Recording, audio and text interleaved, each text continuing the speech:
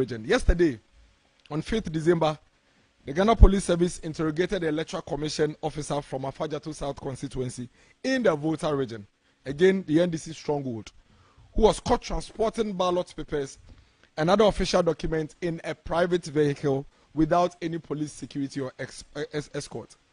And the Electoral Commission, of course, has issued a statement, and this official statement says that the EC officers must only, and they are only supposed to transport these electoral materials in official EC vehicles and escorted by the police.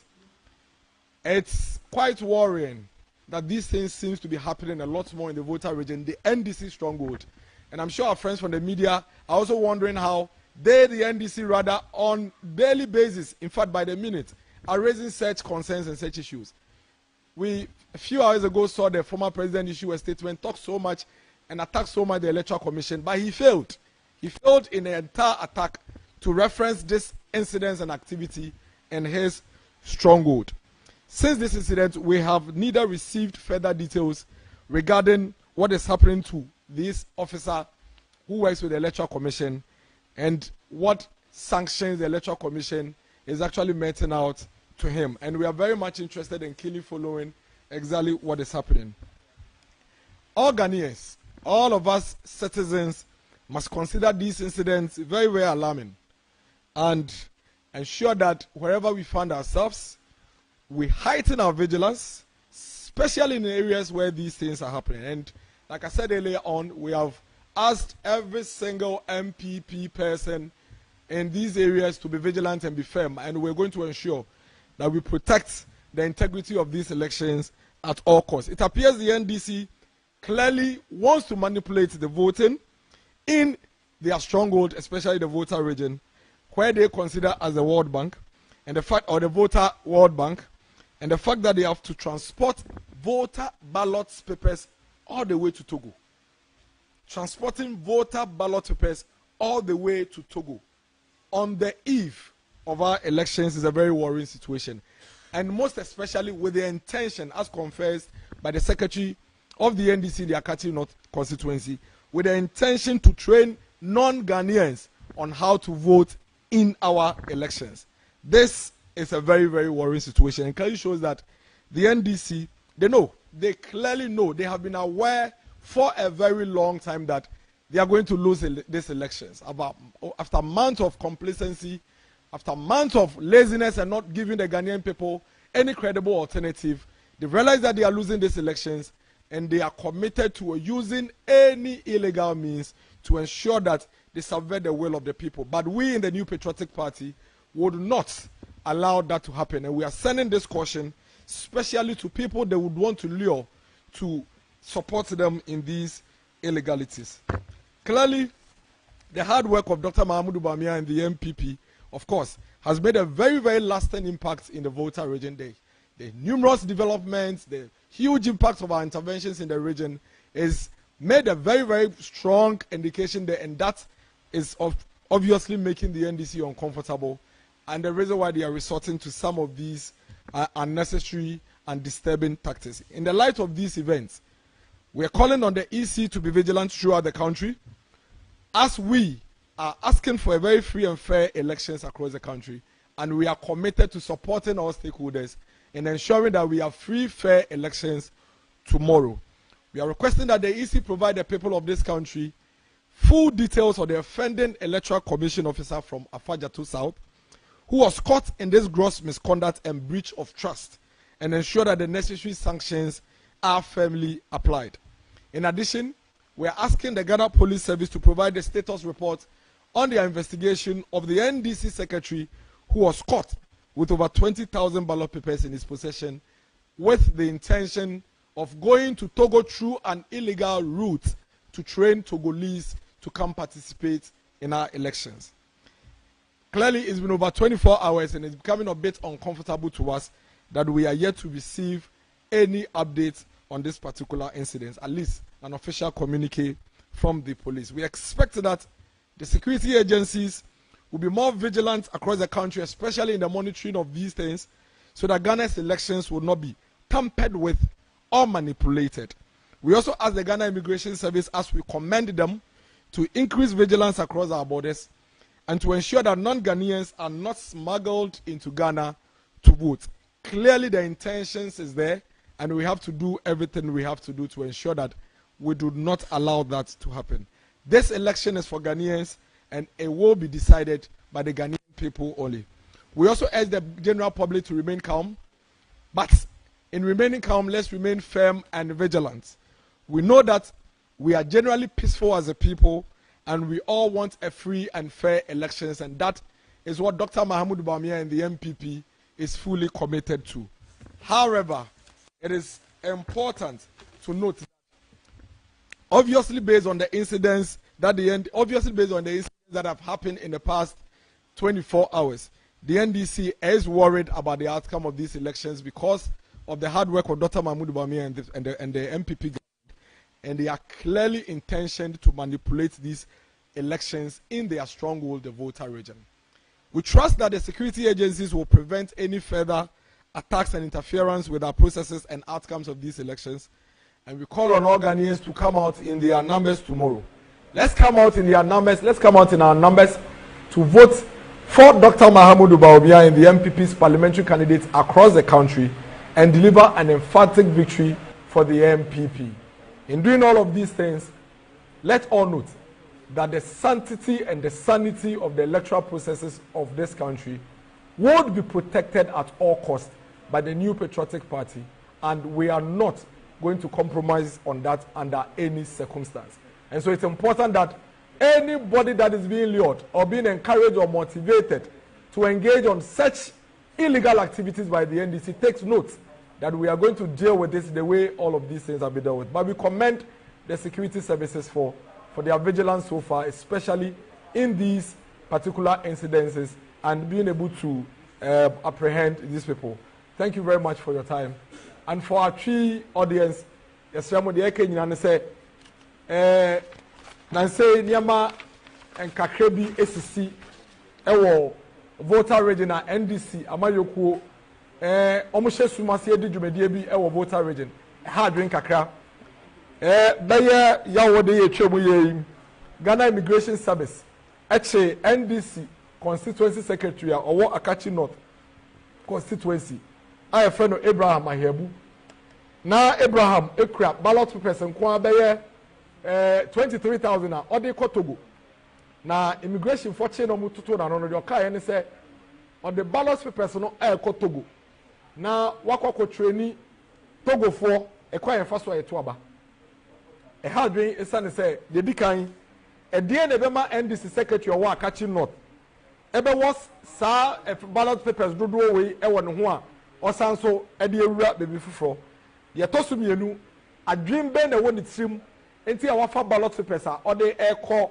Togo na adwen pone se ono ane numu ton se okwa cheche Togo for se na yesitu aba akada ba ko anada mienu a ye ba beto aba e wo Ghana ebiem ade enti ene fa Togo fo ho se ye ba beto aba enti a ebema NDC secretary etukwan akọ Togo okompo anfa border ofa akwan a emrama ho kwan se ye befa so ena ode ekwakọ wura Togo kokwa ye bo Togo fo nyina ne se aba ye to na kina no e Ghana fo aba se wonya Ghana ni a wontumi ntubi enti sempo se NDC fo be dada o e na obe register ye wabra ye registration na fatu tim se MPP amayokuo ye ma ho kwan e ma wonto abayi bi e wo man yimu a wonye Ghana ni ya hye MPP fo e wo voter region nyina se ye ma yeninda ho ne engira ho pintin obi obebe bi a onye Ghana ni a ya wo evidence che so onye Ghana ni a fi Togo no yesi na no kwan cause clearly no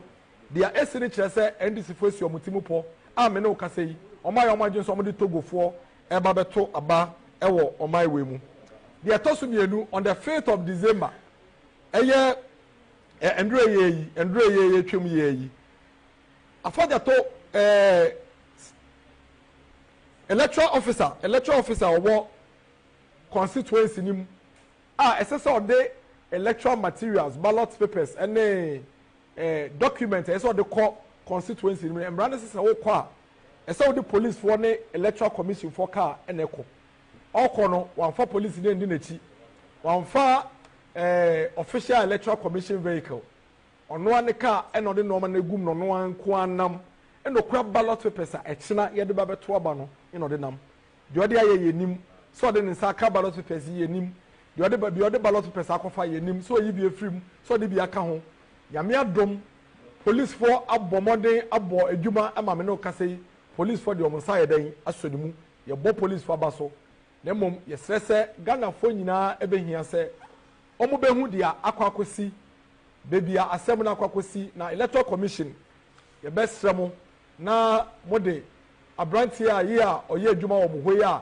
wafom mbrei mama embra ene na yeden edi de eke nyina ne se NDC fo aba behu se abato no omo di nkukuo na ekwan bi ombefa so a omo de basabasa ye ene enuamo ho nsem ne niam a ense fata ebeba ya abato nim no omo ayo madwen so omo de beba especially nkankan ewo voter region be ya omo adwi mu no eho ene bebi omo aho de nsronko eden ewo ye gyaye nan so pinti enya de ebema ho kwan na de di kan wa won ye Ghana ni bia beto aba wo omanwe mu enya de ebema ho kwan so na Ghana embra ye de ye adwuma no NDC fo atoto nase ye ma basabasa ye bia emba abato ye babeto imu Dr. Mahamudu Bamia ne MPP aban MPP aman yokuo ye tu ye nwasi wo egira wo se asumdwe nkoa na ye nyina ye beye na ya hwe ama ya bato na ye den akosi enti normal NDC for ehye e wo voter region ene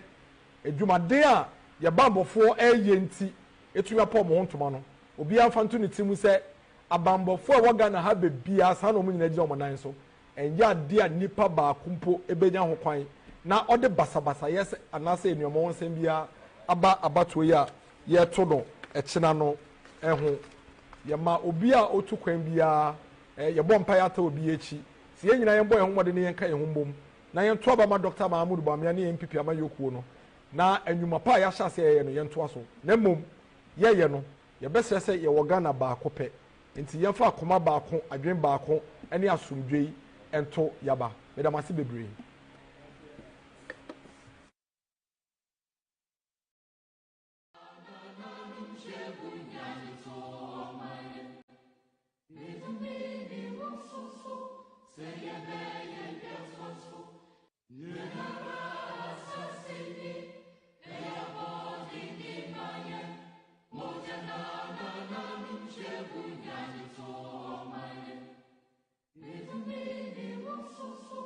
Say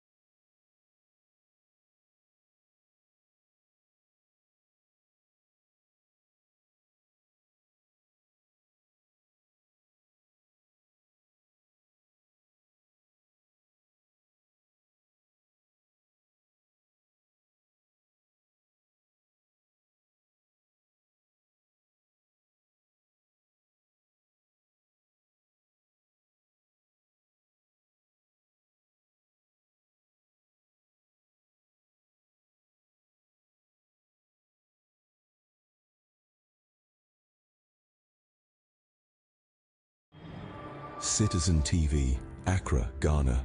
Citizen TV, the citizen's power.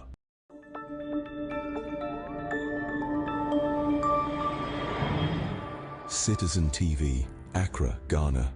Citizen TV, the citizen's power.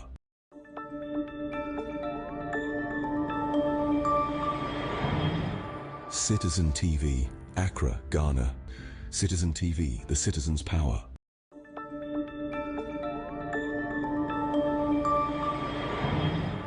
Citizen TV, Accra, Ghana. Citizen TV, the citizen's power.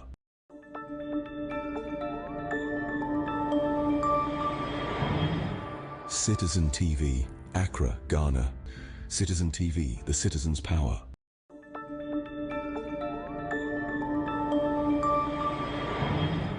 Citizen TV, Accra, Ghana. Citizen TV, the citizen's power.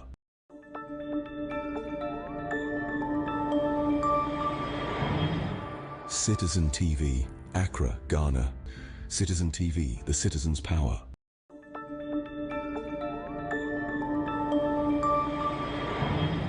Citizen TV, Accra, Ghana. Citizen TV, the citizen's power.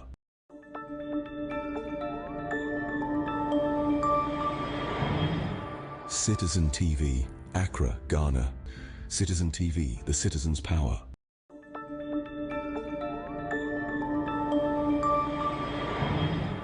Citizen TV, Accra, Ghana. Citizen TV, the citizen's power.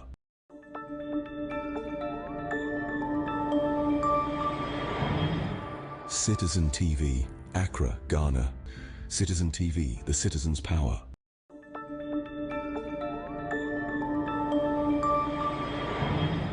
Citizen TV, Accra, Ghana. Citizen TV, the citizen's power.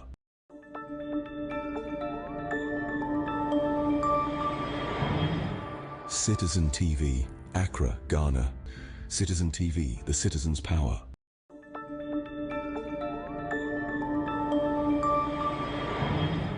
Citizen TV, Accra, Ghana. Citizen TV, the citizen's power.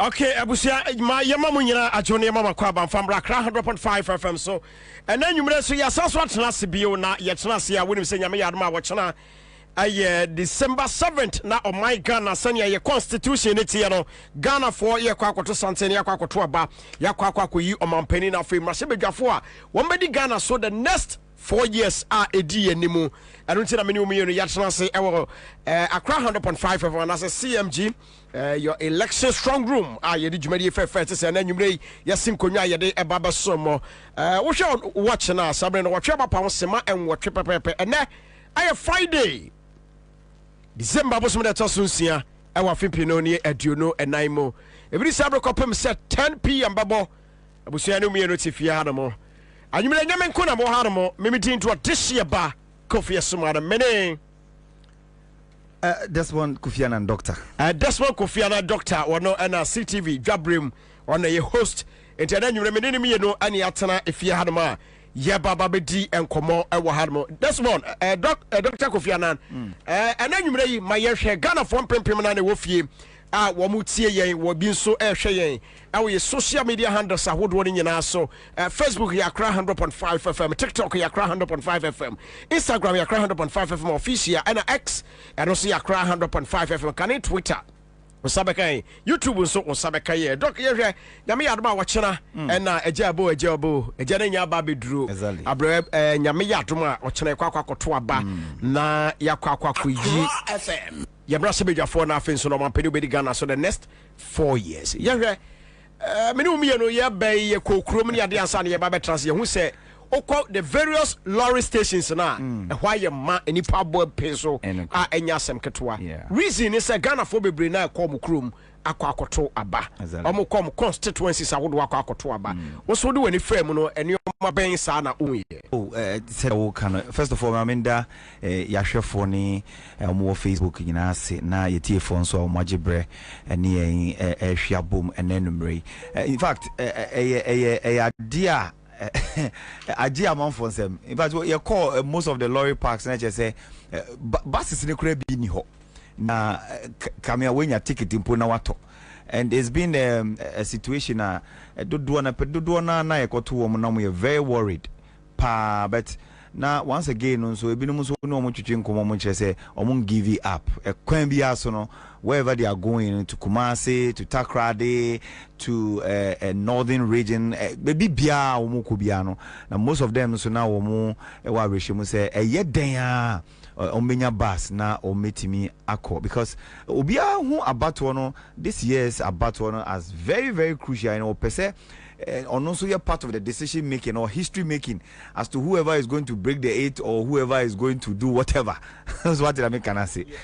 You know, now, but yeah, bonfire say, do noa omunya enthusiasm say, I can so make to mabano.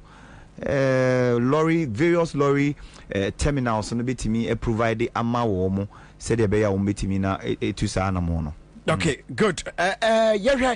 Obi wo horma wo so na dwen say abano krampo no want to be yes ye wo hase be educating crofo so what you say obi biara wadwene mu da ho wonya 18 years and above we Ghana ni out of voters ID card no nyame yadema wo twena no e so okona kokoto aba exactly I mean no ya adwene ntino say what twere wudi nkwa e wo register ni mo as at the time electoral commission you know nya sa e ma obi akwan so nkotwere ni din no dia then we are eligible and fahuni voter card ayira na say enyirai whatever it is no the amamrana ye dey bo election no ho ebra no the CI 127 no emma obia kwan say what twere wudi nko na so voter ID card mpo ayira whether you have it or not no bo modern na ko police station ho na ko to waba and no na be kire say we your mamba pa all right I don't know about you say we your mamba pa and you remember to my journey live or Facebook Accra 100.5 FM me pato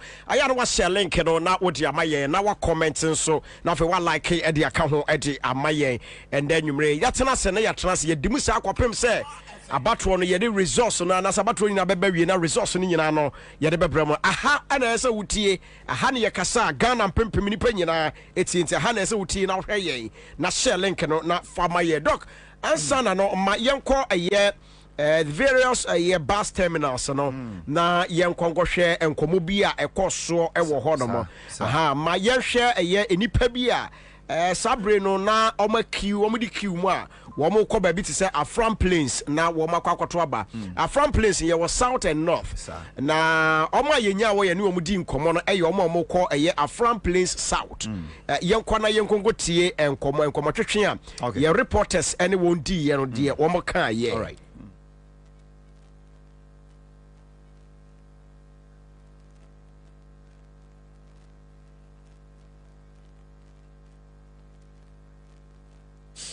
Right, you shall say Sabeka and Nini na yede amamo Monfanche obisi mfidie ne yede ye adwuma doc said ye kana amafo bebra ye krado pa say won betu kwan right my ye hwe circle Kwame Nkrumah circle ye kokoduru ho no no senior na situation no esiti ewo Kwame Nkrumah circle imagine if it's him at 3 o'clock can be my can be nkoye eti ba mo cha mama ye kan ye go to aba I am number 1 I shall ba hard time me so be ba 3 o'clock if it's him at 3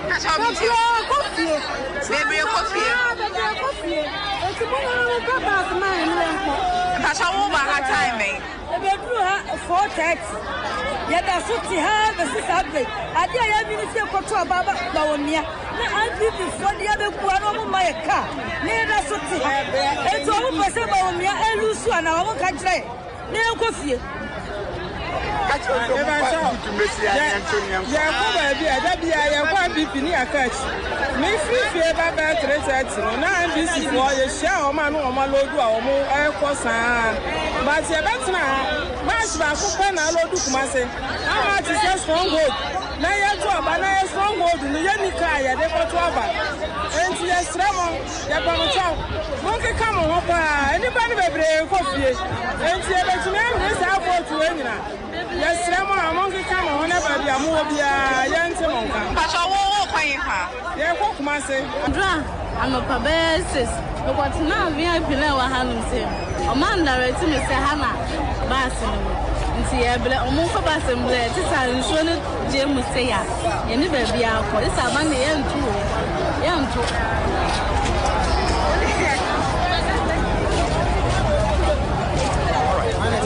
it was for a bina momote and a bus terminal no a circle and uniaba and ye oboni humodin ye pa Zita abekansa e studio and no e twetwe nkomo Zita na ukoye no utie nkomo twetwe na say almost say amanyo ko bi na e de omo abegu ho so omo de omo tu ana ntisa well me drew ho no me hu say party supporters okay because Bebrina show mo fear attire okay but to me who the colors kakra ewo like maybe on mo asuma de paraphernalia the down and PSA okay inti me the kind call bus station it was circle okay which of the bus terminals I think the main one, the first one, not the VIP station. Okay. So the public transport. So I hire the main lorry station now. I walk Kwame Nkrumah Circle. Kwame Nkrumah Circle. Okay. Opposite be a far service. Okay. I see. Okay.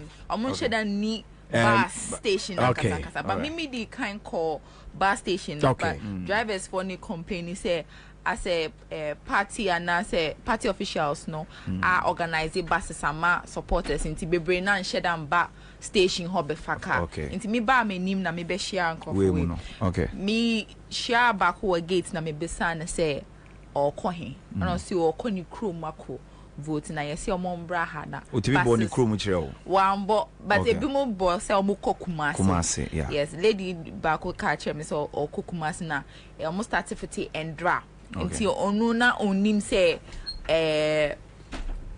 interchange hono mu meeting into the kind call VIP ho a hono or call or now no car but buses no CC ho CC interchange na sin chain ho maybe omugina na the reason why me bisa o say na party because utie enkomotwetwe na e call so na unse na lady ba ko ka say MPP4 de omo aba begu ho na omo gya omo ho ne entina na me bisa and o mamiti ase say MPP4 okay and abe catch from some mumbra ho but truly majority of them are MPP supporters okay but later muhu Accra FM no it was there was a little I wouldn't say chaos. No omo person omo ye oden omuhu Accra FM no mo yem hihye omo kaka first no menim atare na me hye no Accra FM okay. So I as a journalist I want to find out why these people are there then they made me understand say oh yeah but you say free buses here kwe kroma ko vote inti na ye wa ha I see so omo ni me kasa but eche na me te ba ko ne ka say Accra FM mama form nkasa o so later no omo buy ya den na oni enkofo ne kasa omo see ye ho atwe ye na ya ba ha na ye nyaka ntia den na oni enkofo ne back and forth all right yanko yanim but most importantly no as at the time na wo free honom no na indication bi wo so ombenya bus akwana well the buses were available na buses ni si ho but as a endorsement because but not nipa na wo hono endorse chain buses na wo hono hono endorse chain buses okay because I saw 3 buses but numbers na go hono right doc me pa mo yemra Facebook na yemhwe Accra 100.5 FM and then you know uba Facebook Accra 100.5 FM no wa behwe enipa abodompem ewo the various bus terminals ewo circular sabrino wo mo twena buses abefa won ede akọ omo various constituencies na wo makọ akoto aba me pa cho wo ba na wa share link no ede ama no wa like so ede aka ho ede ama ene wa hai hwe doc so wo enipa de draw so pa se de zita e ka no wo mo draw so papa ene gina ha no sisi abra Facebook akra 100.5 FM me pa cho ya share link no fama ye very important pa share link no na fama ye ehia papa wo ba na wa ba hwe ne ye koso e bia wonnim se obi kura mpo no we fi se wachana ne yeto aba no aha nti no doc uni ni wie na afi no nti like I said nti after the time I will free honom no what was your takeaway say nkofo yi deni ombenya bus atremu akọ omkro mu ana say so omkope be da me sure say by now no bebre na akọ. Oh, okay. Because it was very early in the morning. Okay. Until by now no say buses no still be available because it be most started say Omoka said they even told them as at yesterday until almost started a mobile hofity and dry him machine but still no more train some benya cars so we just hope say be a bebena call but almost say omudi can who other parties are because they were very frustrated. Okay. Because they were hoping clearly we share time on mobile it should be easy for them to go. Okay. It shouldn't be that difficult. Say Benya car to go and all the complaints and numbers needed a dozen. Good. The Zita coin now no so koko hu no Zita ya beda wase ende enwumre na doc yento aso na yenko awutu senya east ekwo na ye senior reporter Samuel Ado ewa ahoma no so ma ye ne Same nkodi nkomo ende enwumre Same majo enwumre good Same ma ye hwe awutu senya east aprobo awodo a wakọ no twamfoni fa kire Ghana fo mpempem o mo hwe yen ene o mo mutie yen ende enwumre Coffee and my boy approach then I union for ya do or China in the election as and she focus no the atmosphere no at the like I say we look as well who say yes eba and back bribi eba and wanting so I see and we teaching one man. The place is so crowded. I just said, I'm out for a car, a dia for various places down on the faculty. And a bank a year vantage point. So also, I'm doing private cars. Now, private car no is quite no one. Not just a senior what or one in all change now, audio more up. Now, meaning opportunity, any be eating for more. I'm almost say. Corner corner a political party meeting and effort. Now, 70 Ghana, about 1 million or 4 and 70 Ghana city and no more the amount of company transport. Now, for 2 years, that's a command. Now, almost another 70 Ghana out of 90 back and see or change.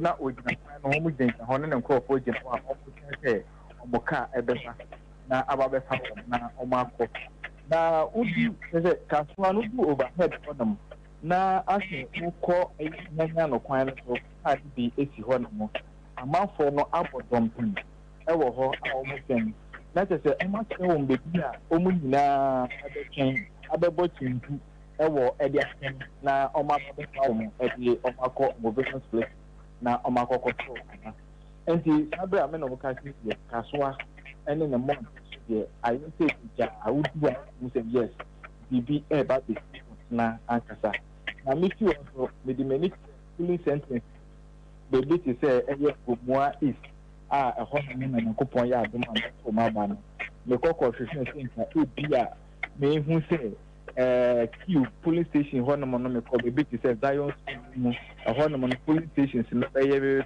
na ene hono mo enti me kokko hwe say bia na ebi no mo de abo ana se nkonya ana se ye bia ba be yela ha me kokko du hono nyenim no kure me hu bibia sa wo hono mo enti na che say ebia na machine le dom be sorry akwakọ ya dia na media no yɛni edi akyiri a yɛde ya bebre akyiri na kɔpɔ ya ma kyena nti kofi that is a feeling here we look at a bumper come on the big anya Samia do mayenda wase na yemfa wonsi wate yebesa ba nche ne no waba be din komobio doc Samia do amane board na wode bre ye no mayenko eye kentampo na yenkodi nkomo nso emfiri hodomo emfambra na kentampo no doc ubedi nkomo wi na yaba na yehwe station hodomo sabre nipa wo mo so abodompema wo mo twen se omo cast beba wo mo beko omo various constituencies na say towns no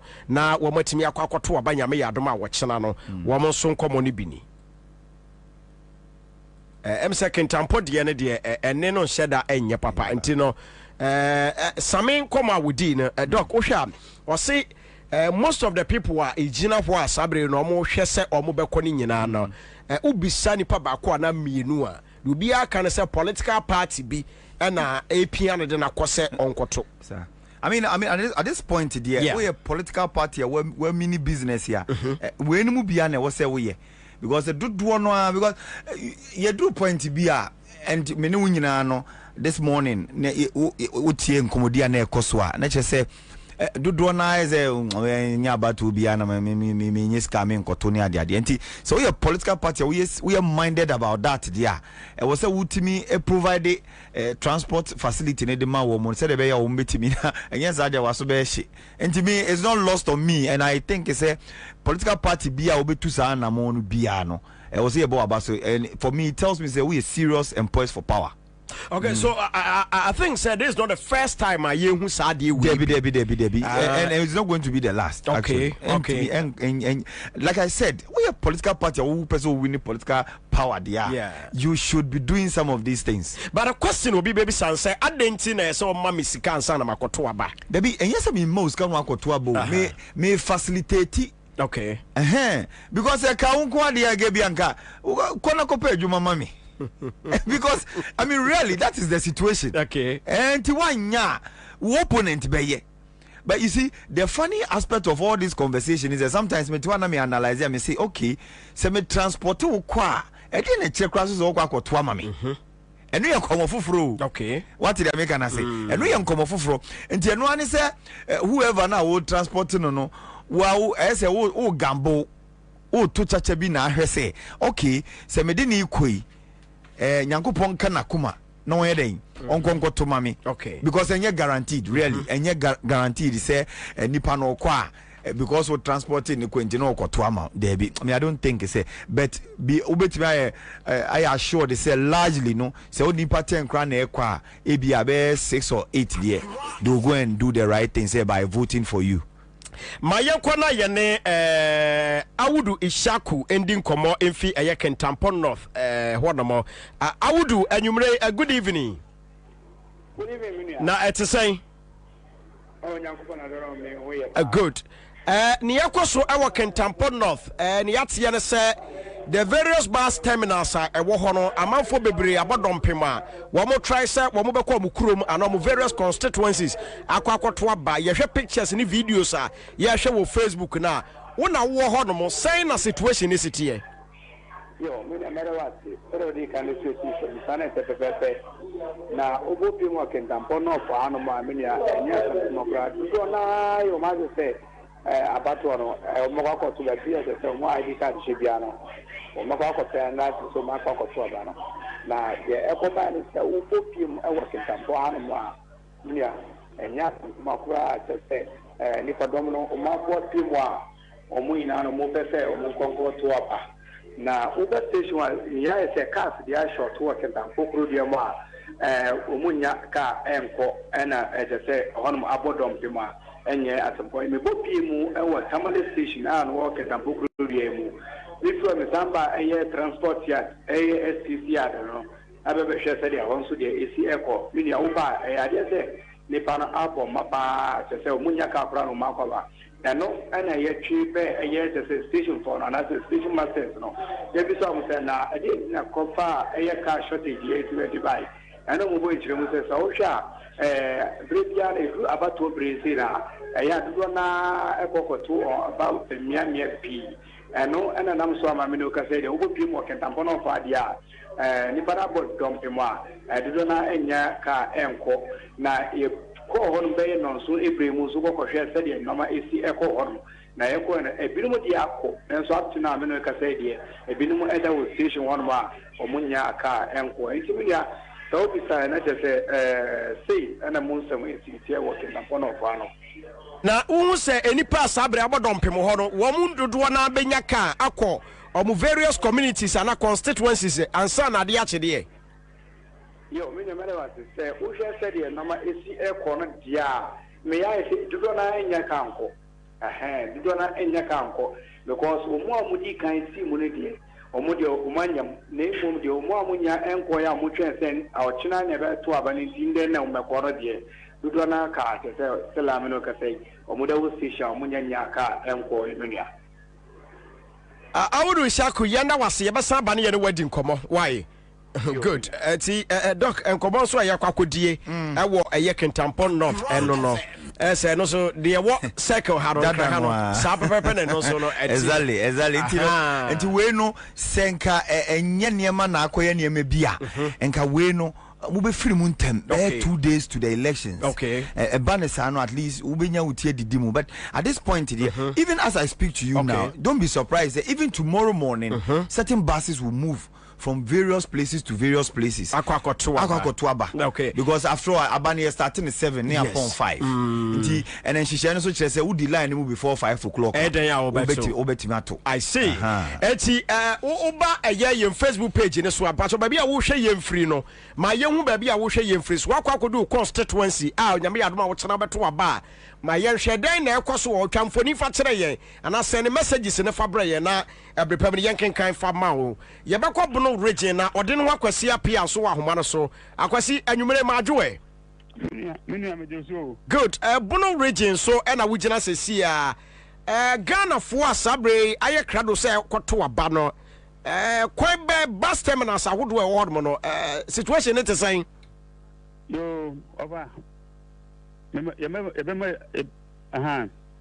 Yɛbɛma tiefoɔ nyinaa do de aba CTV so na sɛneɛ me nua bɛma awudu na no sisi a no saa na asonyane nso teɛ na asonyane deɛ no wohwɛ mu a asonyane deɛ na gyenim sɛ yɛha kora deɛ traffic ɛnhyɛ da ni asonyane because aha nye baabi a ɛtaeɛ congested saa na so anɔpɛ bɛsɛ fi nɔno ɛba bɛtom anwummerɛ no nsia nyinaa no na traffic ɛwɔ asonyane ɛkyɛ sɛ nnipa wɔ kurom amanfoɔ nso ayɛ krado a wɔn tu kwan na wɔn akɔkɔto amaba siesie asɛ deɛ ɛbɛfi regional police headquarters ɛsan sɛ hɔ nom ɛna security agencies no ɛyɛ wɔn a wɔn butu kwan afiri sunyane akɔ baabi te sɛ brekum gɔma sampa time ɛne bandampata mu nyinaa no ɛnɛ ɛna wɔn nyinaa ebubuiɛ nti wohwɛ abɛɛ sɛ 6 o'clock nyinaa no na car ɛwɔ police commander wɔn committee security agencies no wɔn ɛkɔ no bɛtumi ɛtu kwan akodu baabi a ɛwɔ sɛ wɔn ɛtumi ɛdum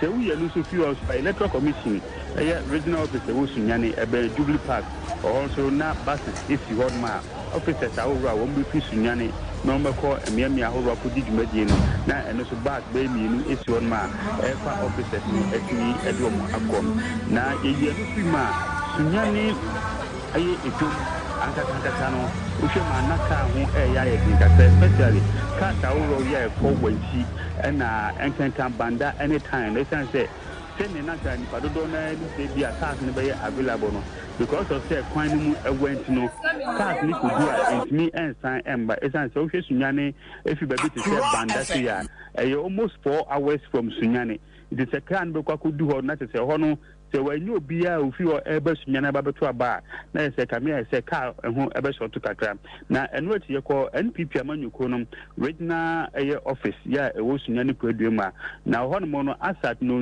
nsia mu hɔ nom no na metro mass mmienu ɛna na esi hɔ nom a nipa wɔ mu a wɔn fa kaa no etimi atu kwan na wohwɛ a metro mass no dedi kan no deɛ na ahyɛnsodo ɛbɔ anim na ekuma ase nti magye di sɛ wɔn a wɔn sunyane wɔn kɔtɔ wɔn aba ekuma ase no a wɔn yɛ NPP foɔ no ɛna bus no ɛde wɔn ɛkɔ na bɛkɔ NDC amanyɔkuo no so aso ɛyɛ ya ɛwɔ ɛyɛ sunyane kurodoma opposite sunyane municipal hospital also mikohu bus ɛwɔ hɔ no saa coastal bus ni bi ya ɛwɔ hɔ no ma ɛno kwa da ɛbra na me free hɔ no na wɔn ma wɔn ɛkɔ north ɔmo de NDC deɛ ne de fro sunyane wan no ɔmo generalizing ne sɛ wɔn ma wɔn ɛkɔ north nyinaa no na ɔmo ayɛ arrangement ɛnso ɛwɔ north a te sɛ bi obi kodu tamale na ɛwɔ so ɔtoa so ɛkɔ ne kurom a ɛno so arrangement wɔ hɔ no ma party for hɔ no ɔmo betumi atu ho anamɔ ɛde ama saa nipa na ɔkɔ akɔto aba ɛwɔ mpatamu nti ohwɛ sunyane deɛ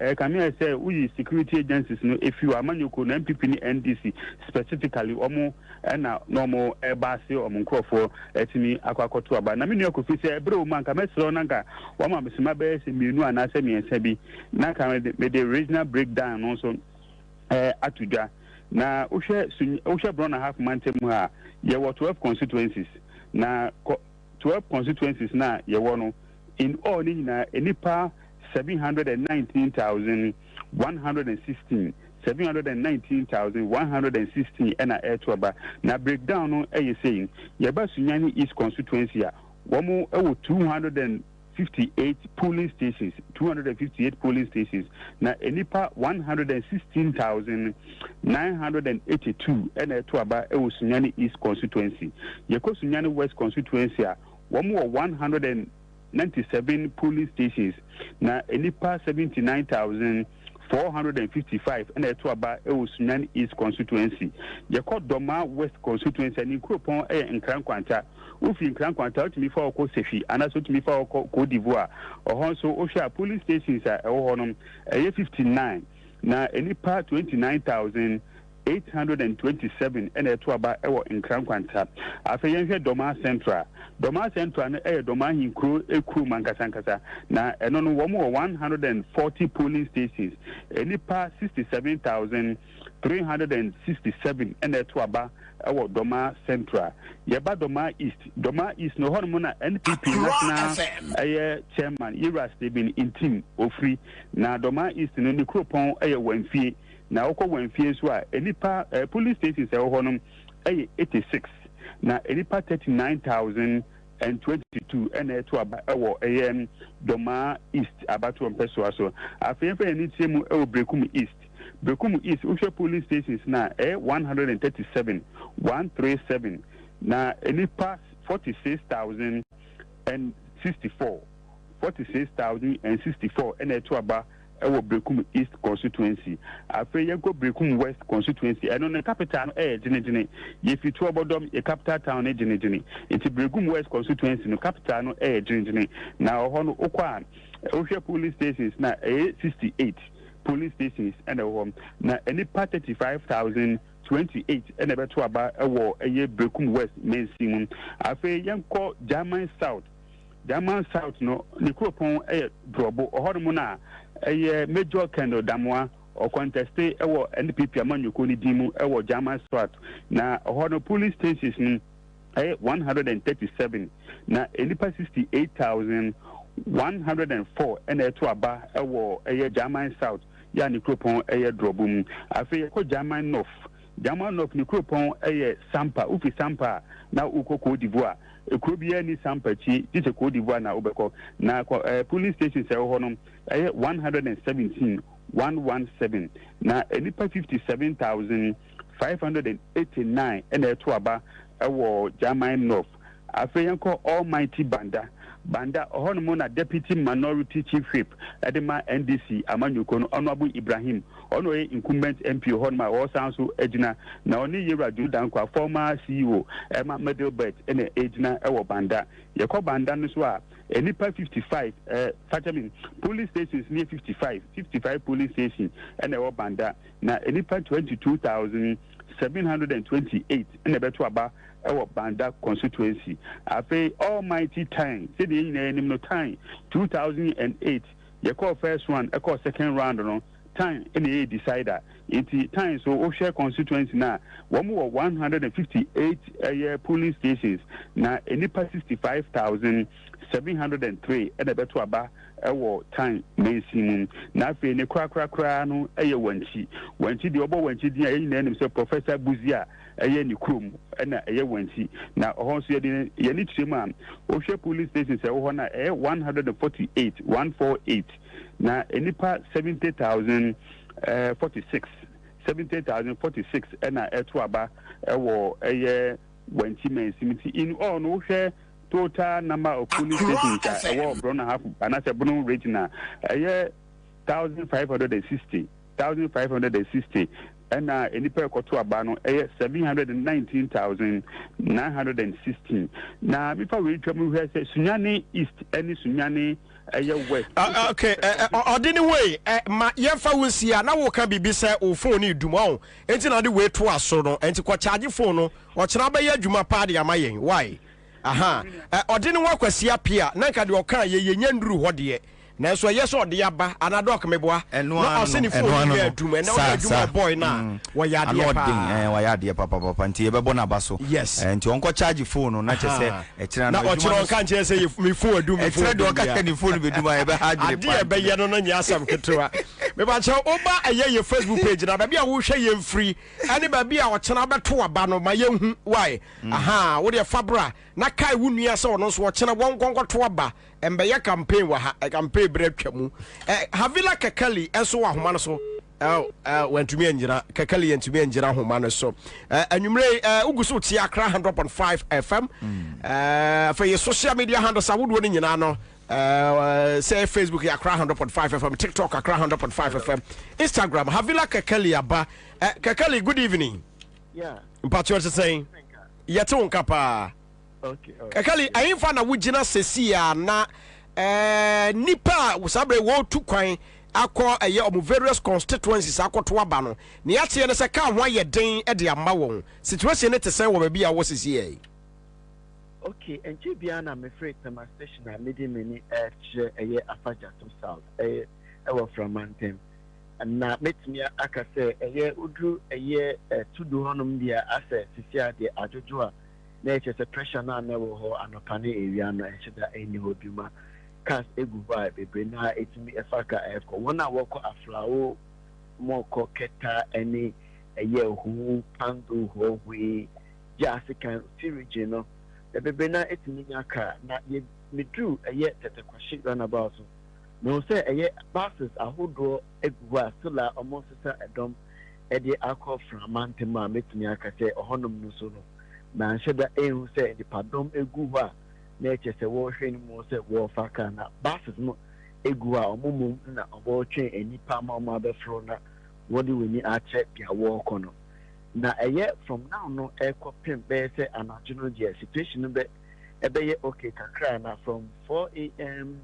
5 a.m. no dia don be san be gu a na eche se wona wo prim eni mo na se last minute wodi weni ebe che various destination akoto abano oba begu na eche ebia na situation ne basisi ade me no ka say de bia me fifa from Kaneshi eba ye tudu san aba ye te kwashiro na about ye ehyen ahodo esesa nkofo akọ ye omo various destination Indian na anisa Havila mayenda wase ende enwumre Havila Kekali enso reporter wono amanebo a de ohu ye na wode atwere yen na watwa mfoni de atwere yen no fa messages kosoa na fabra enti doc Havila so nkoma wode bre yen no de yenuanom na edi nkan kasa ye na no na wono so eka sa and okay too much because said the medical kano at this point in the day obia crisscrossing sa enti yankopon fo obibia nkonkodu asundwiem na de obibia nso kwa akoye bia no so onkoye titiru ne omom kwa akoto aba no obia to na asundwiem peacefully na Ghana emfa ntima penfra right because one journey life our Facebook Accra 100.5 FM TikTok Accra 100.5 FM Instagram Accra 100.5 FM official and a YouTube page any X no ni nyina Accra 100.5 FM on sabekan e wo hodom wo do messages ahodo ba na ya kenkan e de amawo ende anwumre yedi nkomo e wo fia yedi nkan ka tro se ba bia se wutie na wo hwe yen CMG class media group afie ye ni abre papa ye beka nsem papa e de akere amanfo nkutie baabi na nka se ametie ha no mo ka ne sei me pa cho da bi henye sa na tie kra nye sa na tie kra de bebobo no ene ye beka wa ha very well enye ye mbo etirimu mfa bibia ntudwa very well doc my yenko eye abato na nkasemu yenkodi nkomo kakra na yenhwe election 2020 election 2020 ayeto aba e wo Ghana hadam no yenhwe some of the flash points awodo anase constituencies it me identify and if going into election 2024 no adia ye be ya ye witness 2020 no ye hu bio e wo 2024 year so hwe nkuntabu a e wo sa flashpoint conversation no ho a in 2020 analysis nature say in excess of about 9,700 of such flashpoint in election security task force no etimi identify nyankopon chade afi we ne swate aba 7,000 chiripo kakra enti ye wa rehye mu se kakra no will get to a situation whereby we'll get to a point that you need even flashpoint in any of yen electoral and polling stations ya betra na this ankomo no enti it's good. It is also to tell me say penny for aye adwuma because for a flashpoint figure which was roving around 9,700 now about 7,500 whole baby there. There's a lot has gone into the conversation about peace. Ama do na no ati sa nkomo twetwe no asenti ye de radiase ye de radiase pa okay my share a year deployment of election security task force to various regions constituencies and polling centers awodo exactly already ye din Kenya nanti yes Ghana Armed Forces trese enya de a omode men no military men no bi beko the various polling stations awodo no exactly emmom no ombe provide security eno nkyere se Ghana Armed Forces for no military men no nya de abo mo beko the various constituencies no there be nya sanity yes ma yenhwe eno so awie ni anopa wutie nsem bia na ba ewo some of the constituencies in the regions in Ibia bi say mahu soja ni bi wo ha mahu soja ni bi wo ha ne ade Emma ehu ebe krum wana exactly Emma ehu ebe krum but yenye careful as a people and now say centrefo a ye this ensem no eba betudwa and me very excited about the fact to say going into these elections you know ncheche bebre na course wo said there be a media reportage no ebetimi carry a certain weight ya ye nyina ebe hwe na asumdwe mapa anante before, during, and even after the elections. Most of this in Comodia during the day ni say who is soldier for who is soldier for Hano. Nina ube kumwa kwa heno na sad deployment in some semia dodoana omwa yedi omaba constituency but yenina no through the IGP Dr. George Kufu Dampare ashe ye bosse soldier for no will have no place around the polling station. Yes. So but it was say you do omo bar around just so say omo here assistance. Correct. Yes. Na you do omo ababe so police phone mu na omo nyina aboa na bibi ato. Nti no when we see yama yetie phone nti ase say omo hunu bibi sa no a eya no mo nya abotre. Okay. Enye ni nyina na sabio yanka ne sa mom de. Enye ni nyina na sabio no na omo be ya agenda bi. Okay. Aha.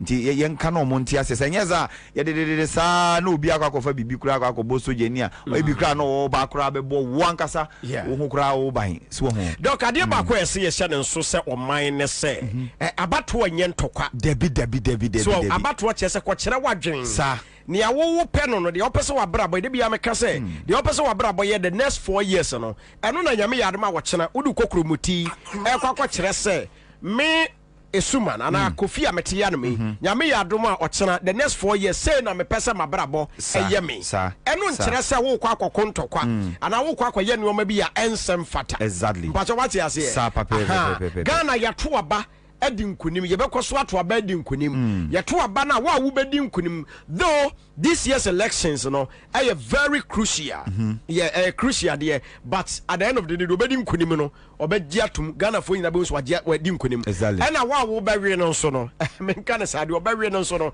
wɔno nso bɛhu sɛ wawe ade ba ko ayɛ me de wo kurom ha de sɛ yɛto aba na ebi a Desmond sɛ Dr. Desmond Kofi Annan me ne wo mienu ne yɛ contest na sɛ me wini a me wini ba wie na fe wonom onwom a wode yɛ campaign no ɛno na me manfo yɛdidi ahurusie so what you say you obelu so no so yakofa other side there na yɛde ba. In fact, this election crowd you demonstrate as a people say you need asumdwe because a lot of videos go social media obe hu MPP ni NDC nyina no wo supporters wo mo dia bo ani wo mo sa de ene kwenkwen you ene video ni dia can say Samini Eyema Dr. Mahmoud Baumia na just obi bia diasa. This is what makes us citizens ye bompa say asumdwe mapa ebedi ehi ewo kurom ha before, during and even after the election. I have no doubt in my mind they say we'll sail through once again as a nation no ye be fa abatuemu smoothly bibian konkusi na I mean obia be living a life after that.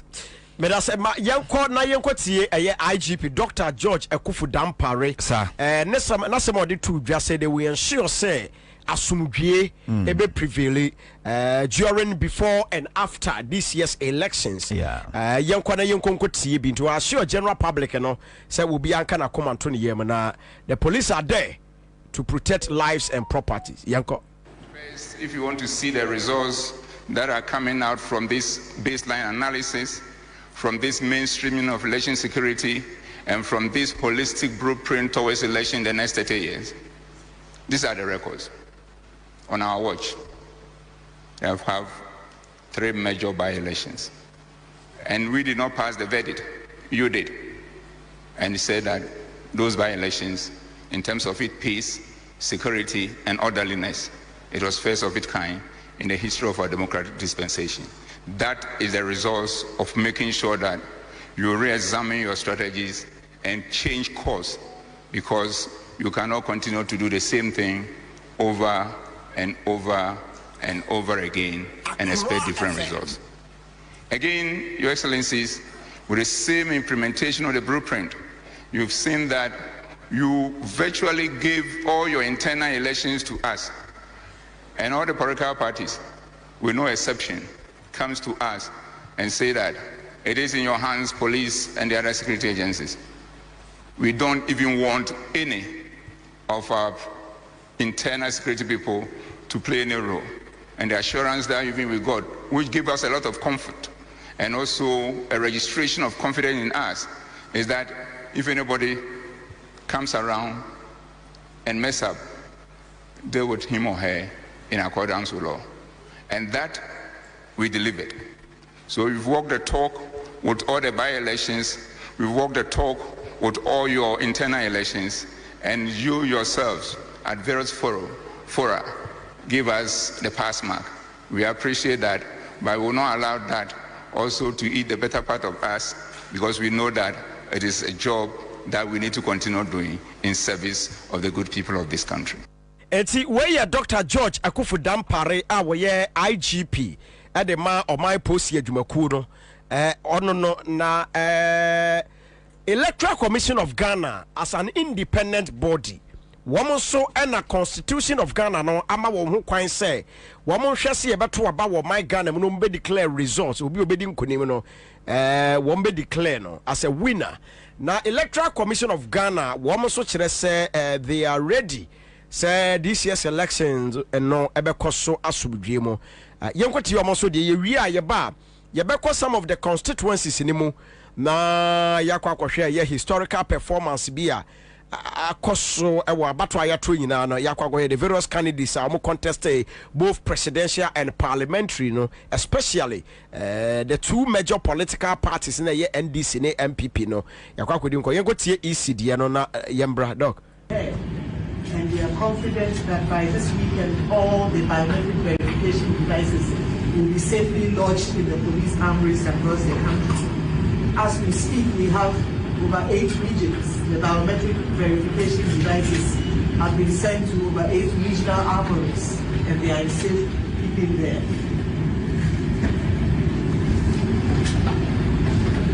It's important to highlight that the Commission has recruited close to 210,000 temporary officials across various categories, from returning officers to deputy returning officers, presiding officers, polling assistants in all the 40,900 plus polling stations across the country.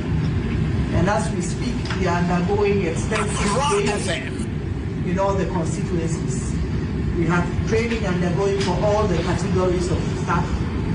And as a top-up, we have also developed some videos so that once the training, the physical training is done, we will disseminate the videos so that our staff will be able to refresh their memories and go through the various training programs that they have been provided.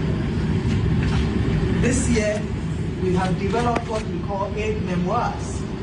And based on feedback from the ground, from our officers on the ground, and feedback from the various election observation missions, we've developed 8 memoirs which are basic instructions on key aspects of our work. And the 8 memoirs are instructions that will be posted on the walls at the various centers, right from the polling stations to the constituency, regional and national collation centers.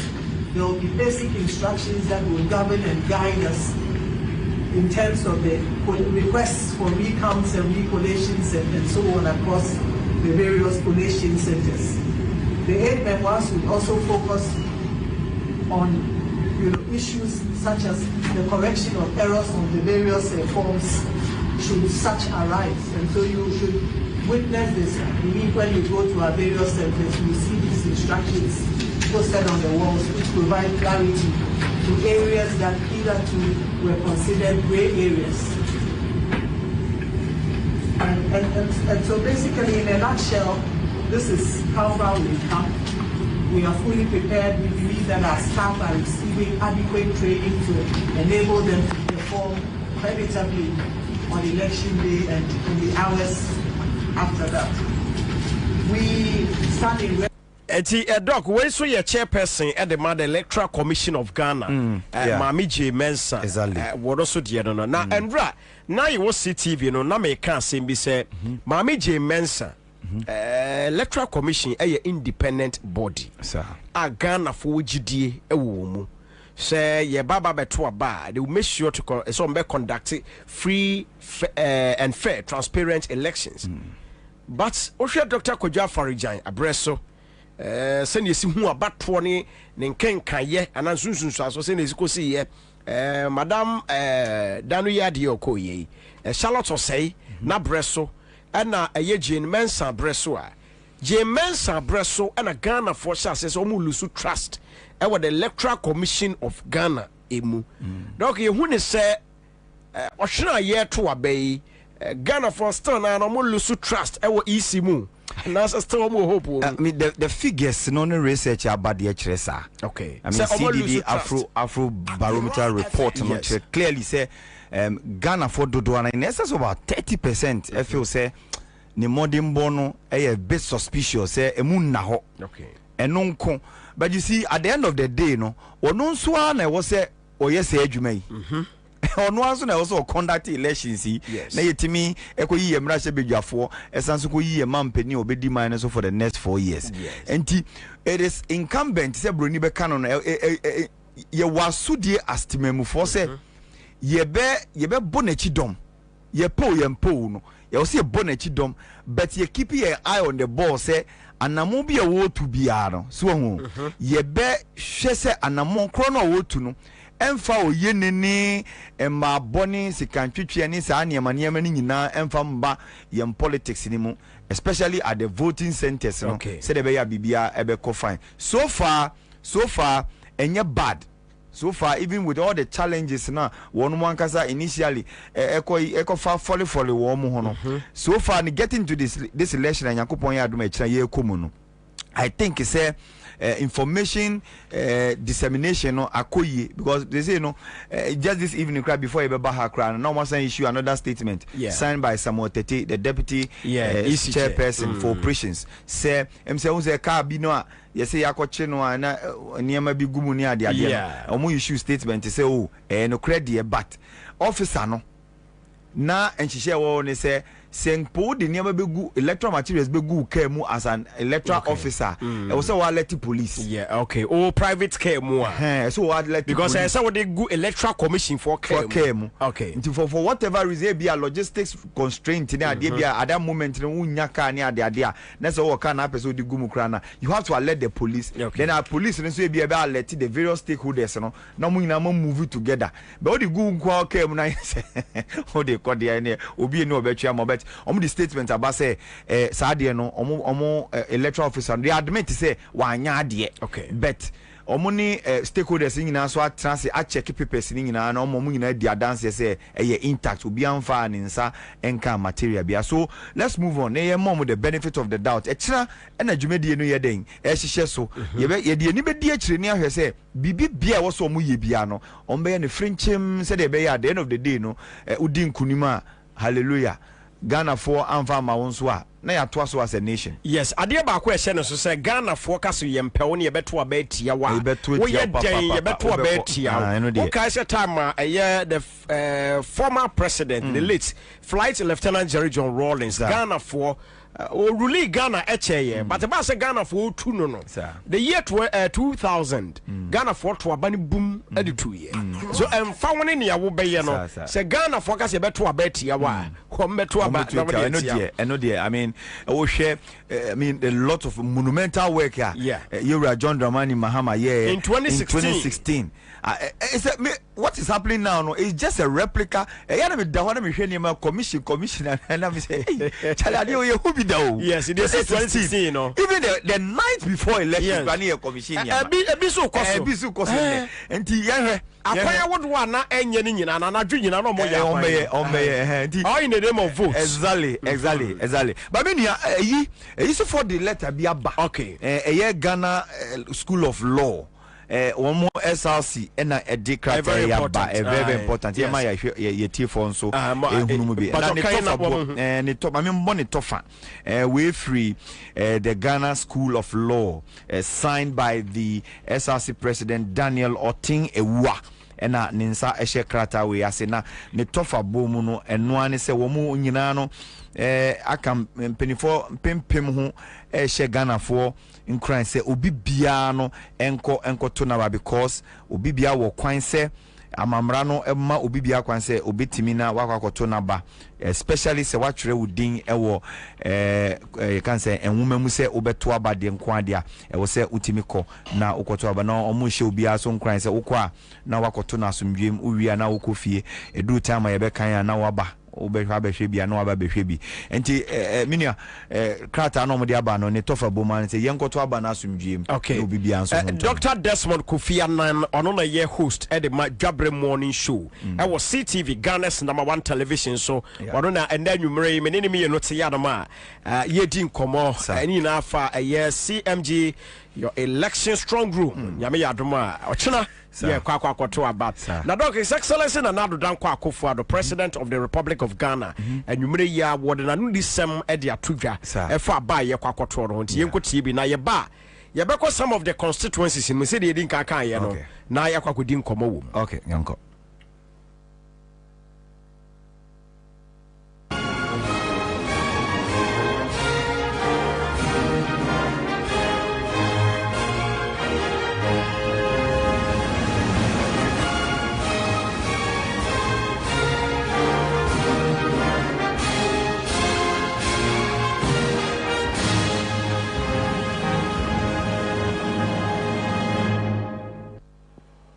Fellow Ghanaians, I've come into your homes again this evening because tomorrow, Saturday, December the 7th, we shall be going to the polls to elect a new president of the Republic and members of the 9th Parliament to run the affairs of the country. since I have come to the end of my constitutionally sanctioned tenure of office as president, as has also the 8th Parliament. This will be the 9th successive time we shall be discharging this sacred civic duty of voting to choose our leaders since the onset of the Fourth Republic 32 years ago. It gives me great joy that we now have generations of young Ghanaians who take elections and voting to choose our leaders as a regular, commonplace part of life. Indeed, they take it for granted. That surely is a sign of a nation that has attained maturity and self-confidence and should give us reason to be proud. It gives me great personal satisfaction to have been part of those who fought of us to achieve this right. But we should never forget that the flame of freedom needs to be protected and constantly refueled. Elections are at the heart of a democracy, and we qualify to be counted amongst mature democracies after 8 successful elections. It is not surprising that our country is held up as a beacon of democratic stability in Africa. We should be justly proud of this and do everything we can to protect and uphold this status. As is usual with us, the campaign period has been characterized by colorful, loud, and intense activities all over the country. But that period is over, and I believe the arguments have been made and the messages have been delivered. We've also had a last quiet day of reflection before the polls open tomorrow morning. We have good reason to be proud of the Electoral Commission, the body that is charged with running our elections. Today, it is a much more efficient and transparent institution that we are all ready to entrust with the responsibility of delivering a free, fair, and transparent election that will truly reflect the will of the people. I urge all of us to cooperate with the electoral officials to do their work and ensure that we can all be proud of having added another notch to the list of successful elections we have held. The security agencies, led by the police, have also made all the relevant deployments and preparations that will guarantee the peace, law, and order of the nation prior to, during, and after the election. Let us all cooperate with them to ensure that the election is conducted in an atmosphere devoid of intimidation and violence. Let us go and cast our ballots in peace and dignity and in an environment of tolerance and mutual respect. Please remember that we have a reputation to maintain as a nation of peaceful elections and to cement our ranking as a developed democracy. Each one of us should go out and do his or her duty to ensure a peaceful and prosperous Ghana and vote freely for your preferred candidate. Do this in peace and dignity. It is an individual and collective responsibility. Go and vote. You owe it to Ghana and to yourself. I thank you for your attention, and may God bless us all and our homeland Ghana and make her great and strong.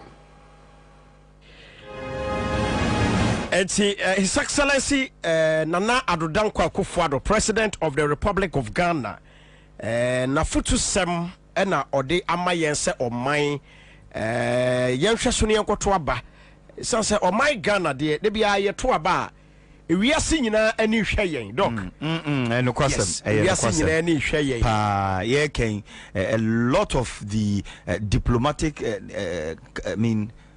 yes, international observers and local observers obia ba wo di omani eba be di abato nechi. And as I speak to you now no yenya signal so say omo komia bebre. Okay. And a good call from the president. In fact, anadwi ninsem ade ba kwa me pick one ninsem no mu say or say do this in peace and dignity. Say kokoto aba asumdwem bibia nka ho biem. And go and vote, you owe it to yourself, because one koto aba we wa koto aba no makoyi dia wo bia na wani nye ho emfa ma de tie bia no party befa wo party amfa wo wa hwehwe wo kwan na koto aba said beya one kasa so ho beto. Doc, there's a statement from His Excellency John Dramani Mahama. Exactly. Ukra statement na okay. We all say with less than 24 hours to go. Where your Facebook post? Facebook. When you Facebook post. Inti adeshia omo hwe no betimi kra na wa hwe when Facebook. Inti wa so ba Facebook a. Obaba ba me hu a statement no na da ha no. Wo mo dia beto Facebook. Sir. O my George ayade pa. Inti oba do wa ba be hwe. Doc mpacho yenko. Okay. No, or say with less than 24 hours to go, it has become obvious that the Electoral Commission is determined to aid the ruling New Patriotic Party, the MPP, to rig the elections. But they will fail because the people of Ghana are determined to vote for change and protect their ballots. Since Thursday night, the National Democratic Congress has reported several cases of exposed validating stamps to the Commission, yet they have refused to issue a clear and unambiguous directive to stop their staff from disclosing the identities and details of the validating stamps ahead of tomorrow's general elections. Such an exposure allows the party that has printed fake ballot papers to produce similar stamps to use in order to achieve a semblance of validity. Yes, that's an internal memo of the commission dated 10th October 2024 gives away their well-calculated plot to aid ballot stuffing by exposing the serial numbers of the validating stamp before voting day tomorrow. The Twasono, okay, I'll say, I call on the National Peace Council, religious and traditional leaders, civil society, the international community, and the election observer missions to call the Electoral Commission to order. Until we know Semwa, Yibra, Mampeni Dada, John Dramani Mahama, Eddie Atuja. Okay, I don't know. No, so the message I want also Eddie Abba Tuja concern. Yes, our Diabba. No, good. 11 minutes after 9. Agusuti Accra 100.5 FM. CMG, your election strong room. And you go so Yede Bremono. Now, you might call some of the constituencies in the moon. Our messages and our mom, Koswan Fambrana. You be reading in Adia mom. I can't just say maybe I will share you free. Why I can't so chana wo to aba. What could do constituency voters ID card cry credo and we be frame or sick coffee me voters ID card I you me dan to aba. Ka chance obetimi. Aha na me so dey akọ polling station hodo mo. Who could do one ma obo din ko ade ya check na ewom ko ade a. You have every right say we be vote too. Ma doc ma yenko sase na yenko eye Leje Kuku constituency. Okay. Our Greater Accra region. Greater Accra region had them on. Yeah. Greater Accra region had them on. There were 34 parliamentary seats. Our Greater Accra region. Exactly. Out of 34 parliamentary seats, NPP, the ruling party, there were 14 seats. Sir. And the opposition party, NDC, there were 20 seats. Okani nyina boma, 34 seats. Sir. And this year's elections, no so. What share number of voters are?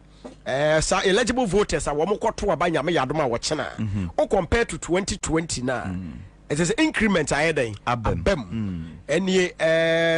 2020 Nipa a register ya normal qualifies for Metro Abano. I 17,207,941. And now 2018 no and no Nipa a buy no I 18,774,159 18,774,159 eligible voters and Sabrino, according to the Electoral Commission of Ghana voter population data. Woman the bad this year, no, I don't know. Sir, yensaka edem. Okay. Edem afanu ye reporter bako ewo lejokuku omunko moni ye twitwi na yenene nkasa na yenhunu dia ekoso ewo ho na abesa line enkonwa no nkofo de ba besisi ho ebo ne ade nkofo kofa mponje ne ade nyina ba betimi besa line ne ade anti yembo akire ne yehwe minia edem mi chewa na dwi afanu temenka edem entimenka mo check ya homo ne fama ye be kosoa bomu ahwe ye be kosoa na ya freno na ye ne na twetwe nkomo ye yan tie so ugina Teshi police station ho Teshi police station okay wasan ya ba ma woni ne nkwa all right edem afanu me wadwa anadwi okay currently I'm here with the former MPP chairman MPP chairman secretary former the also only secretary Nijina or MPP secretary. Yeah. Oh, okay. Only in Dim Komoi na yentie komone kakra. Na yankofa Dr. Mahmoud Baumia nanu disemwa or the Babe to Ghana for winning him. Yeah, okay.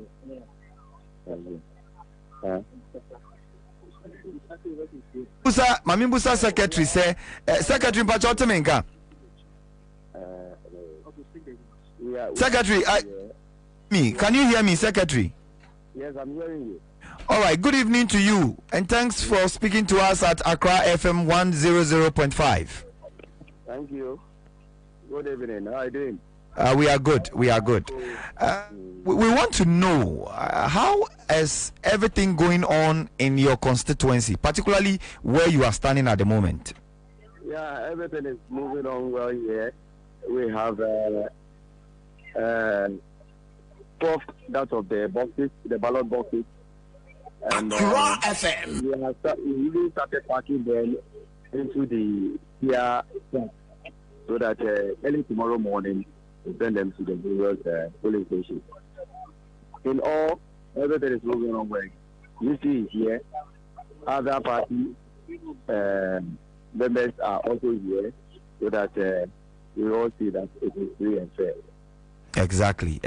Okay, so then we will thank you very much for this information, and we wish you well as you go into the polls tomorrow. Thank you. The battle still remains alive. Yeah, all right. Thank you so much. Minia.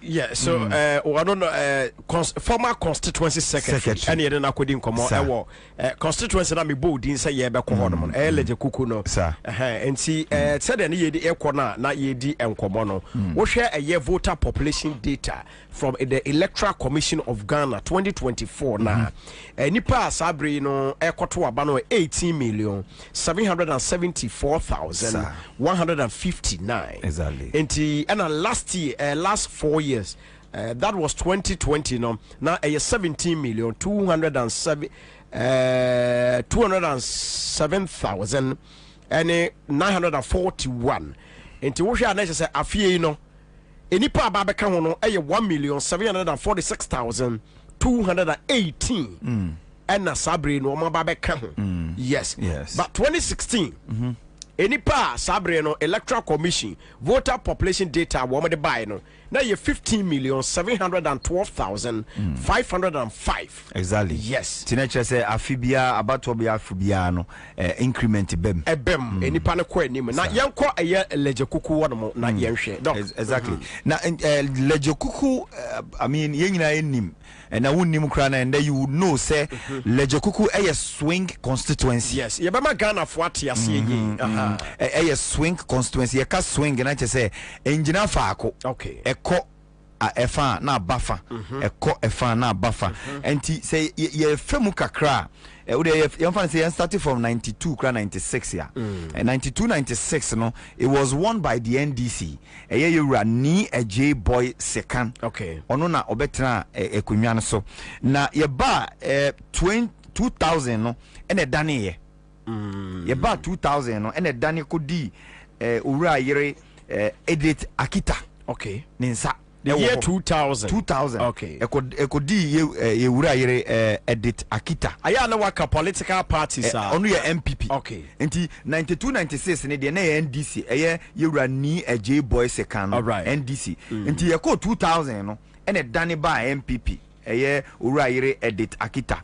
Now ye ko 2004 so 2004 and assign ejina MPP hwa but almost a candidate no into Dr. Gladys Norte Ashite. Okay. And we need 2004. Now you about 2008 no and Yura ni Norte Dua from the NDC. We need in 2008. You call 2012 and Ura yere Sena Okitidua Benita. Okay. Sena Okitidua. Ebe win a Miss Ghana. Okay. Mekaipa. Obe win o win ye no 2016 ena Dr. Ben Okoboy. Okay. Ebe free in 2016. Okay. So obeji ye no ena 2020 Benjamin Ayikunso Ebabeji Okoboy NDC sa nti Sena Okitidua ye NDC. Okay. Ena Bernard Okoboy ye MPP beji 2016 ena 2020 Benjamin Ayiku ebeji ye. Nti said ye ka say Lejokuku constituency ni ye swing no engineer fa no we na kire dane sa nti afiwe ena ye hwe say ebe kosen but the interesting thing is that afiwe no the former MP Dr. Bernard Okoboy no Esengina o Sengina bio sa ena incumbent no a oyi ni hwe ho 2016 no okay Benjamin Ayiku no esansu ginem okay on the ticket of the NDC. Okay. Nti yakuna anu odin papa na hwe se dia ekono a ena no ye ne yewura Benjamin Ayiku kasa yebusa nze o na contest no hu ni se oso ono okokwantenkro adam say oh ona bona okokwante oso ono nim opponent bia oni. Okay. My year historical performance from a year both presidential and parliamentary no 2016 epepem year 2020 no statistics kakra ewo ho Lejakuku one man ye wo enti Lejakuku constituency no ye kwa year parliamentary na 2016 Bernard Okoboy on the ticket of NPP enya 32,463 vote vote unyai no na represent a year 50.83%.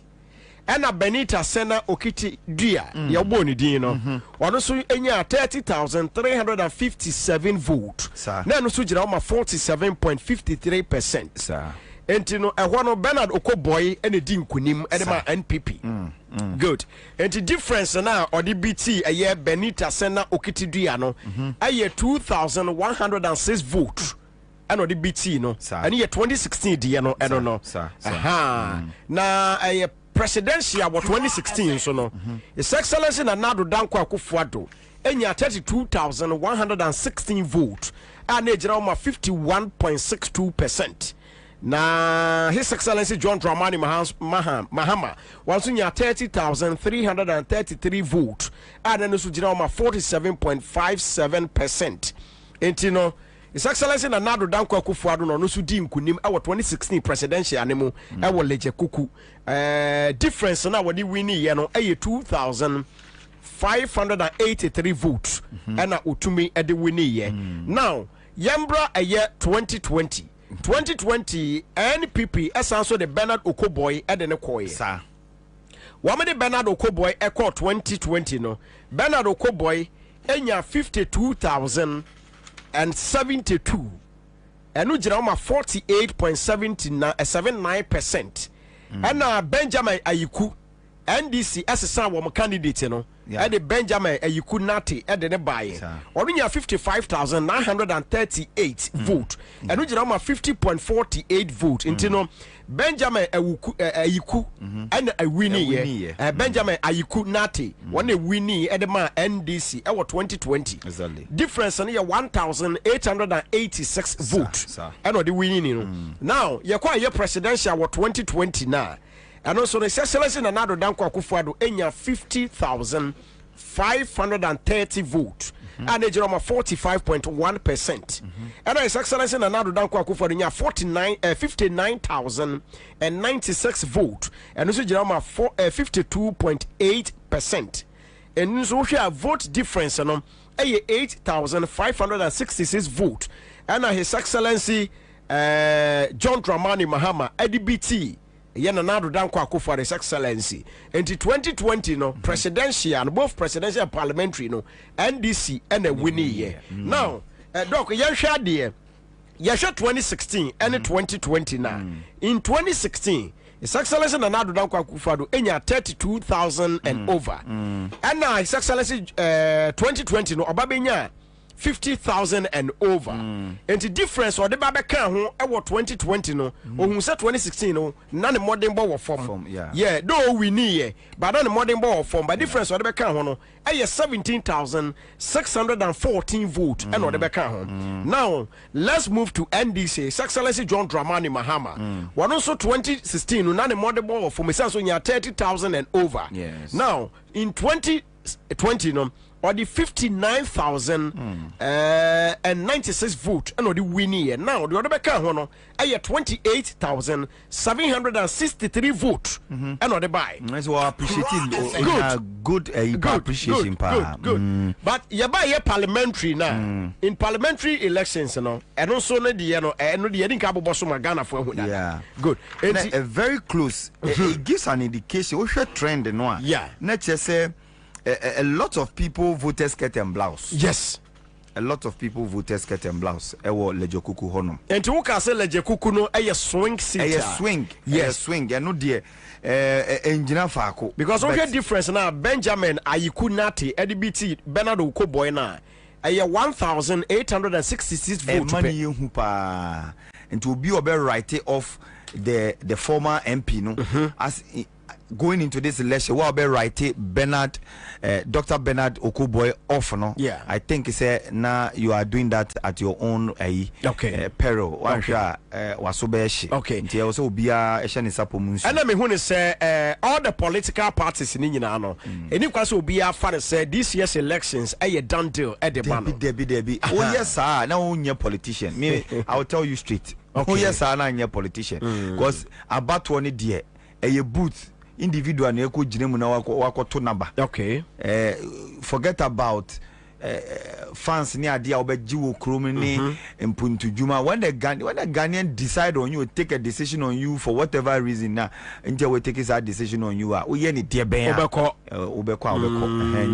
and politicians ni very careful, especially in these elections, you know. Okay. Dynamics ni too yes, Doc, you move to some other constituencies na yenhwe constituency ben na yenko yenhwe Adenta another swing constituency ano she wo ho papa eno so nyina faako Adenta so ye one constituency nyina faako me start from 2004. Okay. 2004 no Kwadwo Opare Hammond na ewini ye na Kojo Edua Sare beji won in from the NDC 2008 and na about 2012 Emmanuel Ashimo current Greater Accra Regional Chairman Edima NDC Amayokio no ebe wini ye in 2012 for the NDC oba no di one term odi one term ni yoko 2016 no no na ya aboabia Samoa now a former director for the NPP, communication director for the NPP, as you say, or Penny Audi Yura Alan Kwadwo Chamatin Echi as ne senior attaché no or no and we need 2016 and about 2020 no and Yura Muhammad Adamu Ramadan ebeje kunyano efri ninsa and neno Ramadan ejine muama MPP NDC and omode akosia menu nso eba from the MPP and o share a year 2016 abana Adamu Ramadan votes are wunya ye 2016 no in 2020 no increase ye increase ye and the flag bearer His Excellency John Dramani Mahama so vote wunya ye 2016 2020 no and also increase ye now my Eastern region na ye ni senior reporter Kofi Michelle ye no ending komo sisia Kofi mamemu ajo and then yumre Kofi otemenka Bibi abokode Nyame adom ye ho ye Kofi wo Eastern region ainfa airport aprobo no ainfa port na wo koye na Ghana fo award mo samre amanfo akoto santen a wo mo twen se be ya wo chena wo mo beto aba na yo bra Kofi asese na odika editi Ghana wo bedu apuye mantema o chena da ponkesi a wo homa o my Ghana nyina se amanfo Ghana fo be akoto aba anase wo be akoto aba ayi o mampeni eni parliamentary candidate omba be di o my nim no ma prepuntu di ama o my Ghana na me no kase wo be do poe mantema bibia ye set me no kase bibia ye ready abato ballot papers no omo de ba betu aba no nkofo betu aba no nyina omo de abetu omo de aba every constituency our Eastern region ate nyame adoma ochina every security personnel and I say police for omo di sa ballot paper no ne political parties ahoro omo ye agent no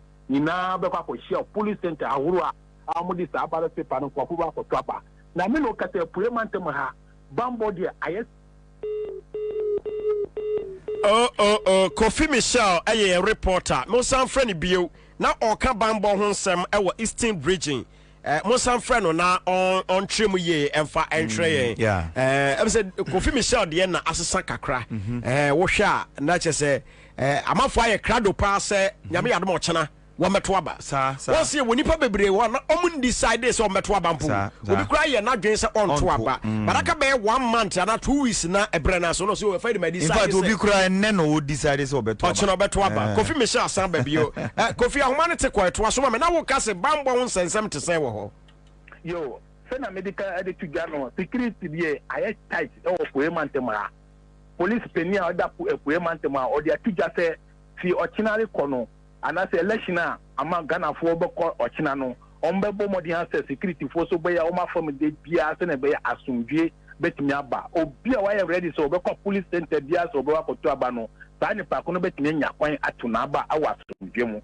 na omo ntina ama ni pa bonifo edi omo ho beje election mu edi basabasa ebeba apue mantem ha enti me no kasa die security side ne die omo ye ready papa pata ochina abato no bibia betimi akoso na ochina soso no anase ochina abato abeba soso no nyama bi bakum nyeru bi ekoso ama NDC fo omo de tudwa se omo ni ye den enje ho na odu nsaomo ado ejire a omo bo ko edu kese ama omo MP na wo ho aye onabo anodompre NDC for bonus bo say dampare IGP o dia betu ja say ochina election ebe baso no omo maso jeni bia ema police anase ground anase election center onomo but ndra omo ko da sorry ya ndra najo na kete anodompre omo ko se saso jafo ababagu nsan police station na kete omo dwun kura mo ntiase because IGP di kan ka say omo hia police sojafo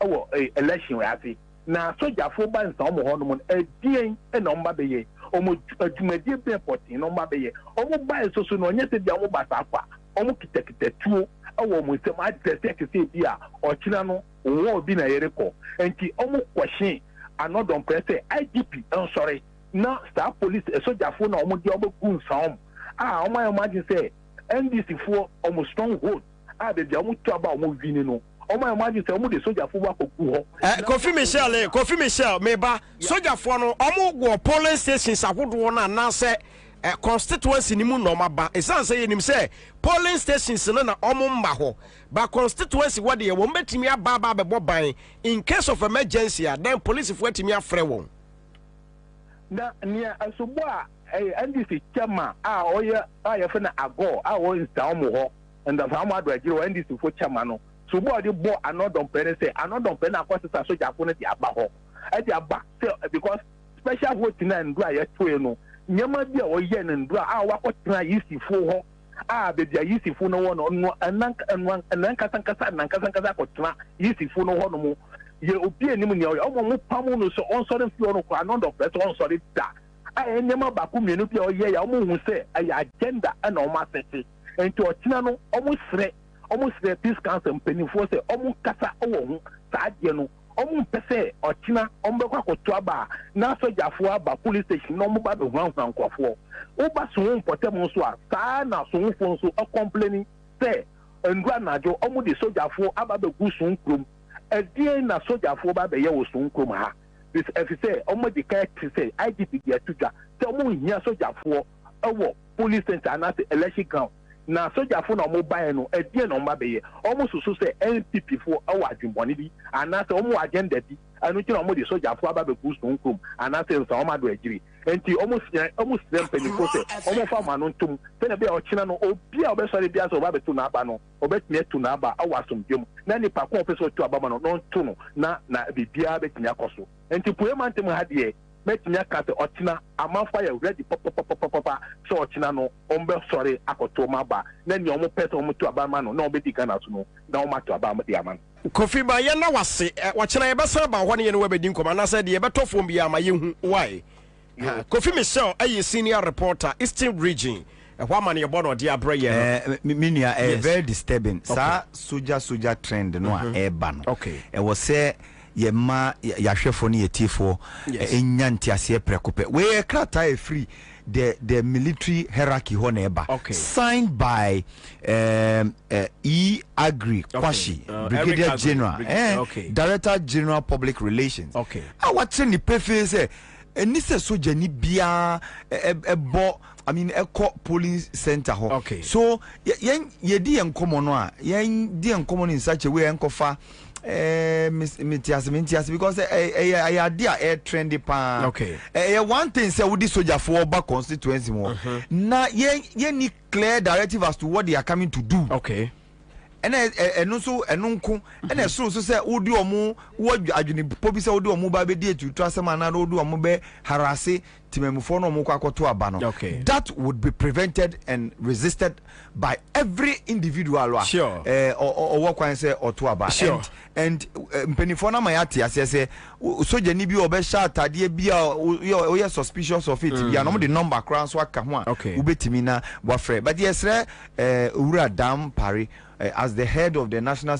Election Security Task Force said the Tebiano whatever it is no funny Nancy from said the beya asumdie mapa ebe koswa akwa bato ni mo donc meda wase na yegusua yede live coverage no yede bre Ghana from the various constituencies in the regions no ni nyina ye prepare mo towards ochina nyame yadoma ba ye baba beto ewo omai mo koswa for messages for brand ye bekin kan nyina na yede amount na share link nso na wonu anya bi nhwe de yekoso CMG your election strong room doc my yenko constituency be to say Medina constituency in the greater Accra region Medina constituency currently the incumbent MP no NDC ni good my yenko ho abakosem kaka lawyer Francis Xavier yes ono so why na jin say obe consolidate ye pa na wetimi edi said you say the constituency we created in 2004 out of the Abokubi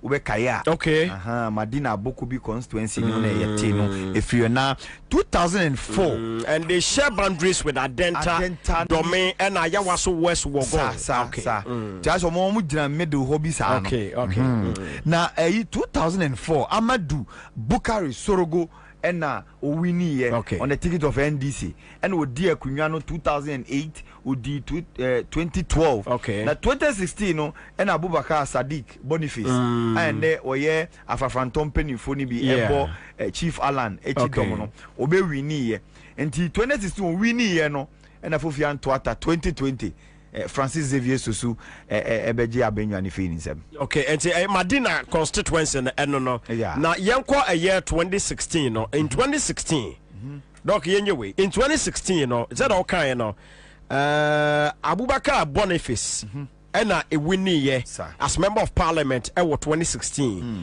oni eye Alhaji Amadu Sorogo contested on the ticket of NDC na enye Boniface Abubakar enya 40,283 votes na ejina ho emma 54.90% eno de ewini ye ena Alhaji Amadu Sorogo wano so nya 31,650 votes na eno so nya 43.13% na yekwa presidential na ewo 2016 His Excellency John Dramani Mahama enya 36,688 na no so gira 43.20%. 20%. Ena His Excellency Nana Dankwa Akufo-Addo enya 47,608 vote. Na no so gira 56.06%. Into presidential 2016 both presidential and parliamentary no NPP and winning ye ewo eye Madina constituency. Exactly. Now ye ba 2020 no NPP and the same candidate now will lose 2016 no one no more than a call ye 2020 no but the NDC change o candidate no from Alhaji Sorogo and the ba lawyer Francis Xavier Sosu and now omodene ba ye wamodene ba ye no hwade otimi ye Boniface Abubakar enya 46,985 votes. And when you have 46,985 votes, no, now you're 42.79%. That percentage wise, I don't know. And lawyer Francis Sosu, and you're 62,127 votes, and then also 56.58%. Until Osha, I had a Boniface Abubakar. On the performance, any a year lawyer Francis Sosuno, there's a Francis Sosuba BT Boniface, G seat in the transfer, and they were the incumbent MP. Good. Now, yes, now presidential in 2020, His Excellency John Dramani Mahama 59,211 votes. Our Medina constituency. Now, age number 55.36%. And now, His Excellency Nana Dankwa Akufo-Addo 46,943 votes, and age number 43.89%. And the also His Excellency John Dramani Mahama winning. So both presidential and the parliamentary NDC winning were 2020. No? Now we are here. Lawyer Francis Sosu, G seat no 2020, and Obeji ya or the better so. And I yes, sir. Good. Enti Oba and Obeji better so no. Oye lawyer Francis Sosu ne performance one Amadou Sorogo Alhaji Amadou Sorogo lawyer Francis Sosu to me the 30,477 votes and what the Babeka Alhaji Amadou Sorogo vote no and clearly crowd share analysis no utimi say he ono cry nya vote sene John Dramani Mahama yes nya vote John Dramani Mahama and what the 30,000 plus vote and what the Babeka previous vote now Alhaji Amadou Sorogo nya 31,000 no and then the jump in no then call 62,127 you know now the presidential Nana Dankwa Akufo-Addo His Excellency one also Osha His Excellency John Dramani Mahama no 2016 no nya 36,000 and at 2020 no nya 59,000 one also the 22,523 votes and also the can one ultimately winning NPP. It's no yeah Medina constituency. And no. Good. Now you move to constituency by na yen kwasisi ya. Yen hwe domi. Almighty domi. Okay. We so abakwasam kakra. We so your constituency creating in 2004. Ye wi abekwa wutu senya east and west. Okay. And then so yaba. The hodie. Now 2004 Professor Mike Aaron Okwe. Dr. I want to say you when you wunya wo baby a. Debi. I just a CMG. I just a hanko na binya sa ncheche nyina. But all right. It's 2004 Professor Mike Aaron Okwe, former speaker. And na a winnie and now sign winnie 2008. Okay. All right. Yeah, about 2012 no and Sarah Adwasafo ebabeji akunwa no na winnie 2012 2016 any 2020. Okay. As I speak to you now, no incumbent member of parliament here, or course uncle preview and Michael Kwe Jr. Ababeyi Neto Akunywa, Afi Odikwakushia Elikprim Akurugu of the NDC. Oh. Yes. Now, Yanko Central Region, bra. Why? Okay. Nana Tebiya wa Humana so Yanin and Uncle Godin Komo. Nana, good evening. Good evening, me patch what to say.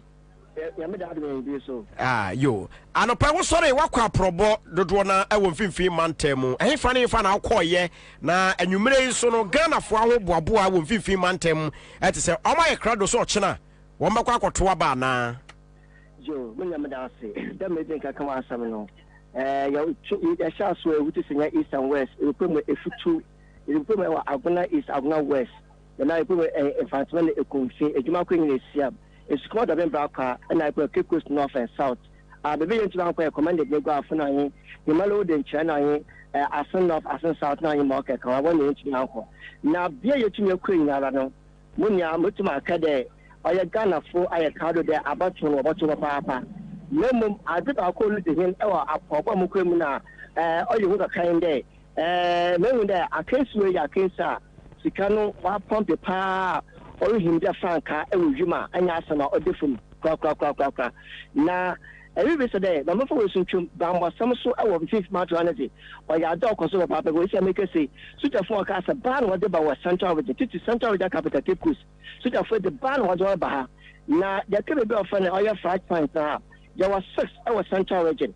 A benefit to the other and confused to the Basabasable to Mason, or your beer is here, the Mesnes here, and 5th Mantoma, or the Kaya Cape Coast North. I MP Awado Honorable Dr. Kwame Muteyako and Honorable Harris Ekuwisa MPP candidate. I want a hot pointer on what account and the echo if you to Mataviniba. I asked Marcus versus Kofi Annan. I want them Yasha Papa. Okay, which is in Westa. And also the same thing. Also, I am by a bill. How come say and I NDC candidate. And what's no Yasha Papa. And I which is in West when I also Junior Gabba catch and I you have a question MPP German also. Honestly, a beer, no so no Yasha Papa ever. And the great Ascent Central. Also, I was so I can Damco Sports no account Eddie and I upper the peace also the account. Now, Kekos North, Nesia Yamado, I Central with the capital. I want to make you say, Salamuda Mobo, a pro hour. Maybe I have the image a call for architecture. Well, 5 police station hour.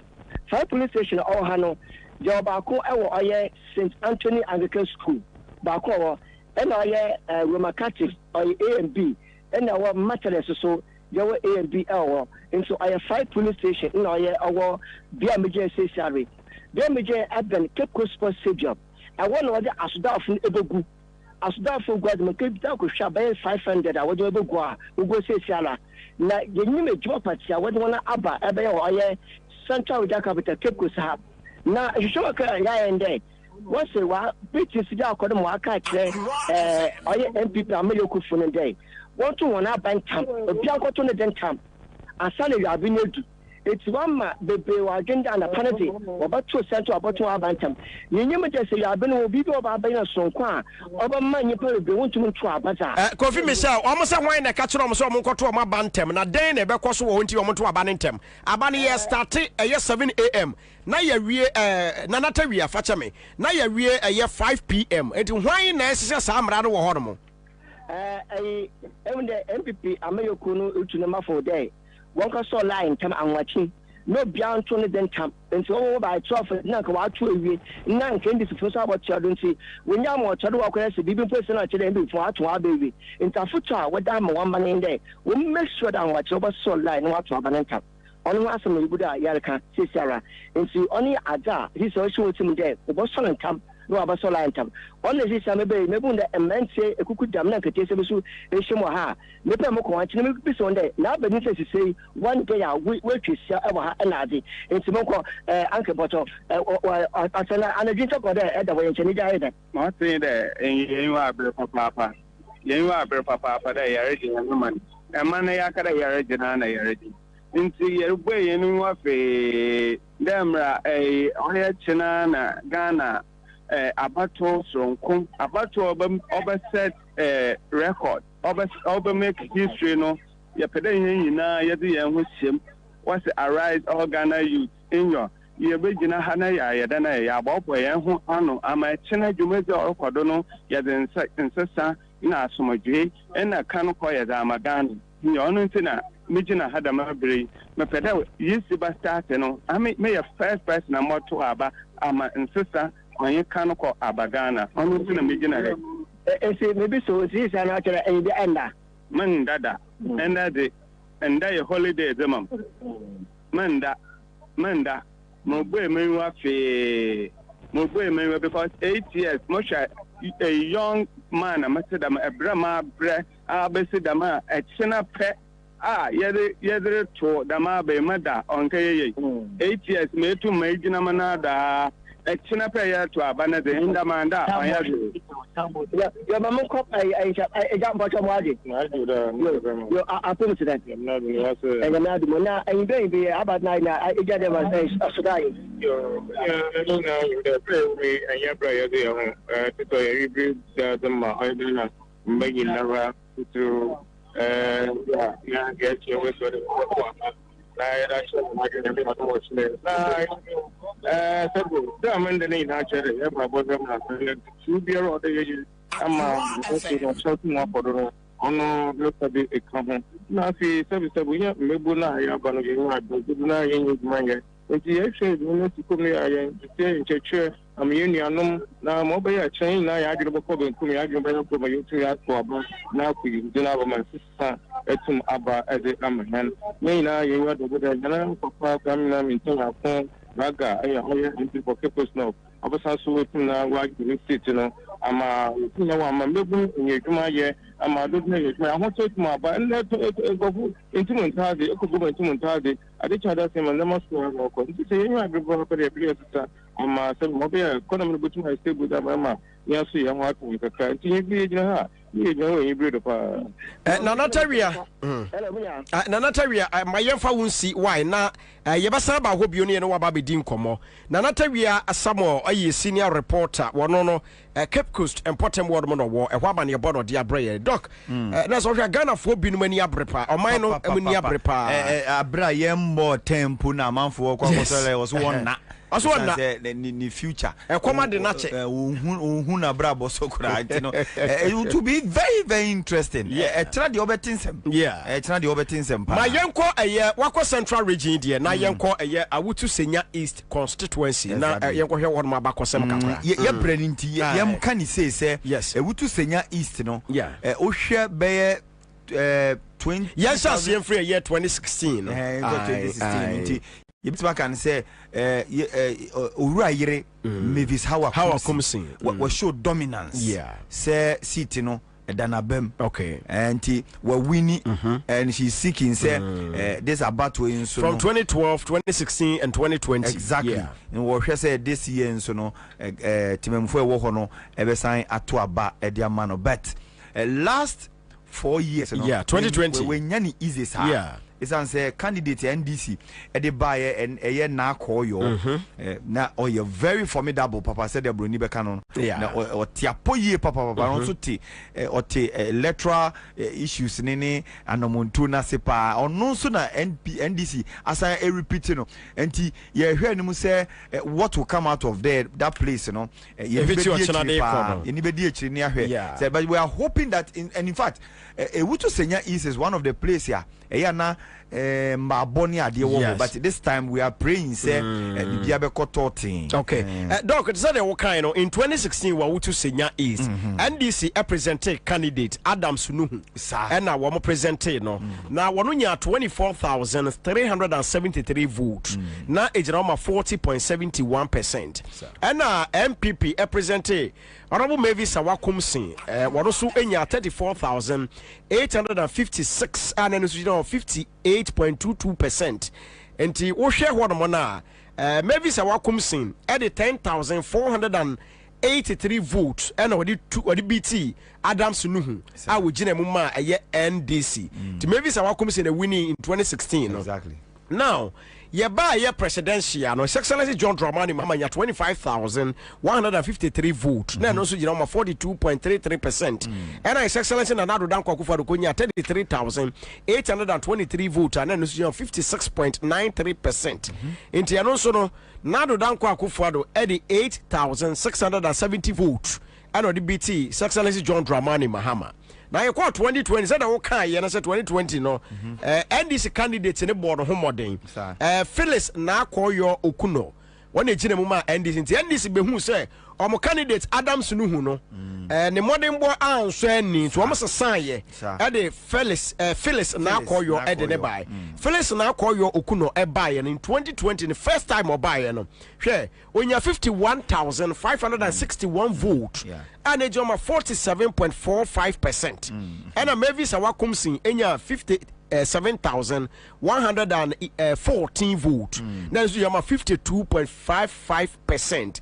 And maybe so what comes in voter what the BT Phyllis na Koyo no Osha na Kwenim kakra. Yeah. Na but na enye husa na enye husa kra na enye husa na enye husa I wish vote or the BT here 5,553 votes and or the BT no 5,553 votes and or the BT no good I don't know the BT no I say yeah and ye kwa ye presidential no so e 2029 His Excellency John Dramani Mahama ebenya 51,415 votes and then Sujira 46.68% and His Excellency Nanado Danko Akufo 57,555 votes and Sujira 52.26% and the difference in 6,140 6,140 votes.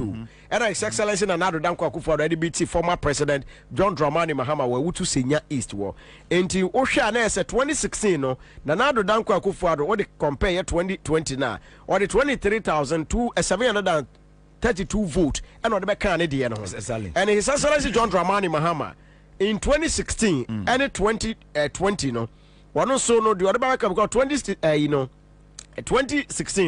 Onunya 25,000 and at 2020 no obenya 51,000 into 26,262 votes and on the account exactly intino na say enhyeda nye hu sa obi abone ho modin a eno ne ma constituency no Emma omo dynamics ni nso yehu no and there's a lot of tension in that constituency. Okay. Amasi na o sese nso a flash points no a Ghana the election national election directorate and task force no edia bano there are pockets of such constituencies WhatsApp in person nso a was say eniko ho na omo hwe na bibia. Se ebreba ma yebekọ awutu senya west na yakogumua east nso na yakodi nkomo yebekọ dododio nso akọhwe ehwo nkomo na yemma Ghana for mbremu ebi 0302208090 0302208090 enyumre baby awo bia no ene nkomo a yatwetwe fiti eye 8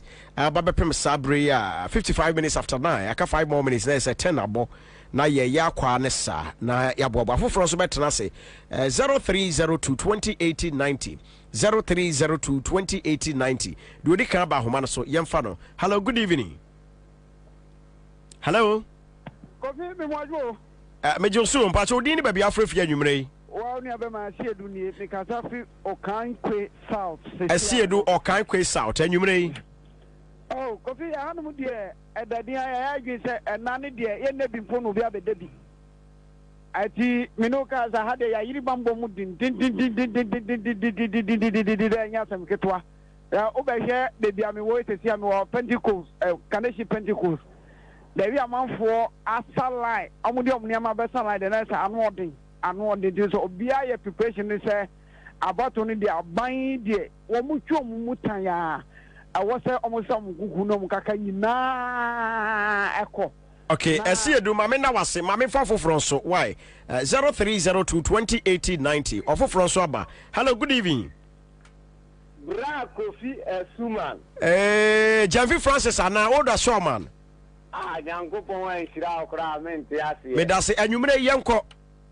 Ma wa ma me opportunity die waduma so a wo bo mo my Ghana ma me se twe bi ampo na ho odin ni na dum ni nhira ne bambo ma wo ele anwumre. Omo ho no wabusuafo nyina ho ban de obe solidarity a physical spiritual.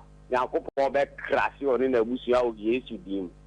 Agofi me the police station there wo me there chipe many the hospital no what ya there very gigini gaga because obra ya breast 8 years no e come dey ya to obra gofi e dia feed ya oboa opempo elephant no ye be piano manako ba bi ofiri ba yo Janvi Francis ma yenda wase na yemfa ye final caller enwumre waba ahoma no so. Hello, good evening.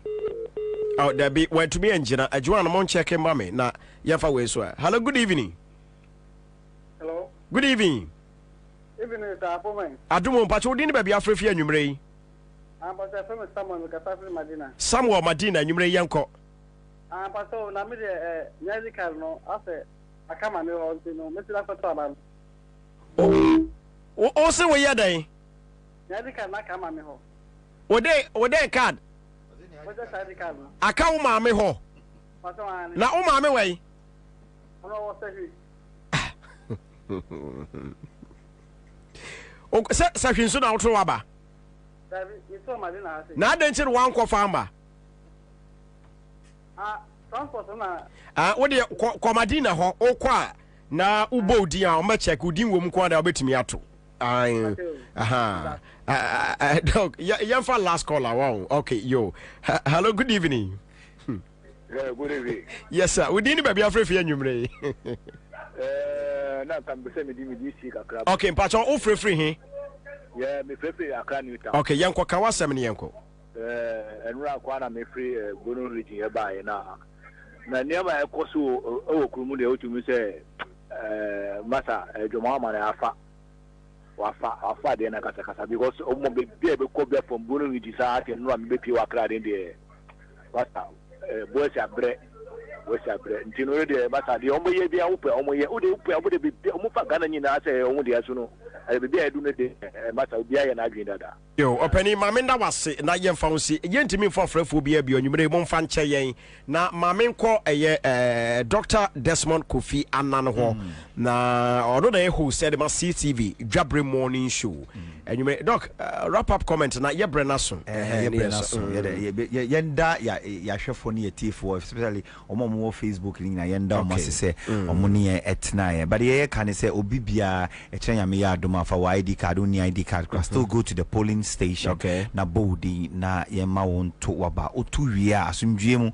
na watwe ho every the bebia ye to aba na kogina baby wo pese observe ya fine obetimi so akofie ebono numu na waba na waba behwe enkenkan ne mbobo eni nyina yen hye obi an cry say e wo se oto aba men trafie nkase medie na medie de bi eno yemfa nya adwuma na obibia nkoto na ba asumdwem ye de obibia se Doc, yes, so Mesoma da wase, ne ya da Ghana for ase and then you mray. Abusia ya the best animal na ya yankoye and a yanda no be a debi yanda. Also, ya bano ya sister Unyama bedroom had one no. Ubukofi I said Juada and I said brother. And I'm saying, hey, Ubia Quack da baby so dana. And you remember Minchia Joe a shaman, a shaman, a shaman NDC communications officer. And you may yen chiano, ewa shaman, or nene busuafo nyina ani nipa woni wonam nyina you may ye chiano. Adwobrel abato na the end of the day no, you be dim kunim na Ghana and edim kunim. Political parties in your fan show mutimi say, wo mo ba beto Ghana man so on man no ewo ho. But so hwe husu your chako kromoti fakoto aba. Enkoye politics wo enko Jessica asumdwe na yepe. Anwumre medin do de hye ba Kofi Somana. Mene ye Dr. Desmond Kofi Annan ye tena se e kabo mu a yedi dwumadie no yedi ba besom yakra mo yakwanso yenko ye ne tete ho ye besa so ba bio.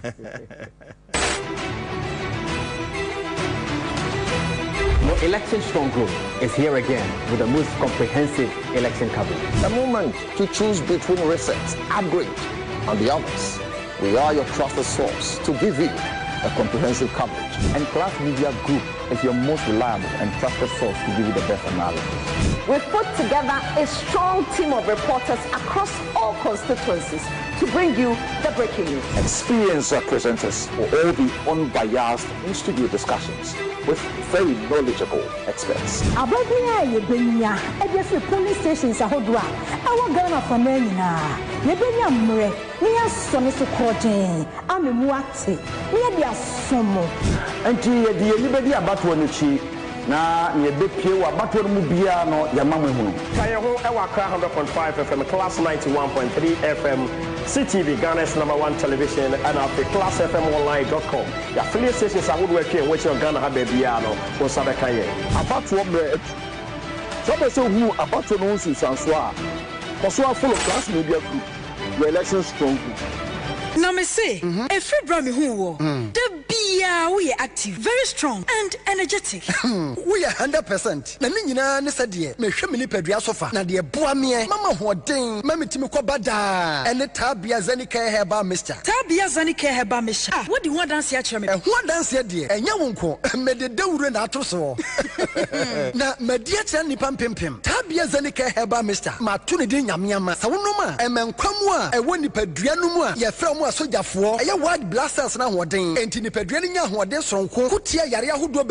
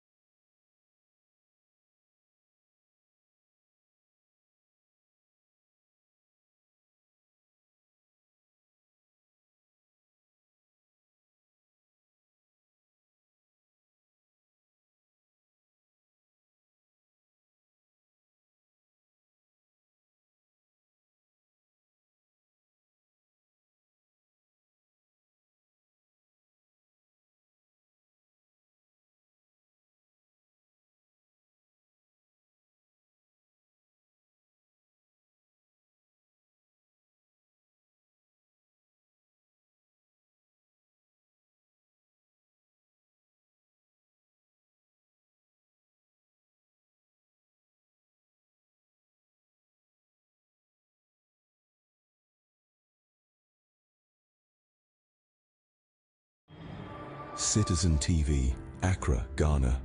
Citizen TV, the citizen's power.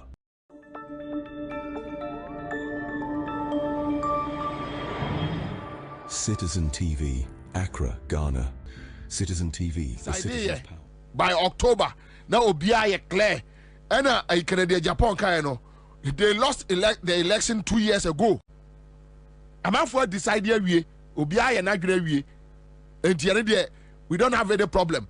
The only thing we must do now is to make sure we protect a amount for votes are almost better. Then we protect your democracy. Then we protect a amount for lives.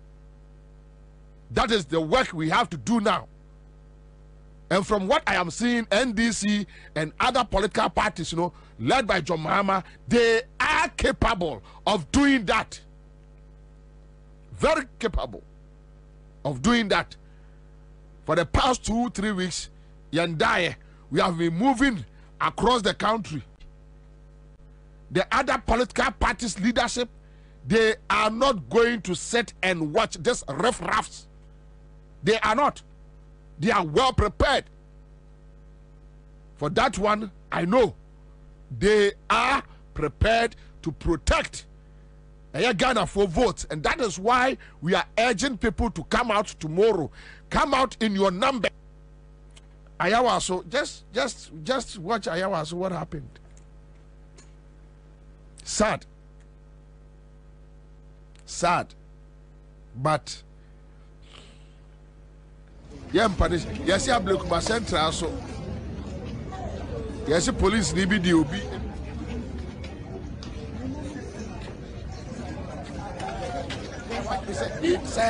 Yeah, security personnel can get themselves involved in such incidents. You can imagine and where so this is a friend Ayawaso go on.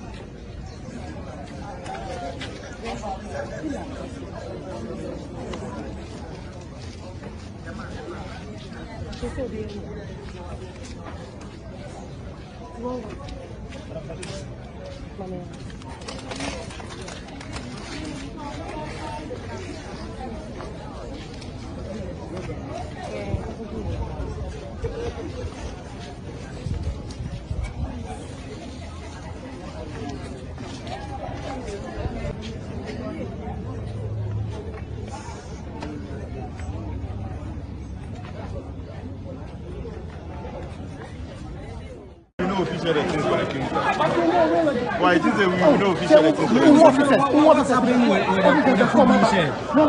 Why are you showing food to people in the queue?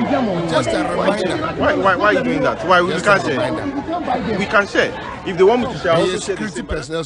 We can say interdict to because they should know better whether they voted for NDC or not. In Nikwa Senka Samre we Sankrofo we community deso a prisons and now fire service atari. Kenikwa say more. Kasamre ki hu action. But hey, a leader alasa NIA or MPP ni. So that's it. Utimiya di opebia efan hudi. Ye ma man for atiase for the past 8 years, the kind of impunity. Yeah, this useless president, Akufo-Addo, a very useless man. For the past 8 years, what we have seen in this country, that one day,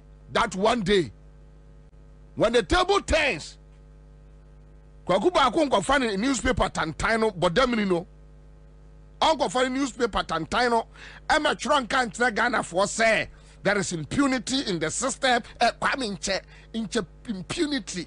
I take you over. Kwasiasa. Foolish man like Kokubakono. They will not, or the benefit, they will not come and tell us there is so much impunity because we have witnessed worse situations. And today they are campaigning for that situation to continue. They are campaigning for that situation to continue. Even in the face of this impunity, they are campaigning that it should continue.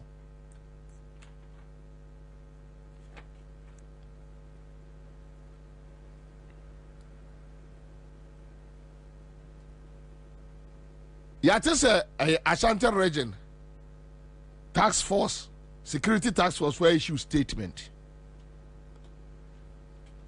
And I think I sent it to you, so facto I say emame. Almost say, but adeba kune woman hear me. And Ghana Nibia would tear me across the country. Almost say, Omono Regional Security Council no. And Omo air catcher Ghana for say, Ashanti region for say, what to wabewia kufi. You see, when madmen, Eli do Maya, madmen, Abrokwa, the regional police commander, Abrokwa Bodemino, on an Crawford war regional a hono, and it almost security council no. A Jabemra and a what Ghana say, Meme to my bar, Kofie, Tiamquasiasem,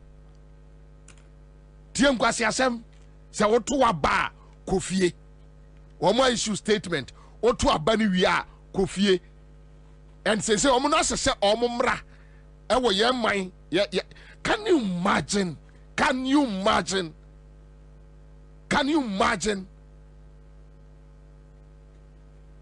so to abani ewia free wo polling station wo na ekofie as if say ya ma curfew na Juba Sudan Somalia kra ya to abawia Amanfo ni krom.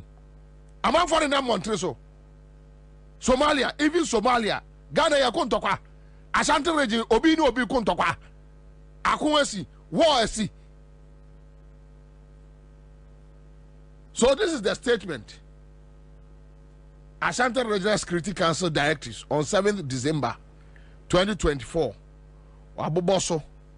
That the security of the elections will be the responsibility of the state security. Yes, of course, that no vigilante group, metro men, private security or any other forms of security will be allowed entry to the polling centers.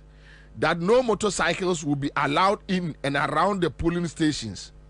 That no political party t-shirt, dresses, and other stuffs or any other items embossed with the names of pictures or political parties will be allowed. That only electoral commission staff, accredited political parties, polling station agents, accredited domestic and foreign observers and voters are allowed in the inner perimeters of the polling station. That the general public is not allowed to enter the inner perimeters with mobile phones. Obi police ni ede ni mobile phone ewura mu eko twae mebwa enya police ni oma ya ne oma ya ne hwe na omo ma directives omo ye ka se nipa jimi ena omo edu omaya nimu a oka omo su udidi atem that voters are advised to leave the polling centers as soon as they finish casting their votes. Kwame kwa last end no ni ehwe nipa kora was sign say jimisem no. Ah? Yes.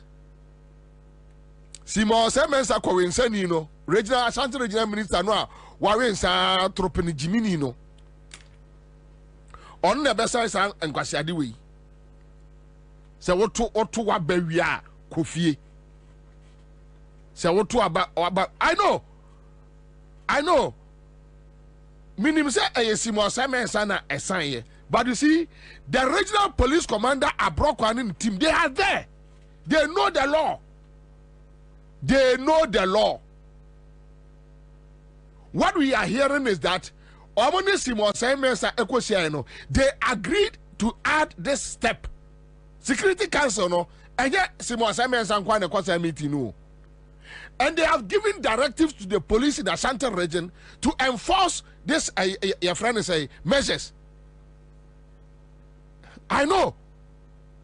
And if anything, we will hold Abrokwa, the regional police commander, we will hold him responsible. We will hold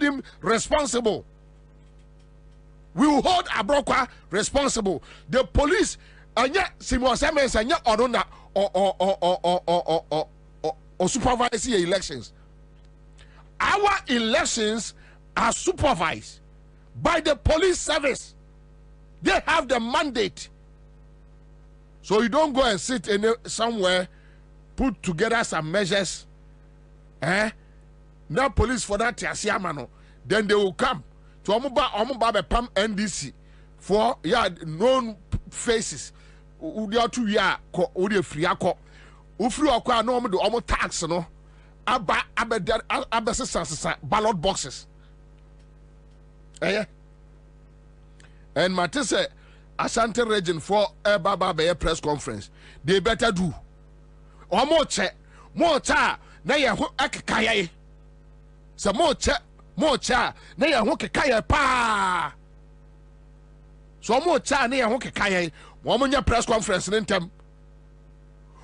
Ghana ni bia ni wa beto aba. E wo mram se kofie. Stay there, sleep there. E bi fasum ye, mo fa keta. Monfa suo, monfa diane, enko police station. Wow, nobody should leave a police station, especially wachra no pa near Ashanti region. Nobody, onipa biara ni every police station na every police station wachra.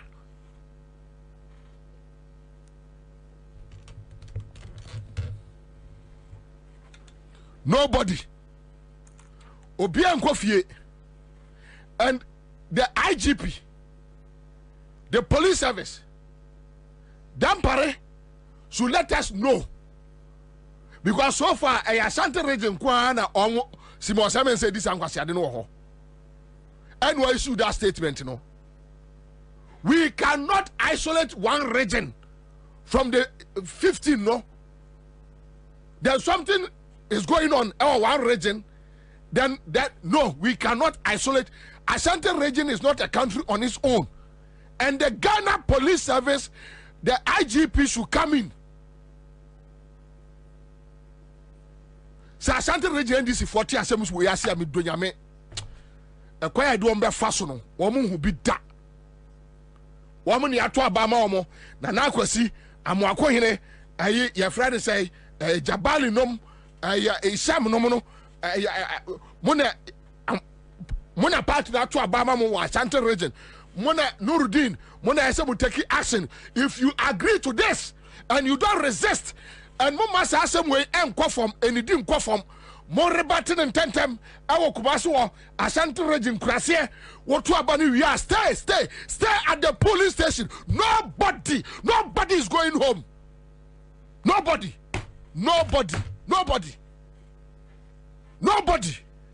Ma obia enko fie that fool that Simon Samensa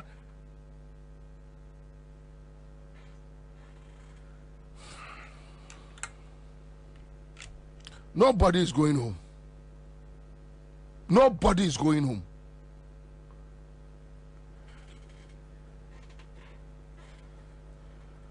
So I'm in tema omonyan in tem. Unim de omaye or issue statement ni bi wie na and oma printed the ama omo invisible forces no. Yes. So they will be going round from Drobonso Asante Mampong Egeso because they say no omo you omo operation every Kumasi is so tight for them. And you omo printed bi ama omo tika mu abekasa soja for o wa no ma police station we want to see us will be free as say enko.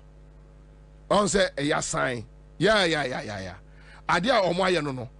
And Nuruddin the Ashanti region communication team, they should be smart. The earlier the better. The earlier the better.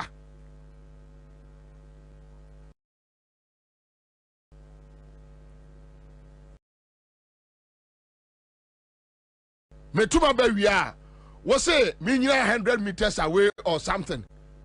And ya kwame nyasa na baby am gina no so efa ho. There be o say ya kai aban kura wie na moko na me se me de meda table no ya kai no meda so a efa ho. Ey wasam. Me na me de me ho ana me se me nkɔ fie ena me nidi me num nsuo me nkɔ banjela. Efa ho. Ey wasam.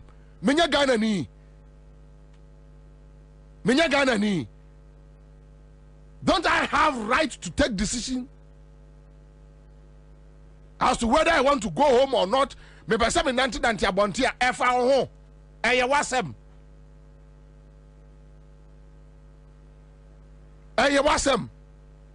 efa ho me na me de me ho me say me nko ba bia eye wasem emra ho dia ba ne say me stay away from eye ba bia me tu wi a me nko bachi na me tidua bi so ase edin a wo se entra ho sori ko fie tu wi akofie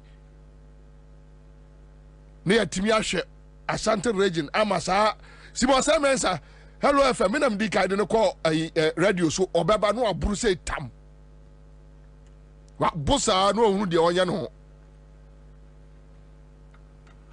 Simon Semensa baba be ka kire ye Ghana for say Ashanti region otu aba kofie.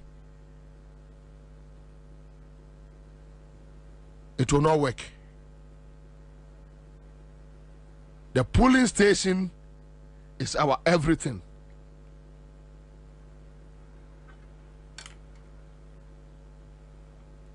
Nobody is going home.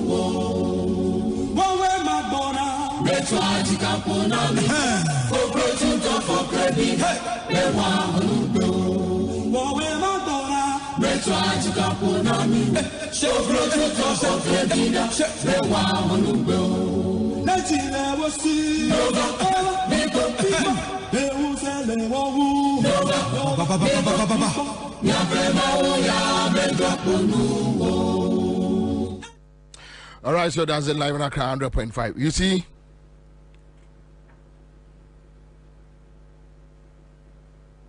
the current NDC leadership, they have worked, and we appreciate their efforts, their sacrifices. Trust me, from the national level to regional to constituency. The can say, they should speak tough. We just have this night to go. And then this leadership should let Akufo-Addo and Bawumia understand that they don't fear them. They should.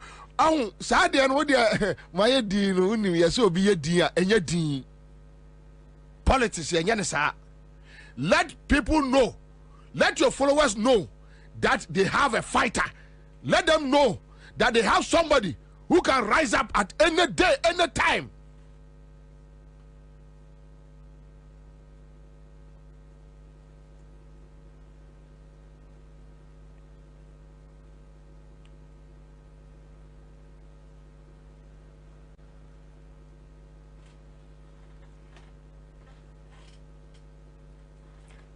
Otuaba in Kofi.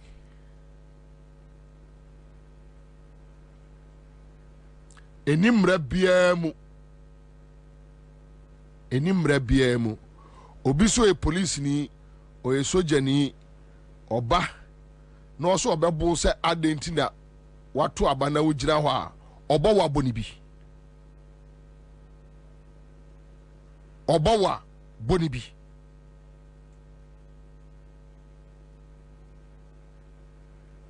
se ukura bibi a ene ni nche nyame asem. You get me? So ukura Awurade asem a ene ne nche se watu aba awie wadi mra ne so. Yes, say 50 meters away or 100 meters away. Enti yes, yene de so udi so. Se wujira oba bi na se police ni eba say what to abana wie na dan na wonko fie into baboa obawa boni bi ukura awurade asem a ene ne nche awurade asem. I hope you know the word of God. And obi bia wo kwato aba no fa awurade asem enko wose na awurade asem entesen krante no fanu etwa akire twa animu awurade na asem entesen krante enufanu awurade asem eyen krante enufanu sa na Bible no aka fa awurade asem ekọ police station ho fa awurade asem esho botom yado ne obambo na onyame han no ento so onyame han no ani wanim edifa awurade asem a Bible no say awurade asem te say krante enufanu fa sho ho na fa kọ police ni bowa body bi ukura awurade asem a ene ne nche awurade asem no MPP ni bowa body bi ukura awurade asem a ene ne nche awurade asem ene ne nche awurade asem Tronaka. I say awurade asem te say nkrante enufanu dey say menchira odi abiu fa awurade asem kọ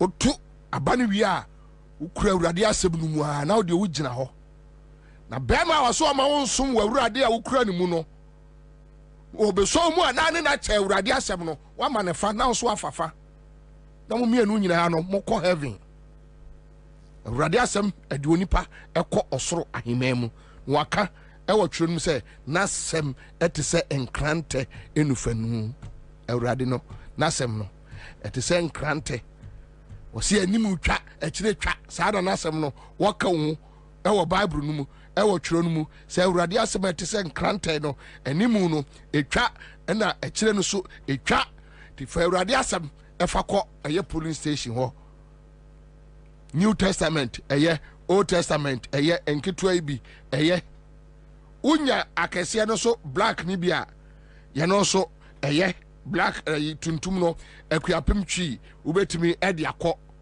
asante twi de ubetimi de akọ dagare o matwro bi ubetimi ede akọ wose na awurade asem no ano onam na oja fakọ fa awurade asem no kọ making sure say awurade asem no ayenam na ade akọ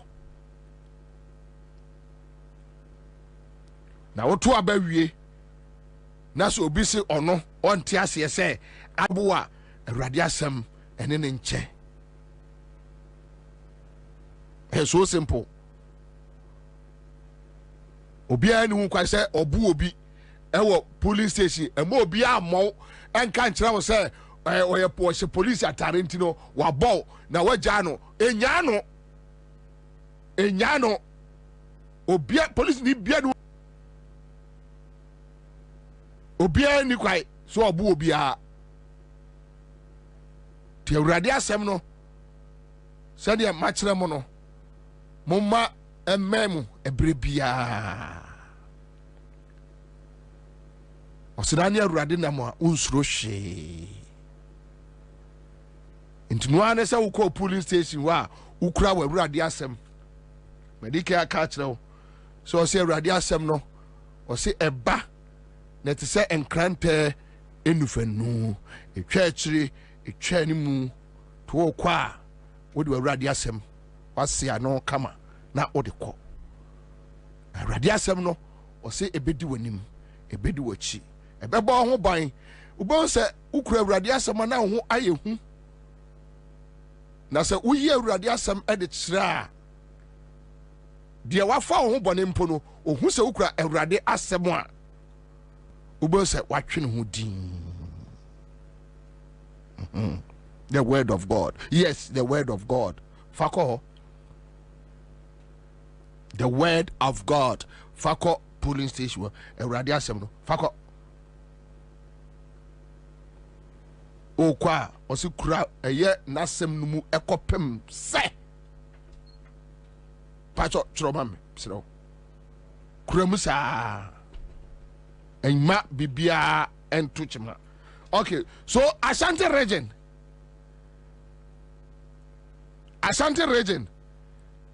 Obi bia obetua ba against eye MPP wa Ashanti region bia no fa awurade asem enante ochena. Osina asem no ebuwa ebase oja. Na asem no wose ebuwa enam se nkrante no fanu. Enimu twa ekire twa. Onyame nasem saa na eka. Onti Asante kasa oho. Fa awurade asem ne fa ebo bra. Abas me da se awurade asem no. Mesremo ehia me pa. Awurade asem se New Testament kuma bi kura eye. Se bia wo petwi Bible akurapem twi Asante twi akire black kakraka no a tenten no kakraka no a ye no so eye ni nyina no se tumi ewa awurade asem no mu ye betimi aye adwuma ye ne de aka ne de no problem. Ye besre so amo ye eye press conference no a omo nya ne ntem. Mame ensai mosa de we so I will work on it, but mame enye we sisia. I'm not against asojafo bow asojafo aba make us say ene minya course kra anya more than be 25 wo wa no obi afro enra najo na ya obi afre me kwabra yesi asojafo bi aba Koforidua residence ewia yesi your friend say omo asojafo nkrofo bi sise soja ntare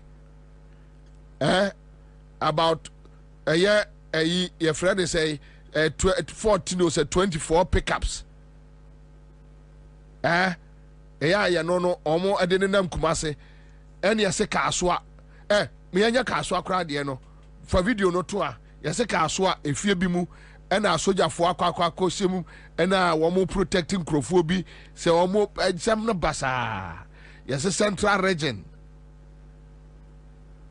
me sa and same way I'm not against it but my menka psychological warfare bi a Ekufuado Bawomianum MPP womu eweji me pa cho ye ready akache mansa mame enka eye psychological warfare bi a omu eweji on us especially in Ashanti region. We must be careful not to help them spreading asojafo obo. We shouldn't help them spreading that news. In the first place, Makachro, Kandapa and Ekufuado ni Bawomianum team no are falling out. I know.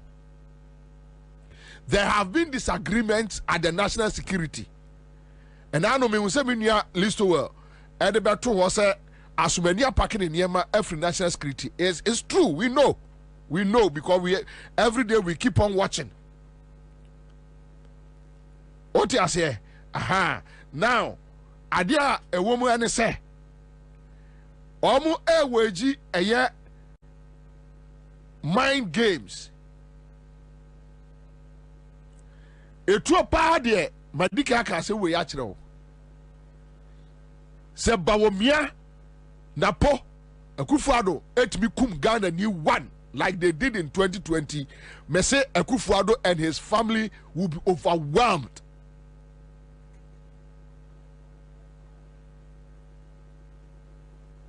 They will be overwhelmed. And this time around, nobody will waste time chasing the police person and also so Janino Kumobino. Bawomianum will be overwhelmed. Yes, I almost say so mama. Yes, almost so mabusia for no man no more our fanum just obia free Ghana ha. And this are there. From Omabusia penny to the last person, there will be problems. And they are aware of the anger on the street. They are aware. They are aware that people are very angry at them. They are aware. So they are not coming in. Mese omun 221. Ghana ni bia wo temi bia temi omun fire even one bullet. What they are coming to do is that omun be maya a Ghana for no ane NDC for na spread it ehu. Oh, omun put fear. Omun put fear into the system. Omun aye to say assassin dogger or super but ye tutu ne say. New running him say krama we onka. But on say upie efie bi mu na assassin dog wo ha. On pause so kura no the first thing we say o dane mo then you start running away. That is where Abuano started to say o chase you. And to pie Abuano so we say first reaction no o jira hell. So also to me jira e hwe ne eye straight. Ehu to Abuano so. Ebi no omo ye no. Enti omo wa no ma sheda ebi a eastern region o ma sheda dia sojafoɔ agu omo bongo car no mu no bia be 2030 no do makɔ fa baabi ye nipa wo na manfo asom sojafoɔ ba ha sojafoɔ ba ha tactics. The idea is that they want to suppress votes. Omo person nipa bebree beba out. Omo because a special voting no turnout no is very high and they have lost the special voting. For that one, let me tell Ghanaians, MPP has lost the special voting. The police service voted against them. The Ghana army voted against them. And that is why I strongly believe that any Ghana armed forces are fire training omo professionals and the echo rounds no. And your omo boys, ya omo pam and tare. And they just want to incite the public against the Ghana armed forces. But we are not stupid. Kanopoku Asante region, we are not stupid. Kanopoku is not using the regular army. I am MPP for boys. And I am written tare. Simple. Eti ehu. Mesra mama maya mwa mo ni spread information. Me who videos bebre me shebi. But Ghana Armed Forces akatre Ghana say soja ni bia eni adwuma bia ye o polling station. Meboa. Sasa no maka. Se soja ni bia ni adwuma bia ye o polling station ho. Right? So now we have an official statement from Opon Pepra. Then parade through the Ghana Police Service Akache say the supervision of the election is a sole responsibility of the Ghana Police Service. Finito. Yawie. Private security be amaho. And no form of security be amaho. A police for you now.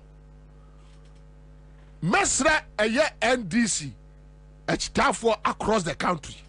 Ya motemenka any Ghana for mo boa me atu saa akronfo we afra konwa so me de me ya ka me nkono ya no ya madwenkyere. It doesn't mean is to say madwenkyere no correct e bia na me de no wrong, but left to me alone obi se ni fie tamprentia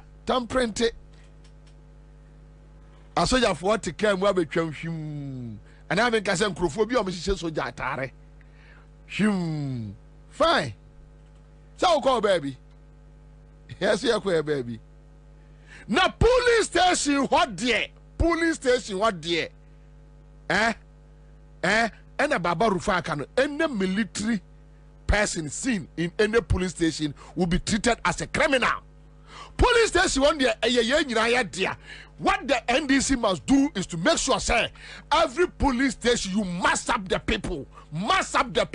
No beer kura na urade asem e won ho urade asem e se otras them urade asem no atese krantani for no ya no na de wonam wo say etwa akire etwa ni mu urade asem twa akire twa ni mu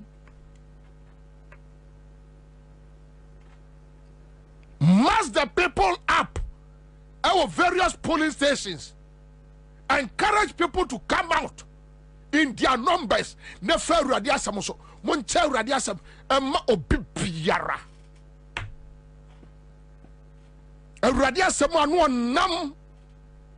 Na eba a sacred nipa. Monfa enko a police station.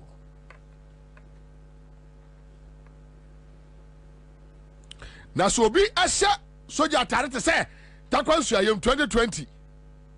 Look, yeah, Ghana for listen, me say, my mention the entire Kwame, say asin of Mukobi. Adia be chairman ya to asin of.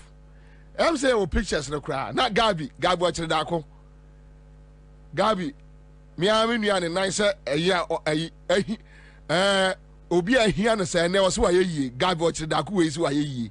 We hear bro. That time as Empire FM. Obama shows you and shirt a collar no I call guy watch the dark. Why ye? I'm happy for him anyway.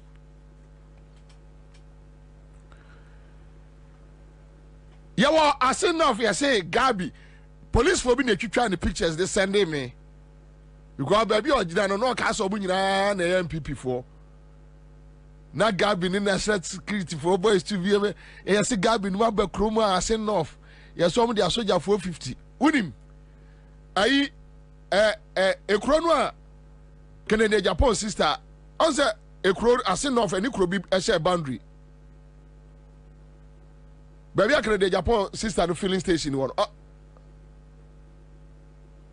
Answer and for soup, may that say list over. Only a soldier for the goo. A Canadian Japan sister filling station one. Eno mu ma omo emo ene akokɔ nam na omo didi fili ye ma omo bi ewe ya na omo sai sɔre kɔ ye omo antimi anwura asen of krom ho me ka kyerɛ chief bani sɛ chief bani ma mo nkɔ hɔ wo de obia enkɔ hɔ sɛ omo sɛ asoja 450 ye nyina ye atwa wo mo wɔ asen kro no mu sɛ omo beba be change ballot box sɛ Gabi abahwehwɛ on a quantity surveyor, or Bashe, Abba 1990, and your national security for then grow forward. Gabi mean him, say, a bice is our china, or Monanti or Kruma Bemobo.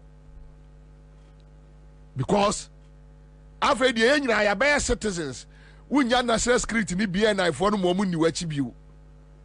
Into Gabi, we knew me on your shower street, Timua, near she. Hey, near she, who is who? Enche kra enu wa kire nwumre samre no na adane na afedi ya hwe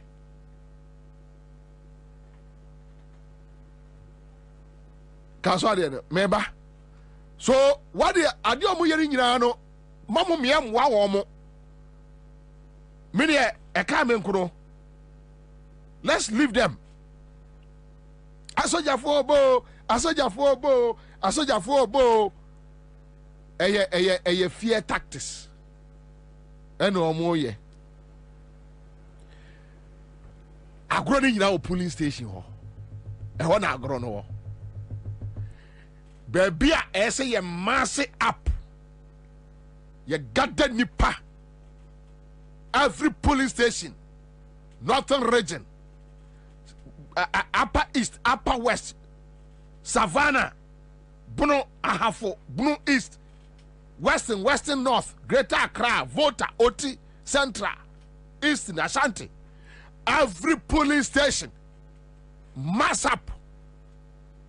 Give them the word of God. That the Bible says is sharper. So, for radiasema, anu nam. Munche. Fama omo. Nazo obisi oshe soja atare no bedru polling station wa. Munini treat the person as a criminal. We Ghana Armed Forces issue statement.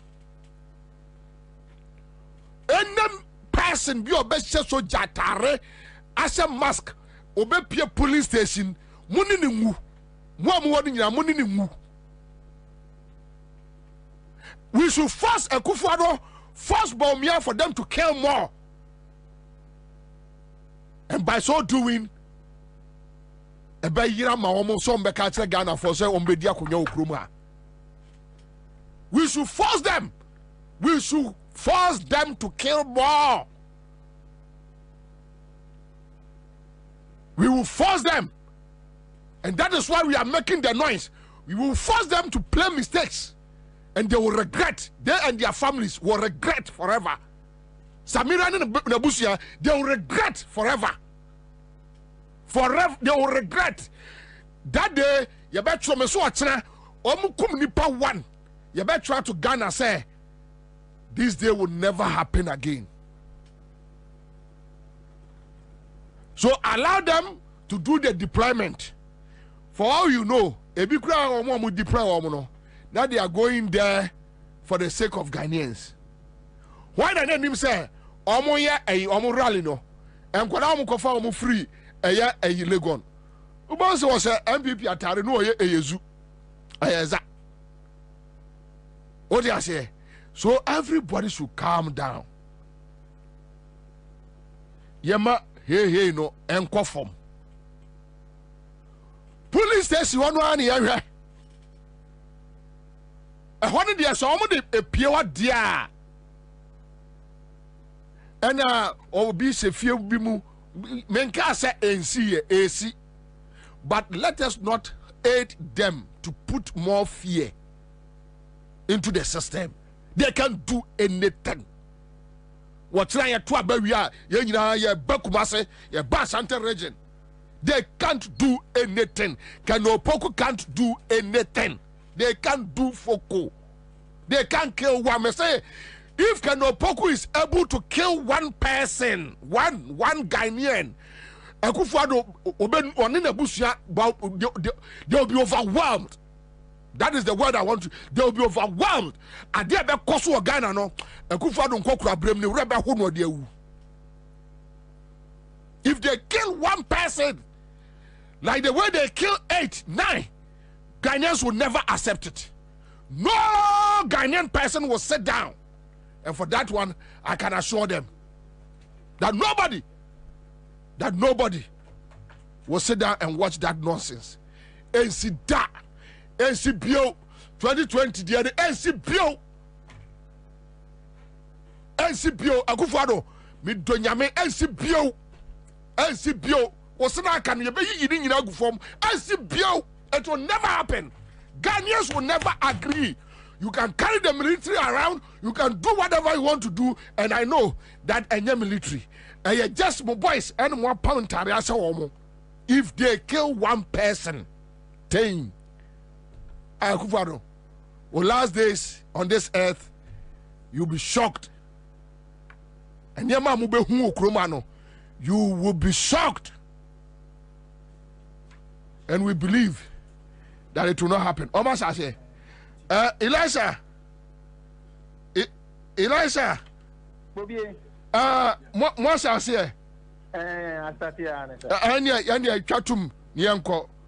You shall make a say, and this Yamin Yukono, a moon for Abipimo, Santimantim Hanamon, or more a yes and careful Shimukasia ahead of the election at Okoso Oshinanon. Now, opinion power, no, and a national organizer, Edmam Yukonom, Joseph Yamin, Anna Sabri, Washasia, when it's a careful community, in Goforti, and so on.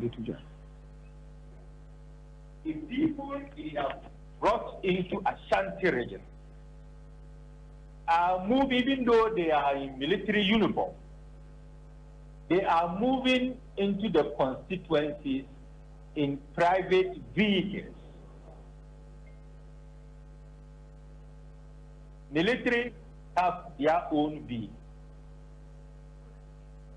And every military man that is deployed supposed to be deployed military vehicle. Why are these 200 people brought into Ashanti region, deployed into constituencies in private vehicles? And the serious one among them is that these vehicles do not even have number plates. On my way here, I met one of them. And the car they are using, a Navara pickup, doesn't have a number plate. These are people in military uniform. Again, these guys they are brought in military uniform are being led by MPP constituency and regional executives. Why would they come into the region and be ushered in by the MP?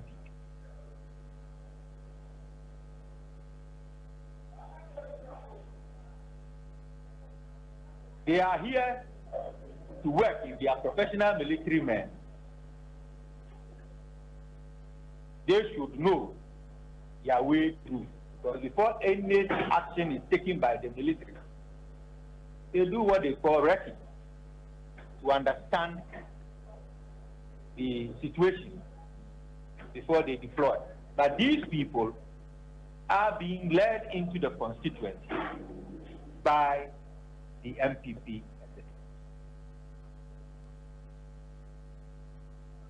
We have called you here to send this signal out there that we have everything they have planned to do tomorrow.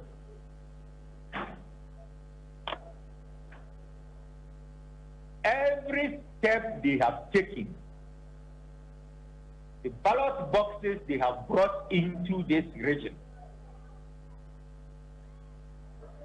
And as I speak with you, there's one leading to Grobonso, ushered in by these people. We are telling you, we are telling the whole world, that we are going to confront this situation with the last drop of our blood tomorrow. That if these people they have brought try anything stupid as far as the laws governing the elections are concerned, then I'm sure this time around some other countries will come and give us peace rather than we going to Lebanon and other places for peace. We are sending this signal to the IGP. He has made it clear that the military are not going to be deployed. It is clear, the IGP has told us that he has enough men to handle the situation. I'm a barracks boy. I've lived all my life in the barracks. I know that every election, the military is always on a standby. But military are not deployed. They are not in any way have any role to play in an electoral system. Seeing a military man on patrol tomorrow, if they are also going to observe, they can do that. But if they try anything stupid, we face them with the stupidity we also have. This is something that we are serious about, and we will not sit down. When I now become Kufuado, Dr. Mahmoud Bawumia, twist the arms of the people. We are sending this signal out there to the president that if they have done good as far as management of this economy is concerned, they should leave the destiny of this country in the hands of people. A government that prides itself to have developed this country shouldn't struggle or rig an election just to become a government. It's a clear sign of failure. But we want to tell them and tell everyone that if they think that we are going to watch them do whatever they are doing, then it's a lie. We are going to confront every situation if it is not in line of the electoral. We are telling the CDS and its people that the uniform that was so respected some years back, the uniform that our fathers wore with pride, that a lot of young men were eager to put on this uniform is being destroyed under his tenure. That the image of the Ghana Armed Forces has been reduced to the ordinary level. That people don't respect the Ghana Armed Forces, anybody in uniform. Why would the Ghana Armed Forces allow itself to be used for political? Let me send this signal to the people in the army now, that they go to the banks every 15th of the month to go and take their salary. Tomorrow, when there's no peace in this country, payday will never come for anybody to go in there and cash. What I mean is that it is better for this country to be in peace, for them to enjoy their salaries.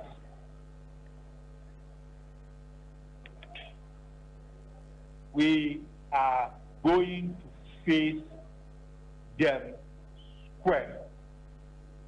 And I want to send a signal to them through your media that we are fully prepared. That we won't confront, but when they do, everyone in this country will hear. If the MPP thinks that the region that they so say is their stronghold and the people love them, they will threaten the peace of this region. Then they should go ahead. But we are saying that if a gun fires from the right, one will fire from the left. Don't ask me where we'll get it from.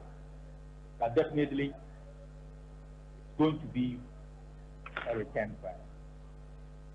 When a slap comes from the left, a slap will come from the right. We are not against the military deciding to be observers in this election. They can go ahead and observe, but they should make sure they don't threaten the peace of this country. They should make sure they don't threaten the peace of this country, because we are going to face them and face them with the last drop of our blood. So we called you here to tell you that we have the deployments they have made in this region. We have the cars they are using for their operation. We have the people, we have the constituencies they have deployed to. And we are ready, monitoring them. We are ready to face them. Thank you very much.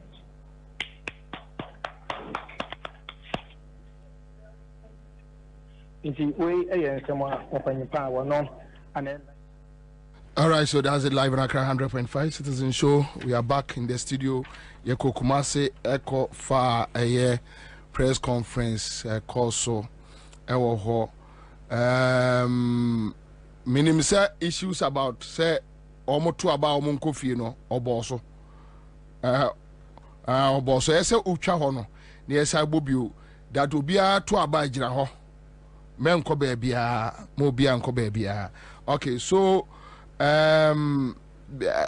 obi sending me fra cannot don't pray, but that's okay. But quick one. My memfa we so me koka so ameba. My memfa we so.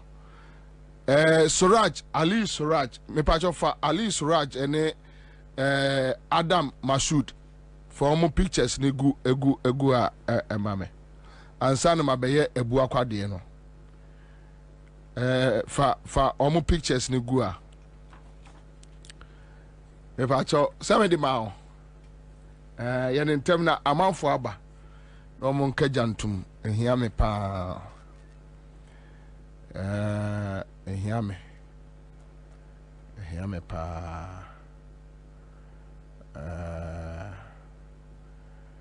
ehia me pa amanfo ani abre amanfo ani abre yentu aba no 1-1. Yan kind of 1-1. Na obia nko ni fie. Obia ni wa obepene ene jandam tactics. Enye adwuma. It no go work. Enye adwuma. All right, so this is Ali Suraj, our MPP headquarters. And he is one of the invisible forces. In fact, he is leading. Ali Suraj. One Adam Mashoud.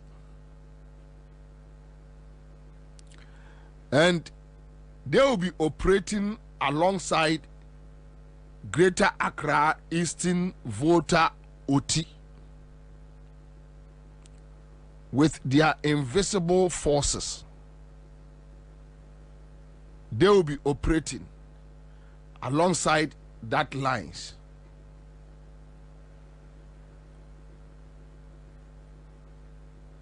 The black Land Cruisers changing. Chale, Famashu, they are not too. Right? You go fit. Okay. So this is Mashoud. Then apart from Mashoud, this is Adam. Ali Suraj. This is Adam Mashoud. And the first guy is Ali Suraj. Omo MPP headquarters. Omo MPP. I hope and pray. Maka same way. One, it's unlawful.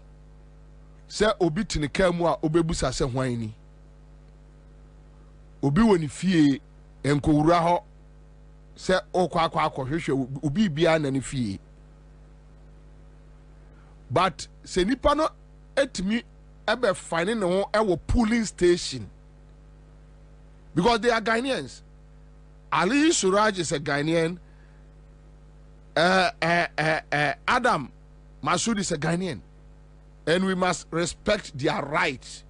But if they find their way to the police station with weapons, with tax, then we will defend ourselves. For that one, sure. Your movie last time near our Western region, I've been telling them the police station is a tough war place and we will protect it with everything that we have. Everything. For that one, we will protect it. And we will protect Ghanaians, we will protect our democracy, we will protect the pillars. That nobody, there is nobody, onipa that's an nobody. And I've been telling them that if these guys, one drop, no way, Akufo-Addo, no way, you won't find it easy.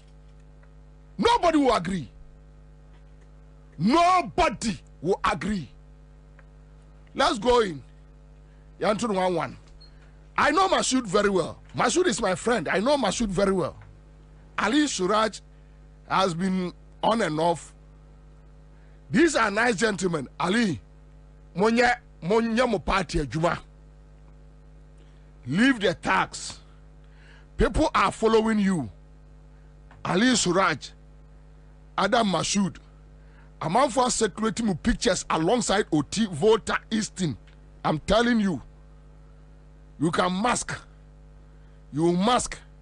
But some people will unmask you. And trust me, tomorrow, the military guys are one from anchor various places. They will wear mufti. To one here because we see any ordinary NDC ni now ni deal. There be it will over you. Munjai Land Cruisers, we know the kind of Land Cruisers you are going to use. Stop it. Just stop it. You don't need to lead tax vigilante groups. You don't need to. my own say guy be picture circulate ebuakwa nino or police attack and so many man you know there a circulate and nyasem for front me can be, but we are telling you how almost share and crofo entire police any military entire who police station obi ba that's what the police attire ese ni din ni rank ni station e bono kokoso obi ba o se police attire and wa share eye military eye friends say vest eguso na wa masking animu a enye state security ni no money ni mu our police station ho it's so simple.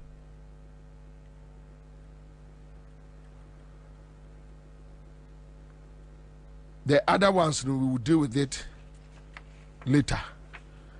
Tommy Akwaba. Kwabena. Me joke so. Boko de. Na me adum o de ache. So what are you guys picking?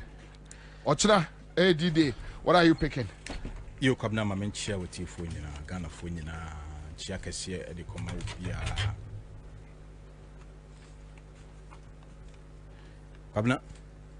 Die di kan. If you and one are I can tell. Yeah. Operations. I'm an accredited observer. My friend is international observers. No. We've been doing a lot of interactions. Yeah. Mama, I assure Ghana for here Ochina elections. No, it be peaceful. She see your bumpy. Nothing is going to happen tomorrow. Mo bia and shenumu. Share. Nkofo a more interest e was abato we mu no Kwabena omodoso we are there omodoso krasen here Ghana for the Akufo do no mu kire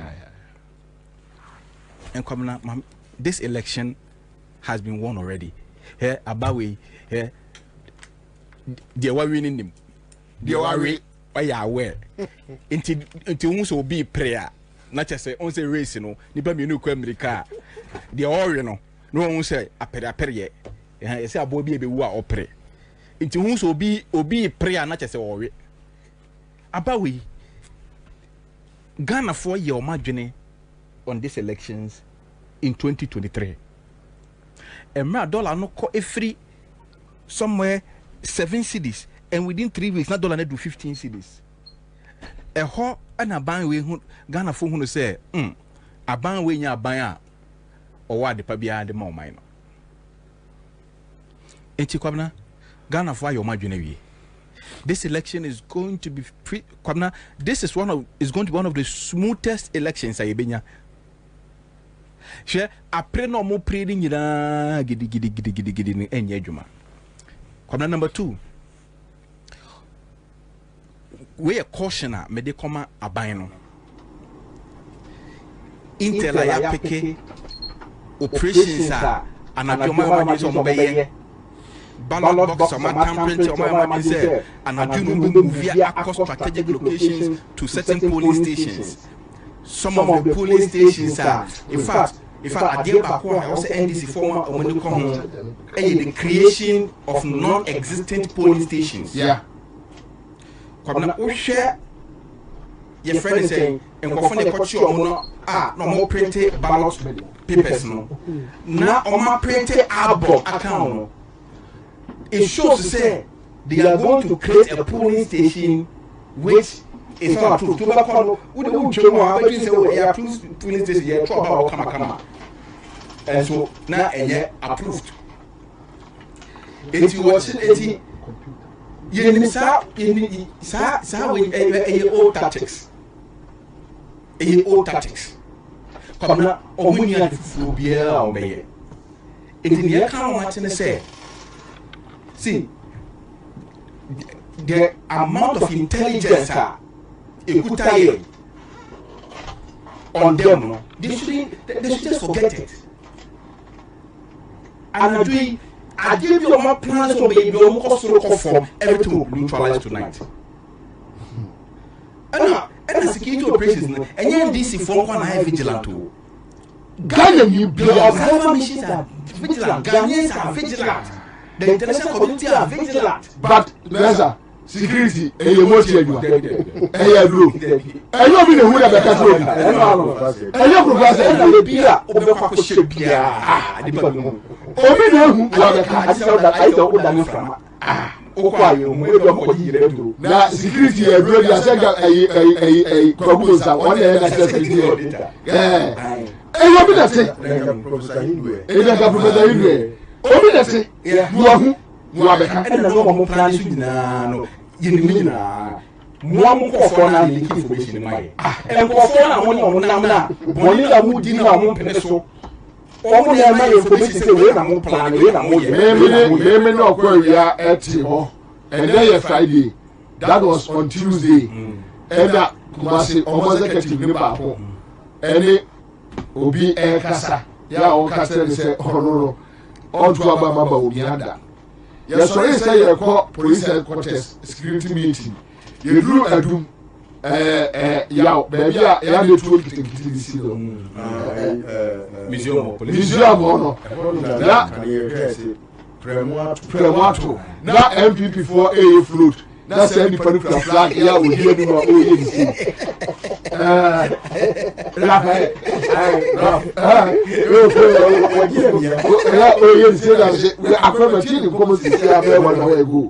na wa friend father say ni ngoma o ka je so do so beto aba ma obi ade esida komna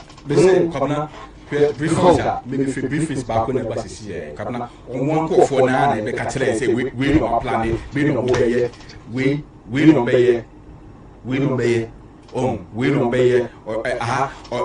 ma staff ballot o ma print ballot boxes no o di ko ha say your friends ochina about time say ya o make critic commission no be the box no o yes no ma to kwasia F my manager was kwasia live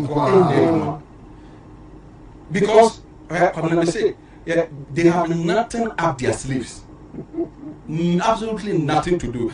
This election is a foregone conclusion. Forget it. There's nothing. I think they're the same like a sin law. Yes, it's a foregone conclusion. There's nothing they can do about it. It's better they throw in the towel. Oh, now fail webia mo negotiate pardon. Oh, mo start negotiating pardon. Naija, your friend is saying in Samono, say 50 years I started near to about 25 a month. That is your only hope. Come on, that is your only hope. Nothing is going to save this crop of people. Nothing is going to save them. Now come on, share Enra. Say Anadri, come on, one say national service scandal. Yeah. Na minya time machine Anadri. Ayo na minya putre bita sa kabna se me kan yele sa me bra huyo me kan de sa mo se ni so na me se ya kabna me kan na service scandal me kan adie keke se minya hwe ne se ebia obi aka aro se bia tere na aro I'm just lying in bed reading the national service scandal. Me go through list of me go through documents, you know. Me go through documents and me say the so and many has say ya. Kwamna say nipa what you national service for 700 Ghana cedis. Na so what nipa 40,000 ghost names. Et you must be no 728 million Ghana cedis. Mr. We have a simple calculation. And before we or mine. Share or mine. 28 share.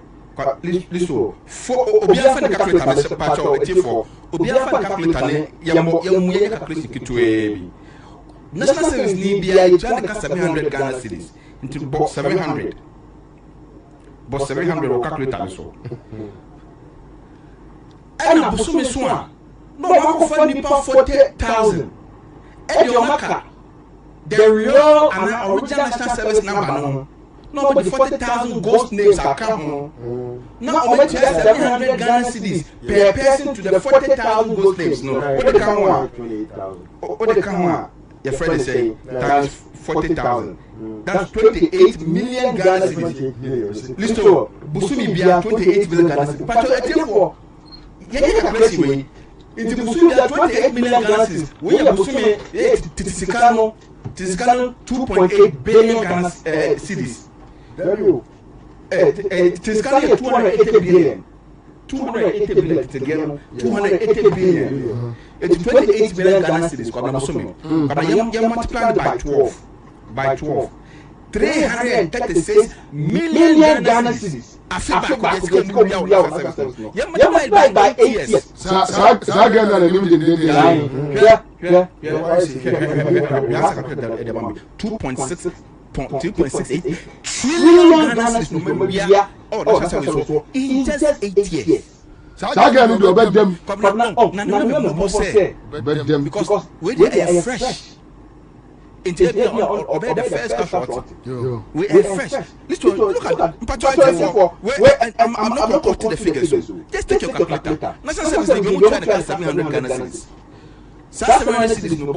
Busumi so amafa. Nipa 40,000 omo National Service for. No money as on the computer so. No what you have 700 Ghana cedis no. Ama 40,000. And we 28 million. This 700 times 28 million. And that's Busumi dia. It's afeno no omebia divided by 8. Afeno no omebia 336 million Ghana cedis. Yeah. Sasikawe. It's terminal 3. Mako 5. It means interchanges Mako 10. It means hospitals Mako 20. Which hospital is one? Because of Ghana hospital, it means 15. That's all we know. Multiply this by 8 years. 2.68 trillion Ghana cedis no we are in 8 years. Just at National Service keke. National Service Cocoa Body Maye, DMPC Maye, Boston Maye. Just your friends or more National Service pay. Now way which mean ya kukudro abe tenase be hwe Ghana fo anim say yensan to aba maw na de ne how na Ghana fo so se pen ni akohwe oni ato aba maw kwabna anya adwuma kwabna minim se Ghana ni bi oba na adwun bia why na adwun awie enne enye convincing ye be convince Ghana for enne ye be she Ghana for ye ka che Ghana for ya rehemu na de ma Ghana for say mo bia hu emema inya emema okrum ha na se be nyina ye hwo mienu na moja ejina ye mu ipi ne ejina omumu. But even mentwa no mensa right now no ye chi ye tenkomo Ghana ni bia ni wa na adwene say police ni ana MPP ni bi atutu akumobi na afi na okọ force no akọhwehwe ayakufu adoma ni wo fa ase nom na busuafo fie straight ba omia inuanom na kontanom na ase nom omu fie straight. Very simple. Simple. Very simple. Nobody will waste time. Entino who Ashanti region. Ye bobi baku to wo ho. And one says Simon say mensan who feel straight. I want you be chance here. Me tisa nkomo. Ye free won to me ho. Ye free one ye ko won to me ho. Me kasa chom so mamo nyesa omo say the prayer will be abe no. Nobody will waste time. Nobody will waste time. Ukum age no. Enka kufu ado abusuafo bi wo chebi nka bi a 4 5 ekọ ya enka samre nkwatu no ho fo. This time Ghanaians will not sit Oba hotel ni siwo no Gabi radio station ni Gabi ni law firm ha ofa tira restaurant omo restaurant omo US so munam no kenofrata fie na ewo ha no kenofrata de wa obia nkum obia mo bi nka se me de me kwa hwe police fa kwa ka kire omo ana se ye kwa hwe nipa kro da bi boys ne so wo mo ye no omo nim be ye sa joint we nyina omo nim mo wo bebre ewo ye friend sa abro chenti mo mfa ho kakra bi no ni mo abusuafo aka no mo de moma no nko Rebecca nko Samaria nko but mo abusuafo ni mo namfofo kakra bi aka no hande mo ti abrochire na mo ye yie enti ebe ye better ama wo mo say ade no ye beto no boko ni akai no boko na obia ko ni fie din in any case enye obia na hwe obia 8 years ni Ekufuado ba omi o me bobiansa and I say Mensa Thompson analysis will be any do be a fee. And you know, and yes, be a opposition plan will be there be any do be a fee, but Obi asu do better say asase aye nyina ya we ato say nyina ya asase no obi me kire obi so no ye superior than the other enya de obi abeti ase men say we mam na me ma unu akwa enti no kwabna enti ene de eye nkran hye kwabna me de aseda kese edi kan be ma otwedi amponyankopon say wa boy ho ban ama yetimi survive enipa bonifo bonsam sasa bronsam ekufuado eni baomia ATS kwabna nyame aye bi o se wetumi ama ya survive sasa bronsam fowe ATS kwabna aseda edikan ekoma NDC party no kwabna fi NDC abo djuma papa ejuma boys na bono enye djuma ketwa se afibia se ya no moye na anki any problem oma bodjuma kwabna it's not a joke. They've really worked really hard. Aka the last aspect of the job to etch the victory.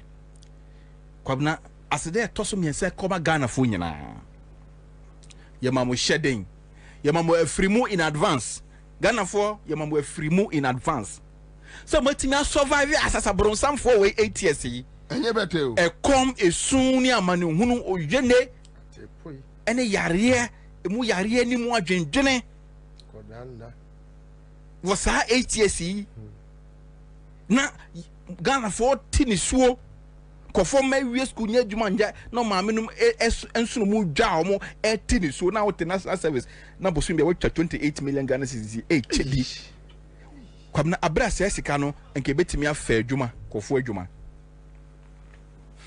you know enti kwabna enti ochina your message is very simple ochina obia sorry anapatutu to call a polling station uko do police station ukuta voters ID unkuta voters ID once how ye voters register woni mo polling station ubetimi ato aba kwabna etiefo muntie ne ye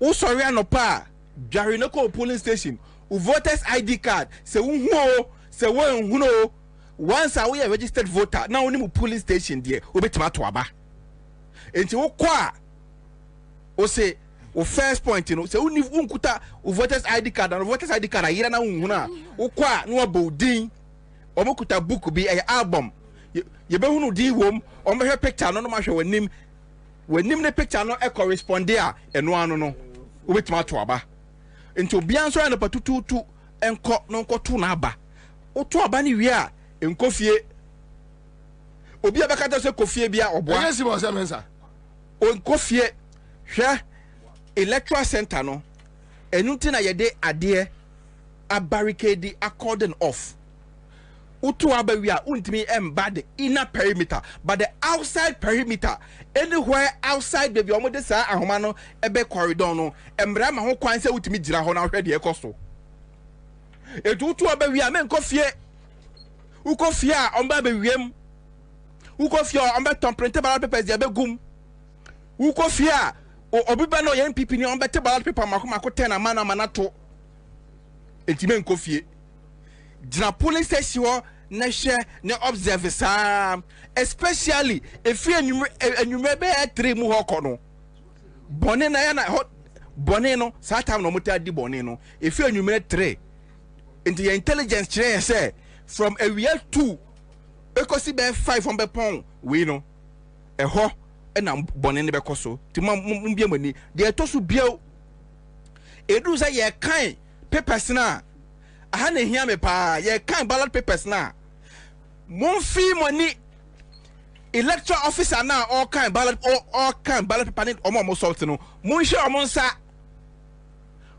money ewo omo nsa ho se obi di ink bia kan nsa na odi tintim ballot paper bi ese no se sport ballot a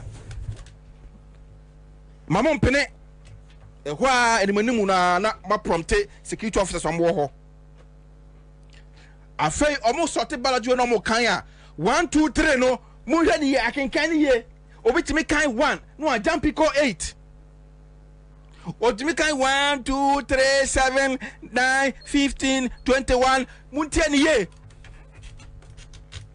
na I can kind no and so who here pa because also another avenue or my imagine so a few bokro no wo and sana coalition center on there you be di ho nkomo ochina because no you be no access to hono but Ghana for your a civic responsibility say elections way you be petrol you be parody ni ahwe say everything is done according to law e be BATM bia no Ghana for we have a responsibility to keep that out of the picture. Nana akwaba ye ni akwaba ye share ye di na obi afe chese kwabra edu ba bia na akwaba se obi ade ni tie num bia wo se obi ade ni ho ya ba for ye man man ya se fa hodie ya ye gie kwabna e be pese obi a be ye oswani na ode ne ho abo afore amane man enti adwuma ne de na ese fatase wo se nyina de ho jim bia to fam and kwabra I think say so far no so good na se sire bi o ma no mintimi nse ma wo se uba nyina wani mu aye sre tell us e dey na wani mu aye ni I think say eye adansidie na nyame pese Ghana fo nya keke inshallah na de tie ne se omalusu omoko they are gone and they are where they are gone and you see kwabra efe bi no ana kaime sa abebu bi se na ntwedua enka ne to da sanso na enka conference na emre ye ninka so se na obi adwene ye ne se obetimi ama sebi tumi edidi ni trim wa beye sebi omanfo adesoa akowiase awie ya sebi ewiase ni mpokura wa awie ya de na kyerese de ewo mu ni awie bia wa awie ohunti enne no me de beye afutuo but de tiere se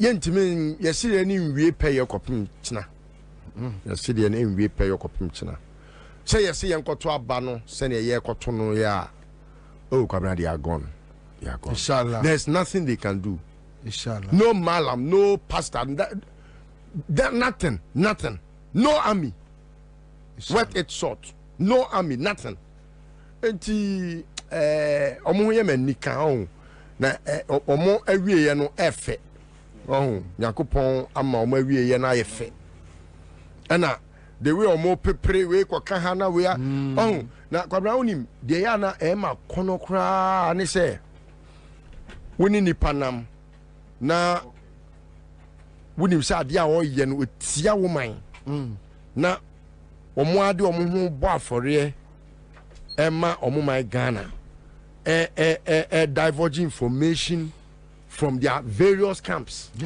yeah kwabna sabi yetiti studio hey I'm sure you have so much that perhaps enkomunim se wonimu a enke bia ankoma tutu formation ho utimu se we nam ma peda na betri say we national organizer you are just walking naked. Hey, Nanabi. He is walking naked stupidly and he comes with a certain razzmatazz just trying to let people feel it's all well. Oh, it should be well. It is all well. Because all is well that starts well and ends well. It will end very well. Say, Obine Baumianam. Oh, Nankadian, the Baba said, Nipa, Sebi, Uni Nipanam. Na and kadian boni ne beba trim say you have to divulge information. But they do so because they know, say, we have a nation to save. Sure. If not for anything. Correct? The last minute information or more ankasa kwatena meeting mu a obetimi kwatena meeting mu. Yes, me fa ne phone call. Kwabra me kan na no I recorded. Yeah, Sadam friend say. Oh, I'm recorded that. Yeah, bad and my friend. Sai we na ya na ele say. Say e bad. No esenasum ne phone afrew. O say masa me ko me muntie de akoso no na meeting na otimu no na ye tie. And these are people that and who should be in a stage so now our confidence who most of friend this for that that's the executive say I didn't koye masa say koye Samuel now original stage o Samuel Kudi say o friend wa mia nani kukrudu about politics say who it is oba ni okunu a oba ni bu adwaman wo ni kunu achi sebi o be men unim sadana obekọ adwaman aba no oba ko ni mo na ni safa tun so yeja ujimi abete politics we omudi omachi omuni say it is lost. They don't know omachi tafo ni mo, they don't know the games. Now how many people haven't you taken to Oman's house? They don't know, so it's tafo bi dream say ekoye. And a similar thing happened in 2016. Yeah. 2008. The same thing. Just so that, yes, just so that when call for now more base one more a certain cheerful face in you come out to say something contrary to the reality. And ama etitafo bi no o ma dwen ye o mo say yes say anya kra ye be wiem o ko fa he obi wo ha wo hu na chi we de da te say de mimi hu mi de dai o ko fa ye be kirewo wa chi we de ye be mu hu ne kala kora na no de si ye no na no de no obi a de tu ne bafo ensi bio na me say de be ma na ye fe kra ne say ubehun se onipa a wasoma no obeye soma kro no adwuma no onye mmawo wasoma no because sebi kwabra like ye nipa ya o kan say mi say me meti ho na wo nana boachi Henry nana boachi wo na o se say boachi mattress ba ne wa boachi mattress sebi ne ba bia no ye kwase ase na wo wasoma me se me nkoku me ho e ma wo kwase ampani sei na me nso magi mi enti na me di so se me ko na akrabo kamea na wo nti na me koye and kwara how many of them and some are what it here so etie for enyoma ni bi o wa e bi aye ntimi mfan to badwam esan say ensem ni bi o wa dedodo for your ears e bi o ho so a ye beka na chese ya ti obi to na information no ntimi mabiem enti ye ka kire obi bia say sabi odada na mum umye mwaye ho so ye ho sa ye so ye mu abia na yenko enkono na ye wie okon no a na afei emu nkunima botire no ye nyina ye de aboyeti kwabra. That said, what are the issues? The very critical issues are nam otin wonkofo ano say nipa mimfo a sabi okura tumi a onwe ne manfo ho kwaba se uka economy a ehia na manfo adwene kura maso se bo se ben na ode ba aban mu na esu ben wa beda na die wo ba no na ye mrade wo bo ho asafo hene wo si omanfo enso wo nhwe eduru bra adane nso hwe abeto oman so no ensem ben na ode yi ya no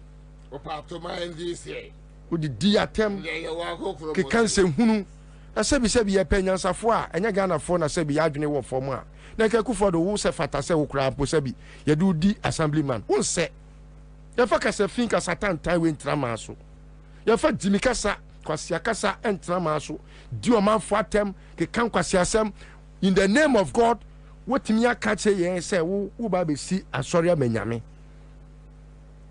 jiri dangu dan a yesie fresh ajaje for dan 120 apartments no ejiregu adan a wo se wa wo ne wa yesa okura de wo akokoduro che fero ya wo betimi ni nyame ma akon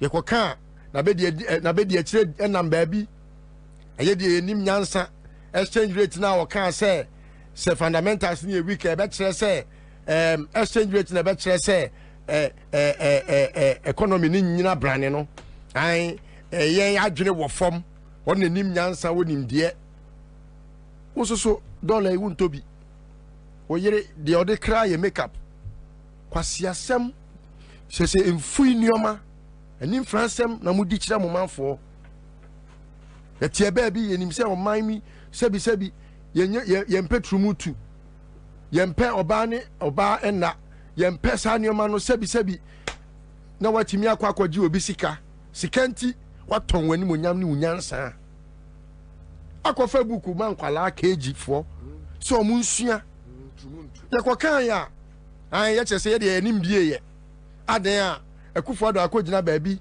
akoye interview say an UK no na ebi ni ho na bound to happen because UK for no omo share ya advocacy sabre na mu na Luxembourg president aba yes sadie yempe osi meye parliament eslo usunum krampa na omo kra no omo se omo aye ye friend saying oba na omo aye Tafrimuskovich omo se omo edimu atintima krampo no they were not bold at parliament said Mr. Speaker say wow asem eka peda wonsa na obi ansa da fom na ohwe ne space nim free esro na hwan no ohwe no ohwe ne se na kwamra Ghana fosi yempe bisanu mi free yaso yempe akufado se chenchena meye na se bedwa a sebi wo akufado krampo no o member of parliament ti hobi wa fatumi nyina soa kwakwa nyansa ya ka bibia wontie ya semra fa wo sa sha se na Kofi Asante bedi atuo ono atro letter da komra se bedwam on my way nyame man Yankopon striking ne kakra bi mpo ni we kakra bi mpo na adawa akwase ampa ni jimifo we bi go bi ni ba bi owo Yankopon striking ne kakra bi mpo ni o so baby aye kono kwabra Yankopon ene opese oma asotwen ba na eyense na ho se ewiase de tumi mawa sabi emfa enni ni pani na obi a wono abɔ ne bre titi ne mowrem kakra atiti ne sika to ho wakɔ pension ne kakra obedi osi no aban wona wo si uhia sika me de sika ne bɔ obesia fa ya adwuma fa ya mpuntuo wo mpuntuo a wo fa nye wo wie sika na kɔto dem awie ya sa ka che obi a wono ye pension ano ne se ne sika na wono de bɔ obesia no wontimi ntua ne ka wo chinchin pensioners ensa agye ne sika obi a oya kokra manipa 900 I found over 900 I found wewu ebo onye sika nto aduro onye sika nko hospital na wewu na obekan ya you rob them of their money in the guise of haircut Sanko we nom etimi catch Ghana for said Rollins no my identification haircut. Na identification haircut cry they say nipa no sebio utirimi ena ekuku na obenya bibiadi wode iwai da bi o sa oyi wo no utiri wo na ayeti fanto enso ko fi aduane de obedidi we de waje wa brabo nyina ato ama na nsenya hwe papa kama did you know yeah so what I would say to you kama afa ho ewu obe wo hwe ne nsem o ka betu bedwam na wo ba wo mia you have the effrontery kaba enipa bi ho mo yade a sabi omo nwe ho enwe de sabi tumi say yeka da bia say mre ye ninka so no omo nim ba bi ekosie enka ku fodo nim nyansa enka wo hwe Rollins 20 ade na yan kan fa ne ho 19 years odi ni 11 years wiye obefa fie nwotwe as a democrat be ye mampani in a democracy de na yan kan fa Rollins ho ene wo je na san na de fra ban mu enti sabi emra na wo ye me ye Kufuado me ye say wo peja unsa ne ye man na show boy na wo peja unsa akokra onu na eche say onu oye gagai ene we wie ye ohun we wie ye enti no nyame ya aduma echina no huhumu de nyame akasa wie aka hunamani na mpedifo se osoro boa de oboa ne ho enti nyame ya aduma echina efiri no nsia bre ekopim awia anasa nwumre nonum mumye nyina ye montoa sabi unua bi entimi nkwa so ne nsa se wo abrewa wo fi a enene nko wobetimi ato aba na ma no anasa wobetimi de nakọ no akoto wobetimi aboa no ama nato mumye nyina ye nka ye hunfua na nkwasomwe no sabi omo akra ye omo di akra no mpe omo a omo de baomia ebe ye candidate no krampo no omo nenam yesu se da bi mommoa ye ne yentu no and this is what your core grounds no omo ka kire MPP for krasi da bi because omo nim se baomia se nka baomia ye obi a koye bema ono atimi gina ne naso kra de anka be bi eno kra de nka on betimi ahu se Kufuado ntimi interfere na no abrewa bi wo sonwane kwabna on se yetiti radio so ne yedi nkom a ase yedi nani abrewa ne se asemo a yete ha ye kan ye to na koma so eni se wo pese wo hu ba wo mia so ono betimi aye mampani na wade ne ho a abra okoyi napo no se nya Kufuado ene kan se yo matia enka unse cheye pa oh yeah no ntimi kura fa na be di ekire mekire Ghana fo ne chese obey mampani a Kufuado ne be yi ni minister sama no Kufuado ne be yi ni CEOs ne deputy ministers obey mampani a just a continuity just because Kufuado ntimi ntoa so enti no wo de wo na otito bra ne fa wani mu nko na ohun se kwabna da bia ya yete ha ne ye kasa da bia ye kasa Kufuado ope obi a oye yes man ana ope yes man obi a obetimi a control no amanfo ahu sanema ni nyina tinano abayo ya asemi odi betu dwai oni na ye adwuma Rose yes Rosemond oni na ye adwuma e woni office no si da bi Ghana foto abama ba wumia ontimi kura and decide for himself no kura so kwabra so mo di na chi bebre aka kire wo yeni bi di nkomo bedwemu na oba na timi aye anya kokodro sa ba ya asanto ano ensemu a enkoma de bia so how many calls don't you receive? No, plenty. Yes sir, we went na nipa no me say enra na no kwabra enra mami ka se bicho was last year e ka krebi ka ya ko close o and akwari so what one yim selo enra ya fe na be so enra obi wo ba o mi office ho na one me chate eno si bobi asemo a lady ne kan nyina ya no correct. Yes. Na ose kabo kabo na obo nipa ba ko bidin. Omo na twa antro eto lady no so Rosemond no so. Yes. Na okamu nsem a guy ne friend no Salifu ana bibi. Bibi. Obodin akwa bi S ne di kan be ma no. Enya akwala no. Oh, akwa ni mi refi ne din. Ne yiri Samira akwala bia wodi konkonsa ekire Samira no. Sa no mo di yo. Obia. They just decided to destroy him. Omo ye na chese. Omo agu hu fin. Na chese, and especially we oba wo nimde omo se babia ne nimde ekoi. Wan hwe ya obeje shine no. Na omo hyase no mo de ye wo. Nti omo de aye ma ni bi. E ma ni bi on so ase bi omo fa boga nya swan. O yes Samira o ye hwan. Nti no kwabra ento abono eguso ye kaka Ghana for penifo se ye de ye ona anya o ya na yenya ofaye debi Ghana for se sebi enye se John Mahama mu hu ne da ma hu ne da de ne ye se anya wo ne ho no se we mu kura de omo men hu mpo na kampese ebi a oma aye ni yie the standards are no omo de measure John Mahama in terms of corruption. Ghana for so mehu.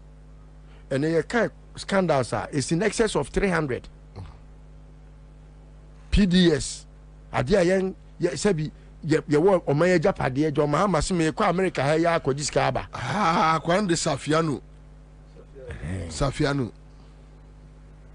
What you say? We di konkonsa sa. Bema odi konkonsa. Oko yaro akoka che Samira and we ba office na we so yesi na Samira atwe o mabo so it is kwabra me preliminary comment here me ye eye ani giemu na me de ka che etiefo titiriu wona eye na o try to reach us de na ekoso from what is saying de na mugidi se ebe ye me de ani gie ani usebo ka kire Ghana for titiriu ne mo a enam akufado so madwuma aguo mabre matempenten kwa se nyame ya adoma South Africa adwomtofo se freedom is coming tomorrow timesremo se freedom ne beba just be a part of the victory and make sure say a chance no you will stand up and be counted. Muma ye nyina ye montoa. Yem tutu ya namon yen koto aba no. Yen tu ni boom boom boom boom boom. O kona unu entimi a. So obi so afrɛ se bi o oni case kana obi ampacho mane no. So obi afrɛ na wo mmoa bia obetimi de aboa no akwan bia obefa so obeboa wo nua amana timi akoto aba bia no boa no na sabi ye nyina ye nye ho free nkwasom a ye wo mu yimu thank you we de ani je na me de semo se osun ni ko nwurem osun de wakọ aka ne ma no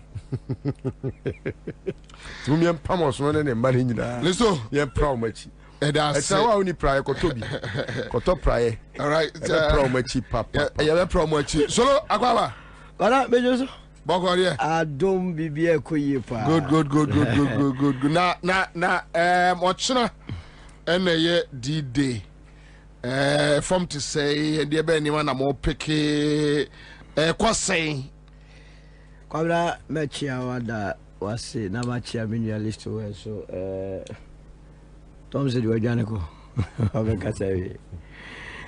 Now, I'm in fine cheer more dim through Ralanchama Tom Ramo. And Casse, baby, I be quadran ya quadri, a chane D-Day.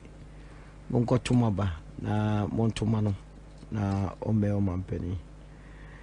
Electoral Commission, and then the Commissioner, on country Ashanti Regional Director of Electoral Commission. any all the district commissioners of the commissioner was Santimantem says Omunya Jimmy because we are not ready for Jimmy. It's as the agents I did letters are more. You also move person status commissions, but we say by 5 for now reason in a preview because police station be agent below. Yan Masi and Nubi Baby Diagro letter ne bar. I was so accepted. Nani Panijina polling station, no hair basumaya. Sad years a bow. My patrol, my main class, I do. I amount for some remunia abotre with information. Yamin, we a year in a press conference, no. NDC in so headquarters. Every political party has security team. And the security team, there on one almost ecofa, no. I don't know. Sir, also more no abontin say into a corner officer so in the security for Nebeko.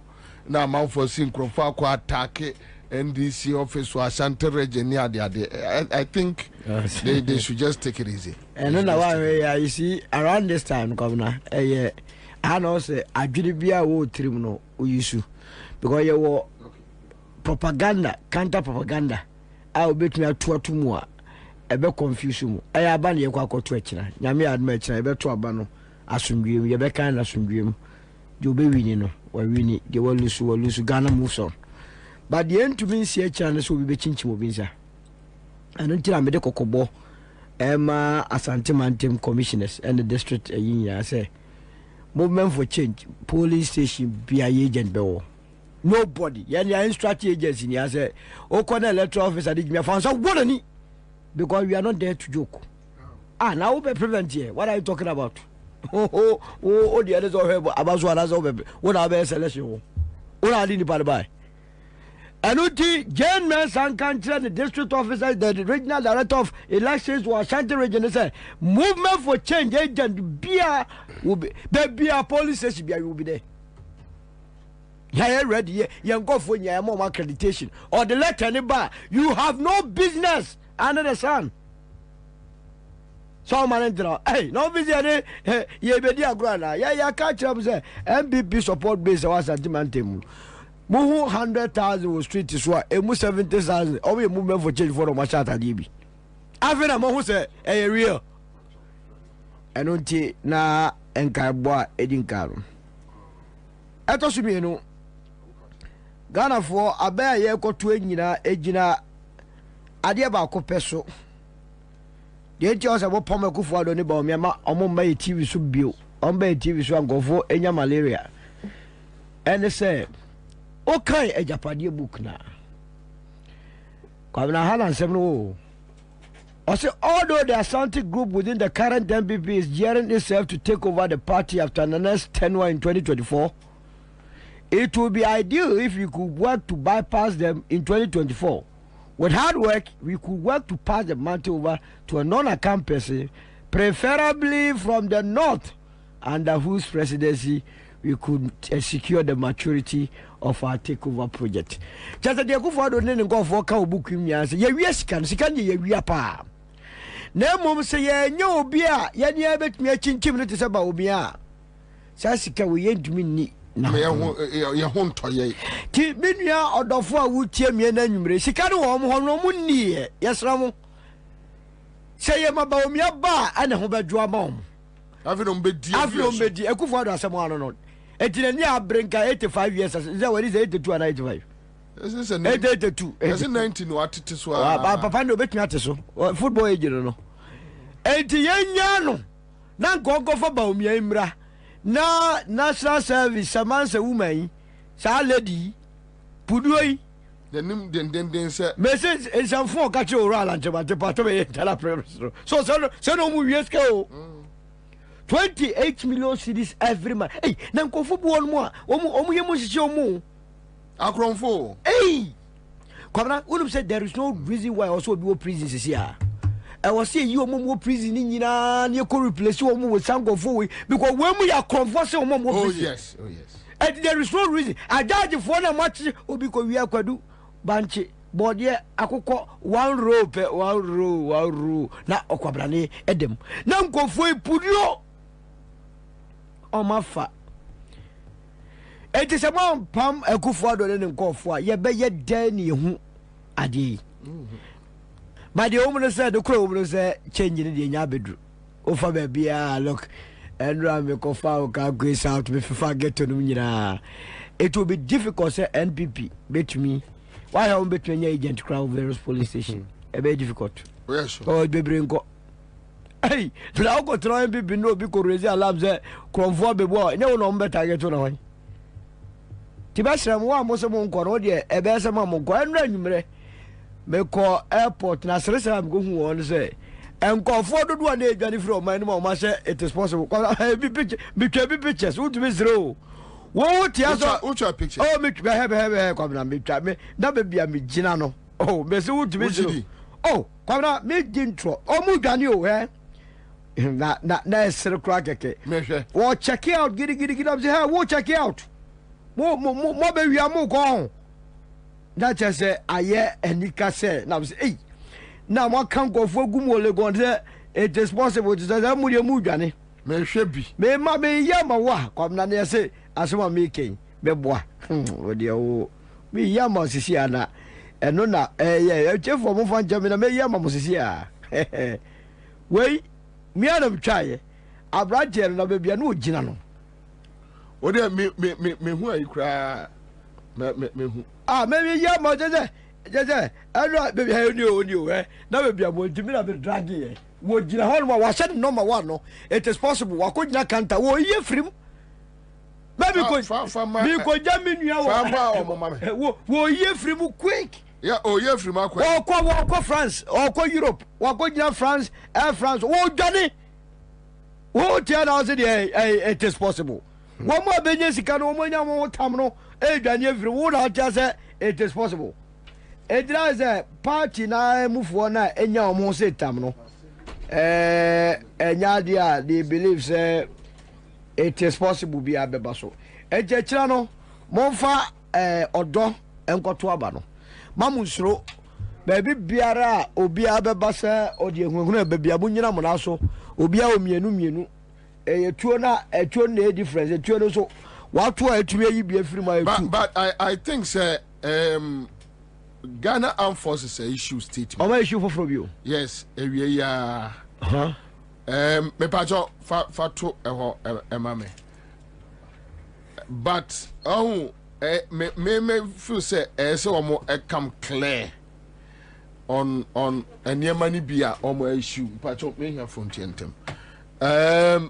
Utie almost statement omo dia ba.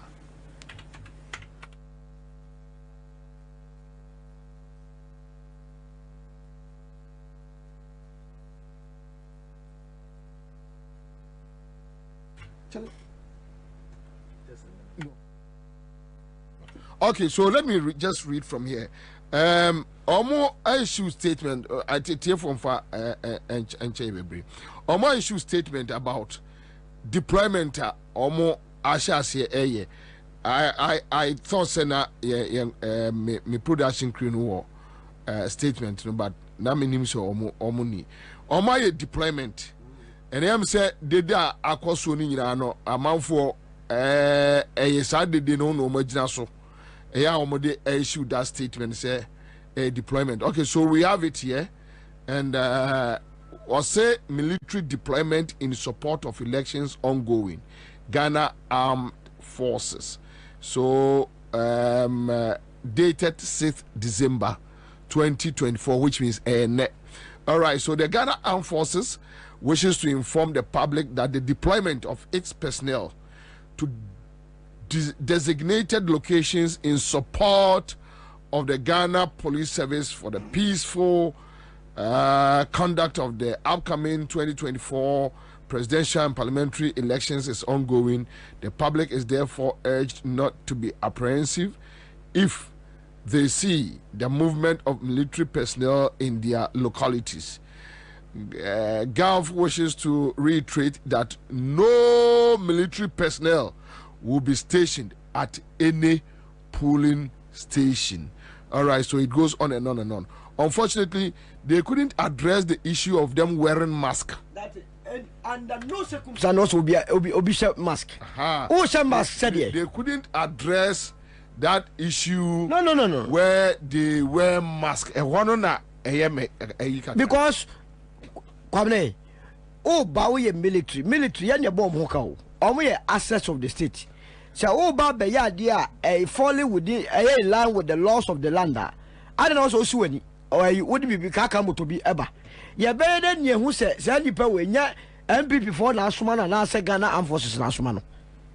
And at the evidence of my case is a more police station. Yes. And I know dear, Obi Kosata, you know the trouble da, Massa, Mumwano. Mubatriam warm, Omunobia, Mobam warm, Sa party boys where ya don't my fan feature, ya pimpam daddy, Brisson Famrano. Or we attempt one police station. Because police station, and ye know when they disagree. Where ye electioner, ya kwako to about to a gentle, ya kone muda of fire. The obedient tono, obetiasie, the wedding couldn't know ya bono, I'm a baby mino. Sanity, now so obey say, Minuka say, what your beer gum autumn printe, now the above shame abra, ye nim say, Asantimantem, would the gare bottom about me own more than 35%. Now, person who move to call 70%, that one will be resisted by the people. Eh? Uko Kumasi is here, eh? Kwabena, a before down. A chombe chini penny for a answer. I have no idea. Me say a chinaho. Asante region. Ombe chirango for answer. Say, Omo was on my Pakiska. A dom's on Mongotomrano Momeji. And I say, I am Tokwa. Obviously, be young Kotomam, because more family than Yakoto. I almost Mongotomra, and I have to say, baby, and Tokwa no. Really? Me no cases, that's what is going on. Various platforms, I say, and call for one show, and you know, a non negotiation. Anna and Kofwan say, no, why this cash was a yamuni. Say, Yakotokra, no more this kind of Maya. Why have more promise 500, more 100, Satan near 12. And you palm no channel, Fabra. I don't almost say that be, yet the mamma was sending when this be a brie, while hey, and among got to my Anna, a woman got to a okay, some of you say, Moon yen is ever to a more. More for music at Minukas is Calabongo for us. But Mestre Minuano more, a war say, Cassane Kuyi, Nasa Motia, says a Mobegia. More than one discount, Scanadia, Mamma Mufango, Monye. So much which says a Monia Samacotua, Monyena Mokwa, Muntuntium. Esa ancestor womo and friswa, yet to win chum. A better than your chum, Quabna. Send ye new person be at Tenasa, Abrabo Wemwa, ya Peswa Braboemu for the last 8 years. A Kufwa do Gary Aguisu from a William. Now what toughem, no Jarifem, no toughem free William. Bed the crown Makata, Chini Power will be assassin. Papa, toughem. Oh. No, what Gary we so let's say our brony. Nenya miadum na e chira gwaye koto ba ma na firi mu a na ye dey fine. Eriti etefo e chira mon koto na listo we ka so wo obi so afama obi na onfamfa ka enkofo de ya business kwabla enkofo bebre de ye business be srem ya ni amode mo de breba be so aso ye fesika ma mon kofa ka no ye transport one juma abrante bia meditwa se oto aba wala pass ya na ene wa change your voice say me mauska o ko bremesi ko ala koyo na nya la pass ya na me amenim so oto aba say wona fro oda ko for the business o we ya o mi oni pa be 30 e ko fuka anya bia 100 nya 3000 e jesra munyi eno so efrim na mamu bia na adam hwe wasetenam na ko to aba we MPP there, there is no way else to about Emma Baumia because Baumia and Cassa and you who disobey me I the LED or by a amwine. Now, about you and some now, what be canon. Yeah, you see, where Chester Micra Mayor Bermano, Medin, ya Chester and Memani Kruma. You know, a sentiment may do maybe and a Memani Mohana, sorry. Yes, and to about. I dear your Beca, it is at your mookie, and Mamma trap Baumia was shiny and him say that yes, Papa no, or do me take a single decision that. But they are corrupt, so they will not. Even the decision to undertake the duty of the economy in Ukraine, he has abandoned. What you also buy? Also, it's okay. It's about you on the shot.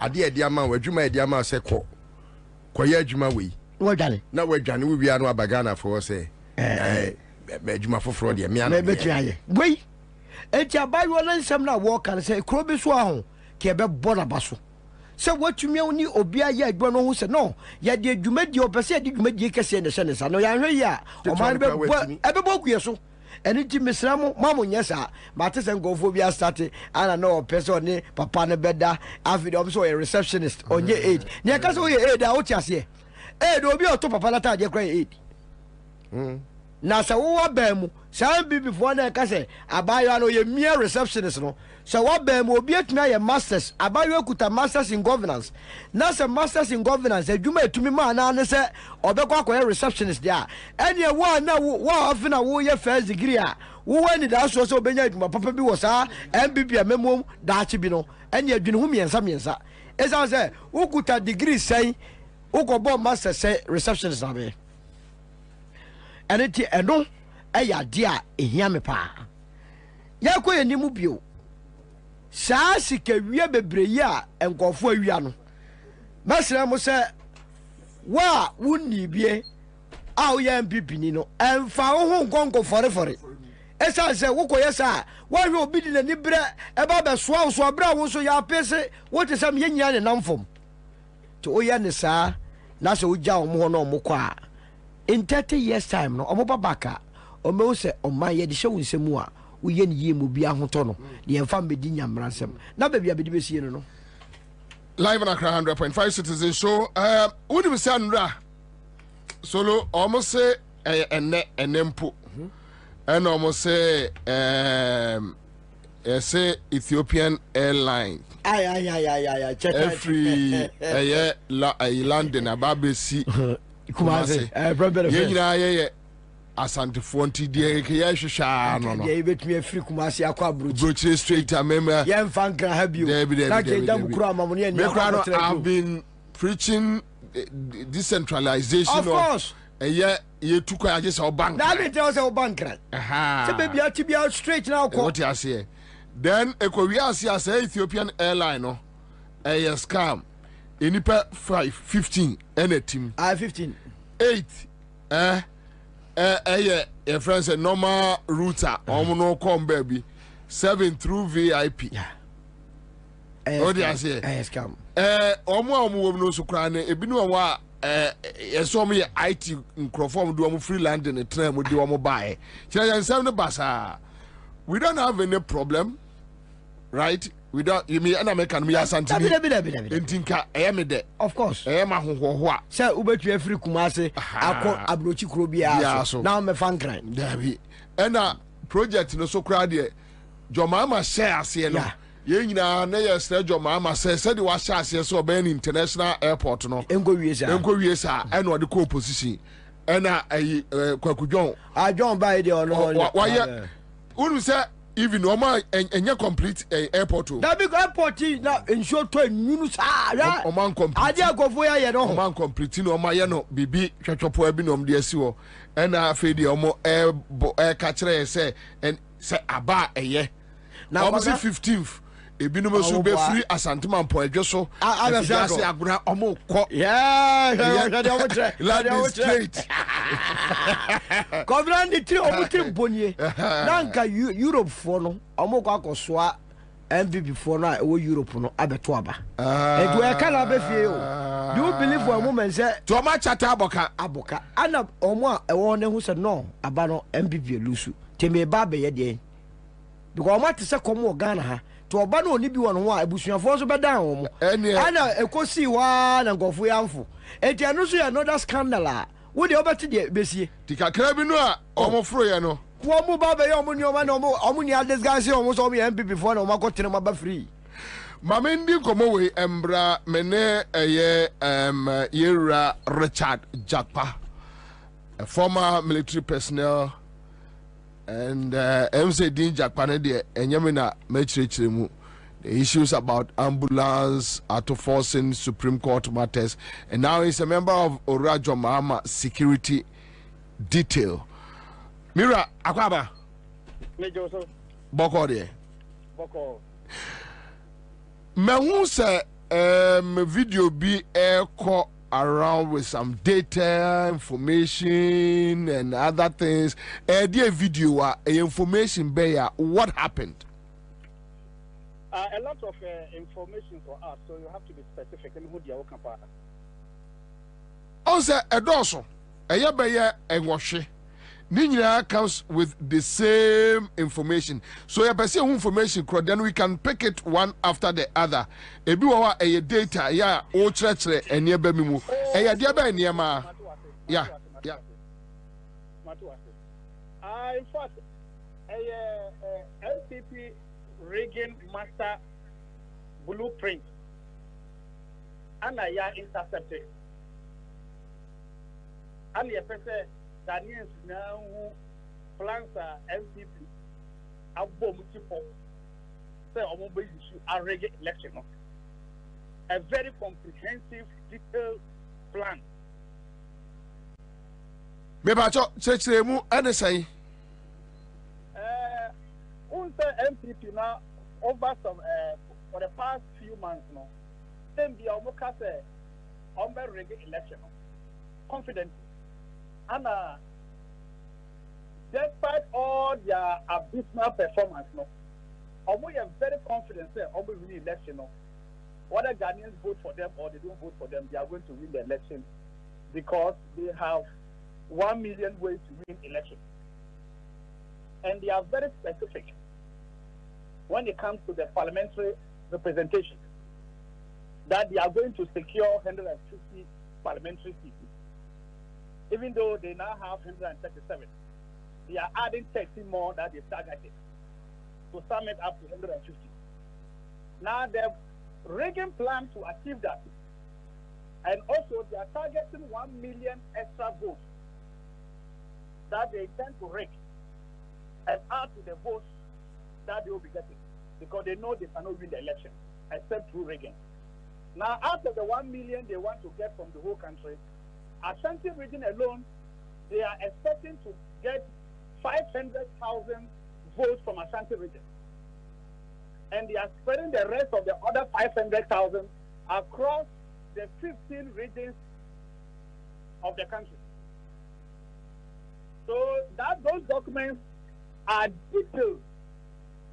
So you have there two. You have the checklist, and then also you have the details that goes down to electoral areas. And electoral areas that have been compromised and electoral areas that they were not able to compromise our executives and our polling agents and the EC officials there. So this is what is going to happen in the polling stations, electoral areas tomorrow.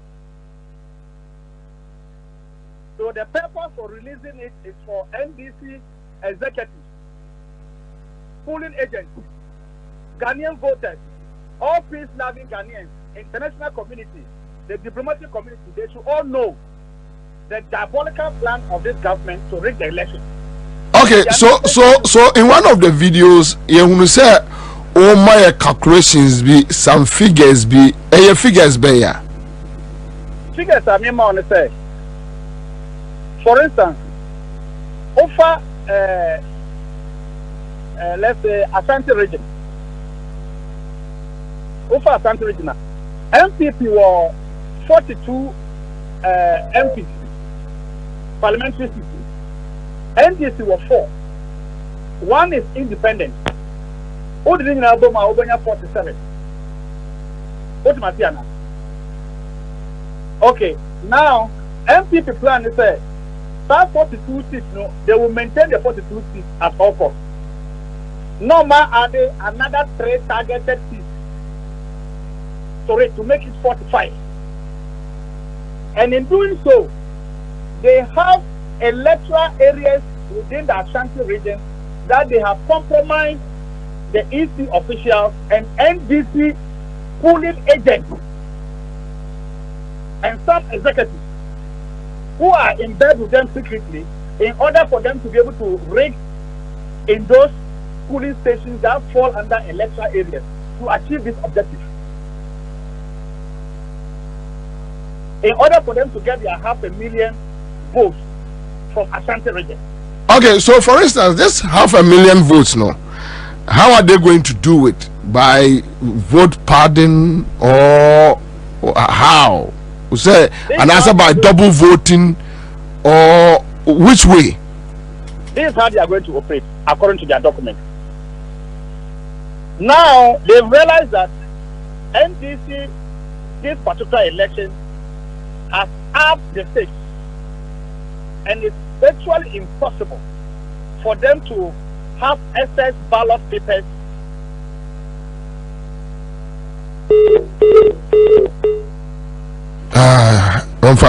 Okay, so you are one of the your videos ni bi wa ha say, and best social media handlers so on fan to us is yawa or the tour you better try say binya japa momo hwe enema mora japa edibi atu ewiem no ye nkonko hwe ebi which one on Facebook. Okay, so ye nko hwe enema omo ade atu dwane bi na it's very interesting though, very interesting. Mora japa edibi atu ebi. One may be wondering why at this particular time Facebook. Okay, so that I am bringing this and one may also be wondering why interesting consistently and confidently. One may be wondering why at this particular time Facebook. Okay, so that 1 million I am bringing this specifically they have insisted that they will win this election with 150 parliamentary seats despite their unprecedented abuse. 1 million I am bringing this for the past 8 years. In fact, in the past 8 years that they have anyway more fanche don't care per se enema japa erezi no enke per se echem bi but feed no entime moye and japa so article but it is so the machinations are on and am say Japan mo we no nya say you did good Facebook and the number for I think it should be who are the it's all good. You see, Kwara, a single hospital. It's an old plan. Ono wa ya ache. Oh, as we need me, as we need wasem. Because you see, Kwara, the fact is that yes, abesi asem so. Edra am go di wo baby. In 8 years. Na nipa no ese is possible. TikTok gentleman be. Me didi wi no aba ba chia me. In 8 years. Eya chia list well solo. A single Alan Crawford to accommodate our SHS students. Yet, this group of people. No, my dear Mapa. Edra, our both.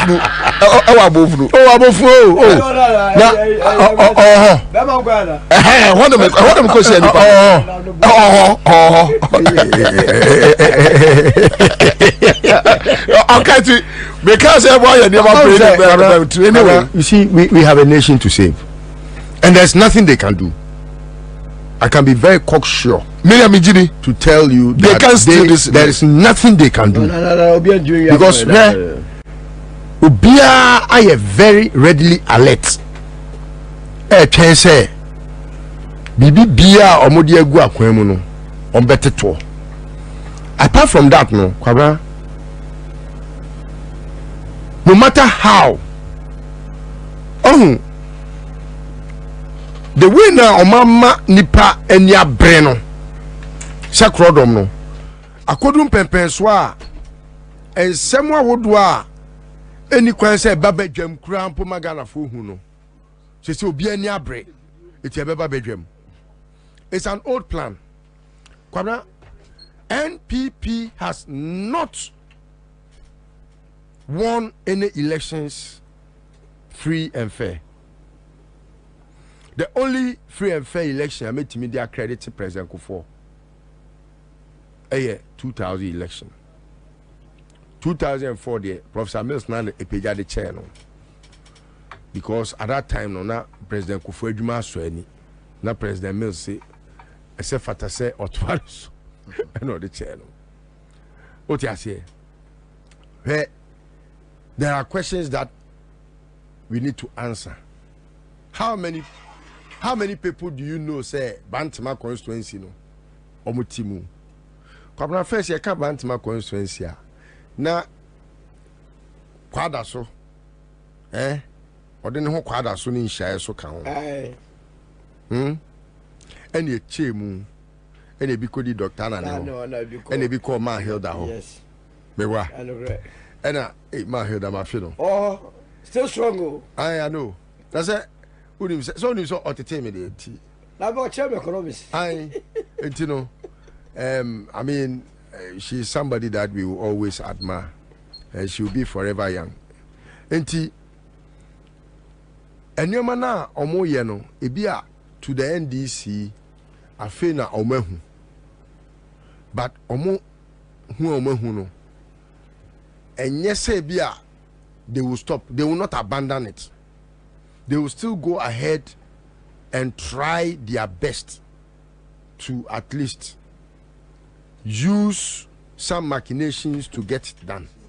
It mesremo the way now yehu omunioma ne ye ensemo a ekoso e wo mu e camp no is one way knowing and it's one way making sure say NC Bible can say me na e kan keke wani ani say and ye shall know the truth and the truth shall set you free. Yes, knowing the truth is one thing, but how does the truth set you free? It is when wodi no kreno aye adwuma. Yeah. What you say? Bible say prayer without works. Well, faith without works. Faith without works. Yeah.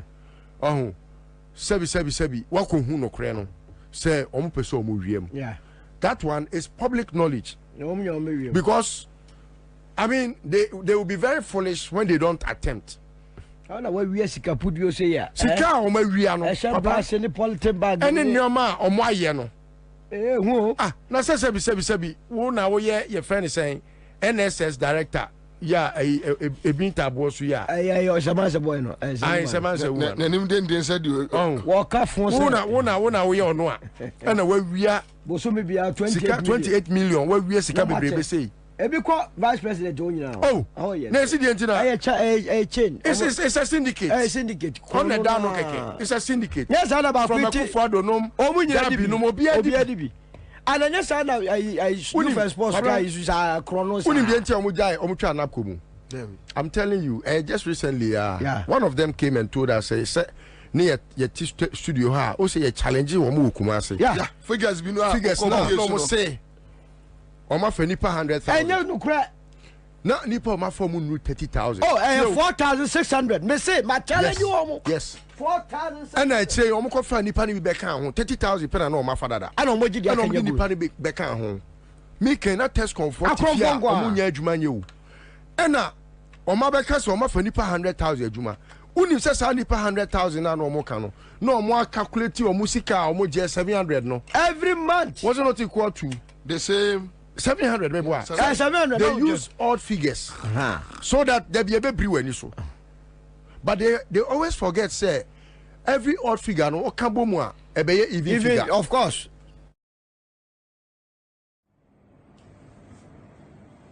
Good evening, fellow Ghanaians. I come to you this evening with an important expose of the MPP's rigging plan against this election of 2024 general election. One may be wondering why at this particular time that I am bringing this up. And one may also be wondering, why has the MPP been consistently and confidently saying that they will win this election and that they have 1 million ways of winning the election? And specifically, they have insisted that they will win this election with 150 parliamentary seats. Despite their unprecedented, abysmal governance of this country for the past 8 years. In fact, in the past 8 years that they have managed affairs of this country, they took our cedi from 4 Ghana cedis in 2017 to over 17 Ghana cedis to $1 as I speak now. In the past 8 years, they have not been able to start and completed a single hospital. They have not been able to add a liter of water to our water stock. Potable water, they've not been able to add a liter in 8 years. In 8 years, they've not been able to add a megawatt of electricity to our national grid.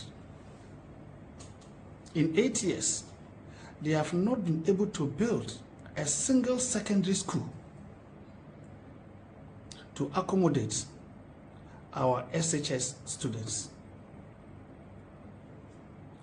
Yet, this group of people are confident of winning this election, all because they have a master plan to rig the election with the connivance of some of the EC officials, and some NDC pooling agents in some selected electoral areas and their polling stations. We have managed to intercept their master plan documents that they are using. They've been preparing this for over a year now, and that's what they are going to be using this Saturday to rig the election. In fact, analyzing the documents, you realize that they've taken time, they've invested resources, they've gone around the whole country to come up with this document. And that is why they are very confident of winning the election. Whether Ghanaians vote for NDC or they don't vote for the MPP, their rigging plan for them will retain them power. And I am here to expose them at this last minute. In less than 48 hours, we'll be going to the polls. And Ghanaians need to know what plan they have in place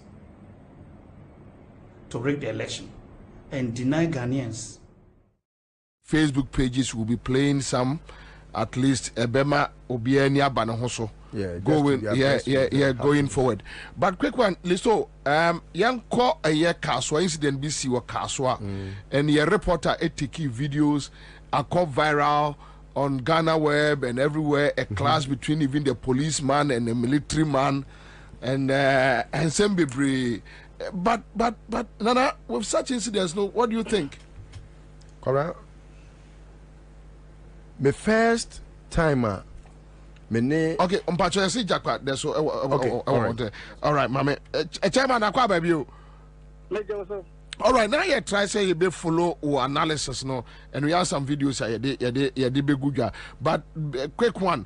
Nami Busa. The master plan, is it true vote pardon or young change ballot box? And answer at the collation center. And I say at the EC strong room, which is which?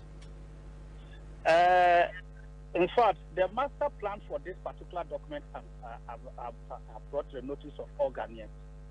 It's about pink sheet swapping at the polling station before it gets to the collation center. The plan is very simple. When I read the document, they have gone around the whole country, identified gullible NDC executives, TCs and constituency executives and branch executives down in some areas, in some electoral areas. Which I know, sir, to me and penetrate or they couldn't penetrate a lot of them. So if you look at the document, you see constituencies targeted. These are constituencies, electoral areas targeted. These are electoral areas within a constituency that they try to penetrate, to convince them, to bribe them, to induce them, and they fail. Because those executives and members of NDC in those areas are resolute. And then you go to the next column, you see electoral areas address. That column means that they have managed to convince and bribe and compromise some of our executives in those electoral areas. And then the EC officials designated for those electoral areas. And in one electoral area, you may find 2, 3, 4, 5, 6 polling stations within an electoral area. Yeah. Good. So when you say an electoral area, you should know that there are this number of polling stations in them. So they compromise the EC officials at the polling station level, and then our polling agents. And how are they going to execute the plan? You see that they are in connivance with the EC. So when EC was printing the pink sheet, they printed the pink sheet double.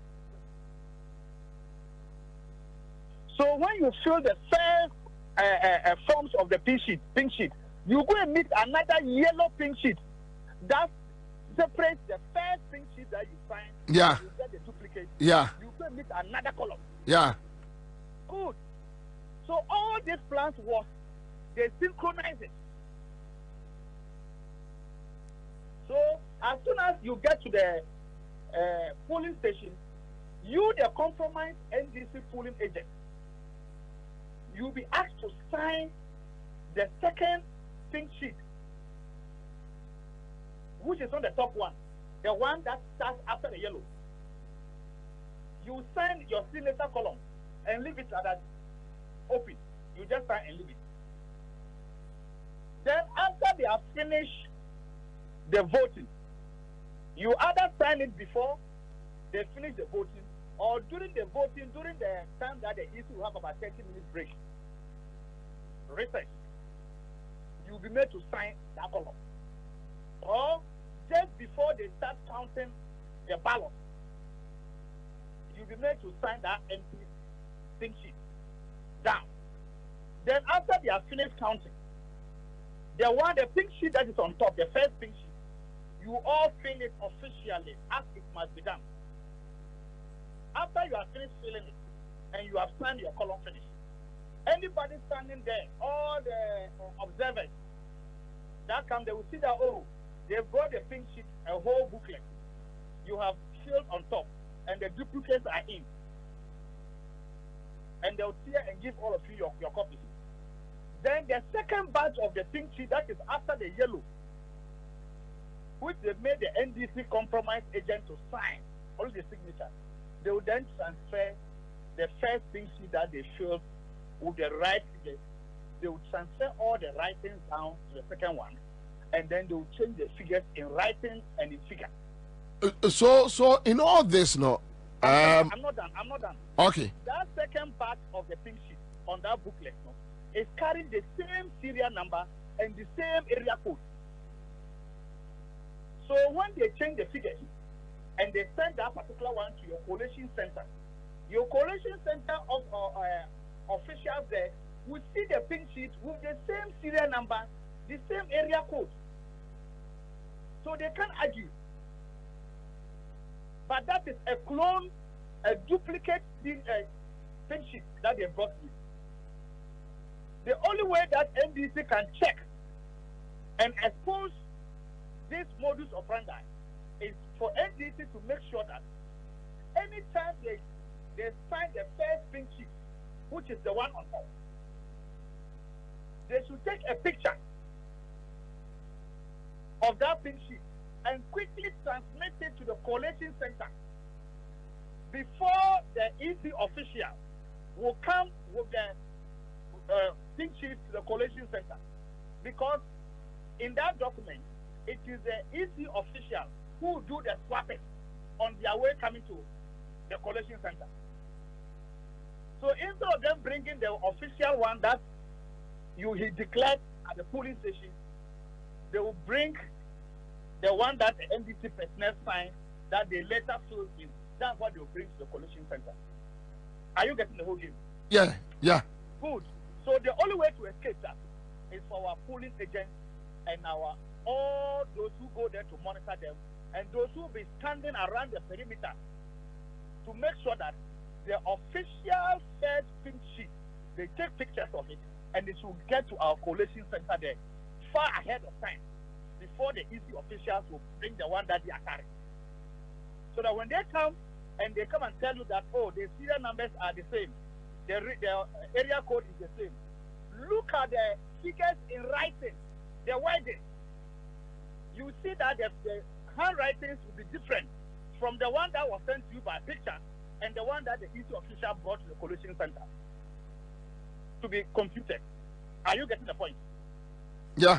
So you see the different handwriting, you see different figures contradicting the one that was sent from the polling station to the collation center via your phone picture. That's the only way you can counter this game.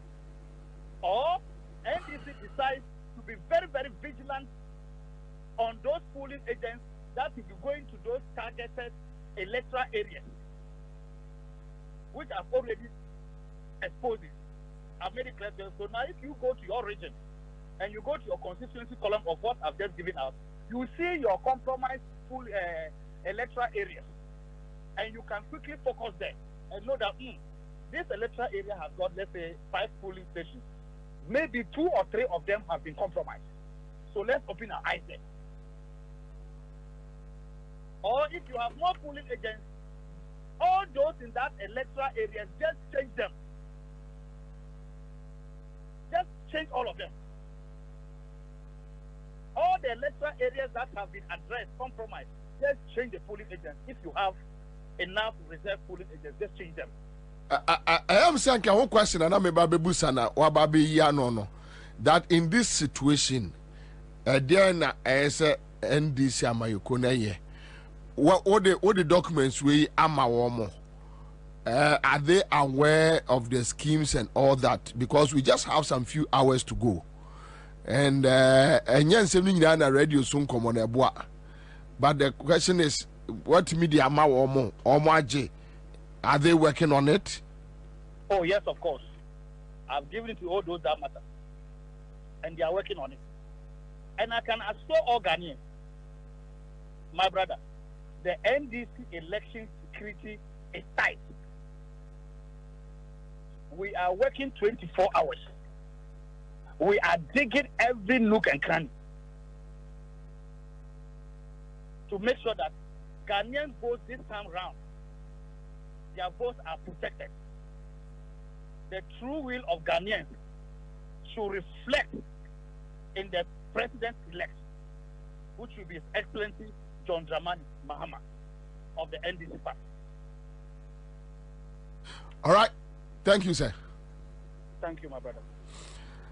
Listen, so I did be more. I'm saying I was say your man.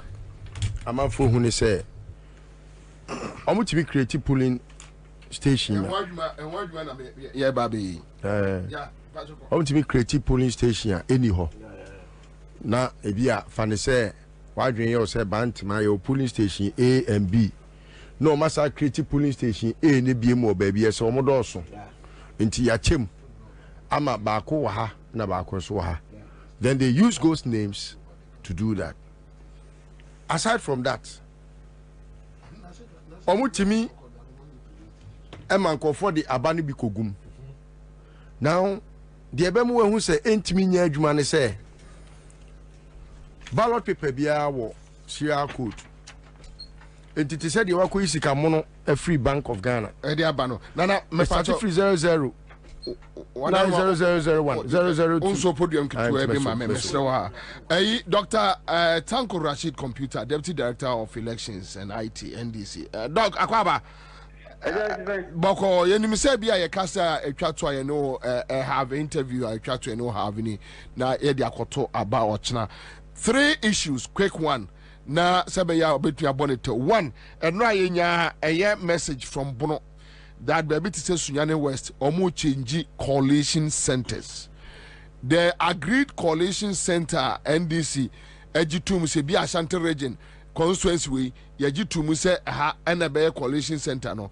Yeso wa na Jane Mensa had information abre bia regional police commander so ya change a year coalition center no e de ekwa ha ye no ye one issue say abedrum kwa no what is it 2 creation of a year friend say polling stations a year ye no omu create no ewo mo blind side whether MPP or whether NDC and ye no so no amount for raise that concern ye no see 2 sane ma mienu way how do you address it?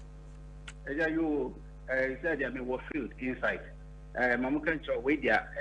It came to our notice about change of location any coalition centers Bono area on electoral commission.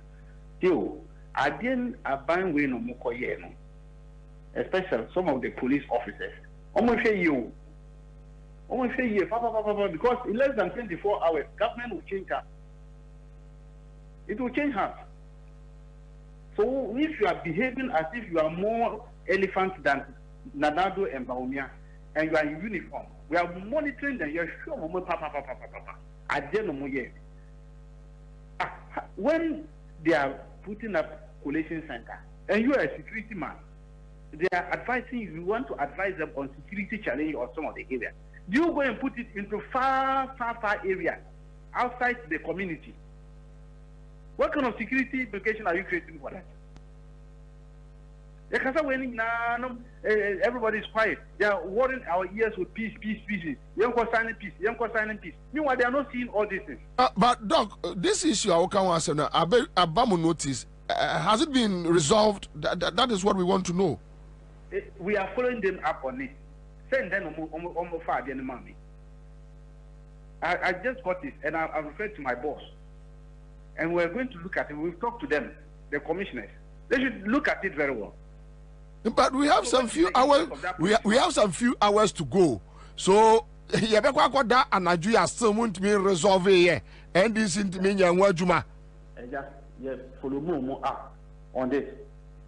Because every bit of information we follow it through to make sure that we get a resolution to it before it goes over. When we say ballot paper distribution assembly, I want to see our lawyers are giving them showdown all over the country. Because they are young. Now we can ballot papers, any material, validation stamp, we can go this ballot boxes. Now country NDC must say, gentlemen fire, yes, still a tariff ballot boxes. Almost like I don't know Ashanti region again. Marietta Brew, who will say Marietta Brew, honorable, one former attorney general. Oh, yeah, he's one of our supervisors in Ashanti region. Oko constituency kan o jina ho no mu ye nima ni nyina na kodue say I'm on fire seals to seal the ballot boxes. Then this idiot electoral officer no will say on my end is a say yam fire yes seals good. Which that one has been resolved, right? I had to call the commissioner in Accra to let them call such recalcitrant district directors to order.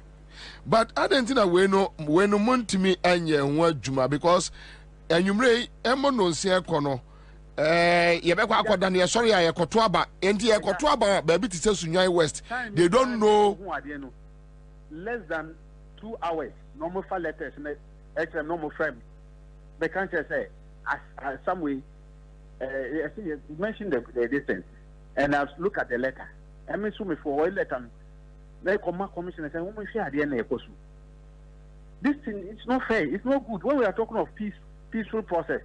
It's not about signing your signature on this thing. It's about acting professionally. How can we all agree on a collation center? All of a sudden, some of a serious police officer will come and insist that the thing must be sent to another place. What is that? All right. Okay. So young father say baby. So young father say baby to say Sunyan West say until say and near my best son baby as so more year on a bear collation center. We know the old one, and we are following through that. Mobile is old one, no. And then they say we have to follow through it because we won't understand what they are talking about. And Anyway, what about creation of polling stations? Yes, it's in it me yes, and they can create a new polling station somewhere.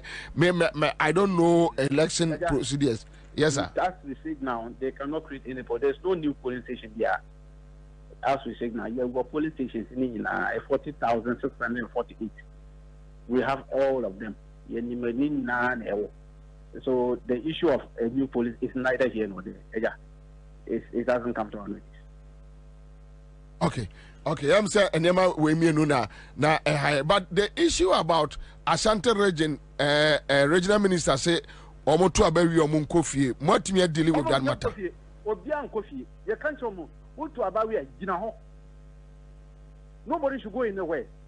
And any recalcitrant or overzealous police officer, now military officer, no baba, will give them showdown. We are working under laws in Ghana. Tell me which part of the law they can say Mutu Aba Minkoshi. You should tell us. Are we under curfew regime or military regime? We are telling me that after voting I should go home and lock myself inside. These people they think as if they've attended some school in Jupiter and we've attended our school in Venus or what. Eda, we are using law. CI 127. Eda, if they can't read, they should get lawyers to read for them. 100 meters away from the polling station, you are not supposed to come near. Yes, you can stand 100 meters away and be watching the place. You are not to go and disturb the place. Nobody is going to disturb the place. We are just watching them. They want people to go home. They will come and snatch ballot boxes. Or maybe sister ballot boxes. Or maybe weird ballot boxes. That's why she is talking like that. We are not going to listen to them today. We will listen tomorrow. We have already told the IGP. They should stop that. Any officer who comes there to tell people, go, leave, we will give the person showdown.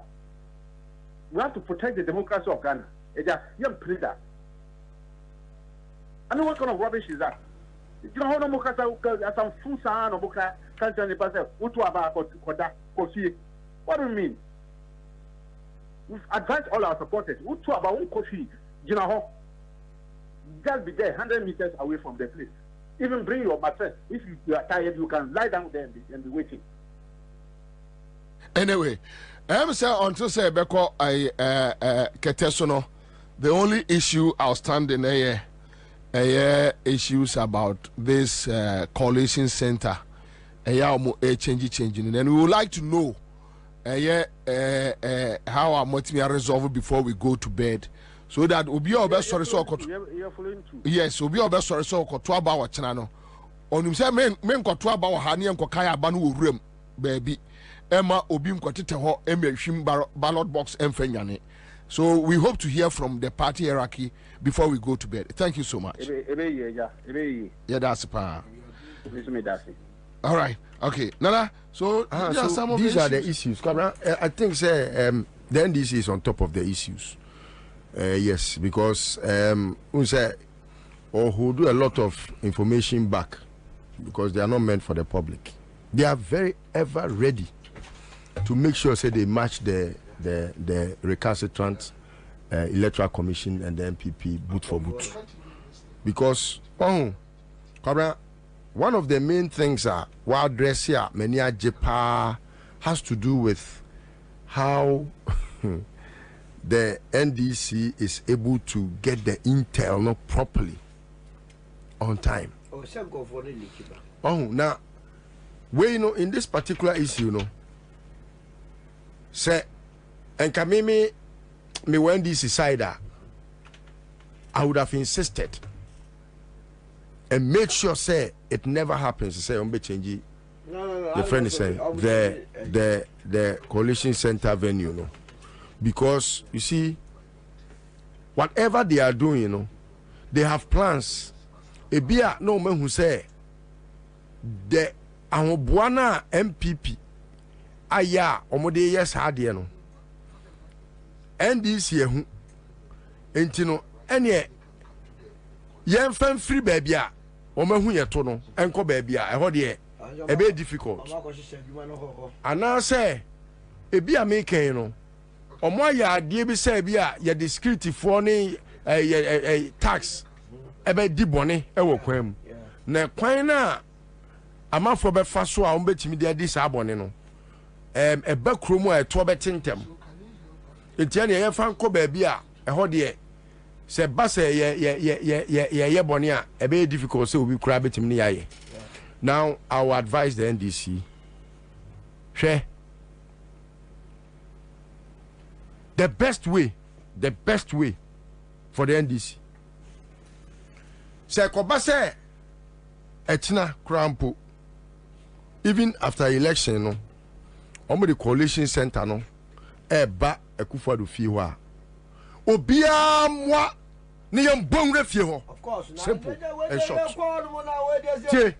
say ba say Akufo-Addo dem jo ne passe ana say your friend is saying Baumia afie ne passe empodom ko coalition na coalition no one of the processes, of course. Abano yedi kan akoto no polling station. Ya kan wo polling station. Ya kan wo polling station wi. Ya keke bo. Polling station ho no. Ya kan wie ye na no. Ade e wo se ye ne se e wo se paper na ya kan wie ye hu ye no. Electoral officer ne de ta down. Eno no emra ene se on fanta down ho. Eti NDC mo kwa mo nka koku. Ana starch na mo fanko oni starch na mo dia ayeda na mo dia ta ho movement yebejo na oh police station agent ogina ho ma NDC ni no di ogina ho ma jo mahama ani di ogina ho ma parliamentary candidate no omumienu no ekwan a ebefa so a omuntimi nto omo no ene se woto aba na agina ho sane be ya wonjuru go ehwe wo agent no ohia se won so no ubeye ni agent. Yeah, the party must be the polling agent's agent, so as to make sure say the polling agent no and yes say I work alone to say Liverpool for we never work alone. To never let your polling agent be there alone. Or say all backup. Sa polling agent na ojina ho no. Ojina ho because of Ghana for nyina ne party NDC. Enti no polling agent no e wo se wo so wo ye wo polling agent no agent. Na wo bonachi dom. Yeah. No wo hu se nya ono nko na ye den owo ho. Enti all through the process no all polling station executives of the NDC must make sure say they are present. Yeah. Yeah. Because seba akufo kwaji sikedi anase nipa nkono anase nipa minim nipa dodo aya na omo mo branches no all branch executives no your presence is needed at every polling station. Because your inability to be an agent for the polling agent, will lead to the troubles. Yeah, obey encounter. Ebi ni saying, ebi kura na making. Johnson deno. Yeah. Opeso oko Johnson. Na ba akwa sorry. Na ba akwa ti ho. Obeba no na oma bribe ba akwa. Na waka tell say unuane ba ene ne nkasa. What you say? Say wo wani tuamu a ye ni nyawo. Yeah. Enti no polling agent na nya say bia ono na ebia wokoye ono na adwuma. Enti se ne be ya yenko bribe obi no. Ana se yenya suspicion kura say ya bribe obi na ebe wi ase no. Ebi kura mpa ne ho akoye ahi ana bibi no. Mo na moye your friend is saying NDC for no. Mu make sure say mo bekwa akobo mo polling agent no echidom. I know you one. Now say listo. You see another trick you want to say. Votes are smaller parties ni nyano. And also no ya omono as independent on any initiative no. Omo etifiri mo de koma. Yes. So was our trick yes. You want people no tie sanyo mano. Yes. And no ye where call Excel sheet ne so na say my job to hapa. Wa job to ha ntia no. Polling agents no nya ya dia no kwa na mo show. Parties in get abalu say what did you can people want enfa no. Enfa ho. Oh no ko ka game no. Enfa ho because ono ni polling agent kura no menya sure so obi. Enti ehonum no is addressed. So it tells you say omo efa planner na wo pe ade abroni friend troubleshooting. Yes, o pe bo ato abo anoma no. No no so pe ba bi atu asi. Fantastic. Now kwabra ye wade bi a collation center ho etimi sie. Now who say abato no is a process. The okoto aba no obekwa akohia obi. Onipa ko na beti aba na ma no. The obeti aba na ma no.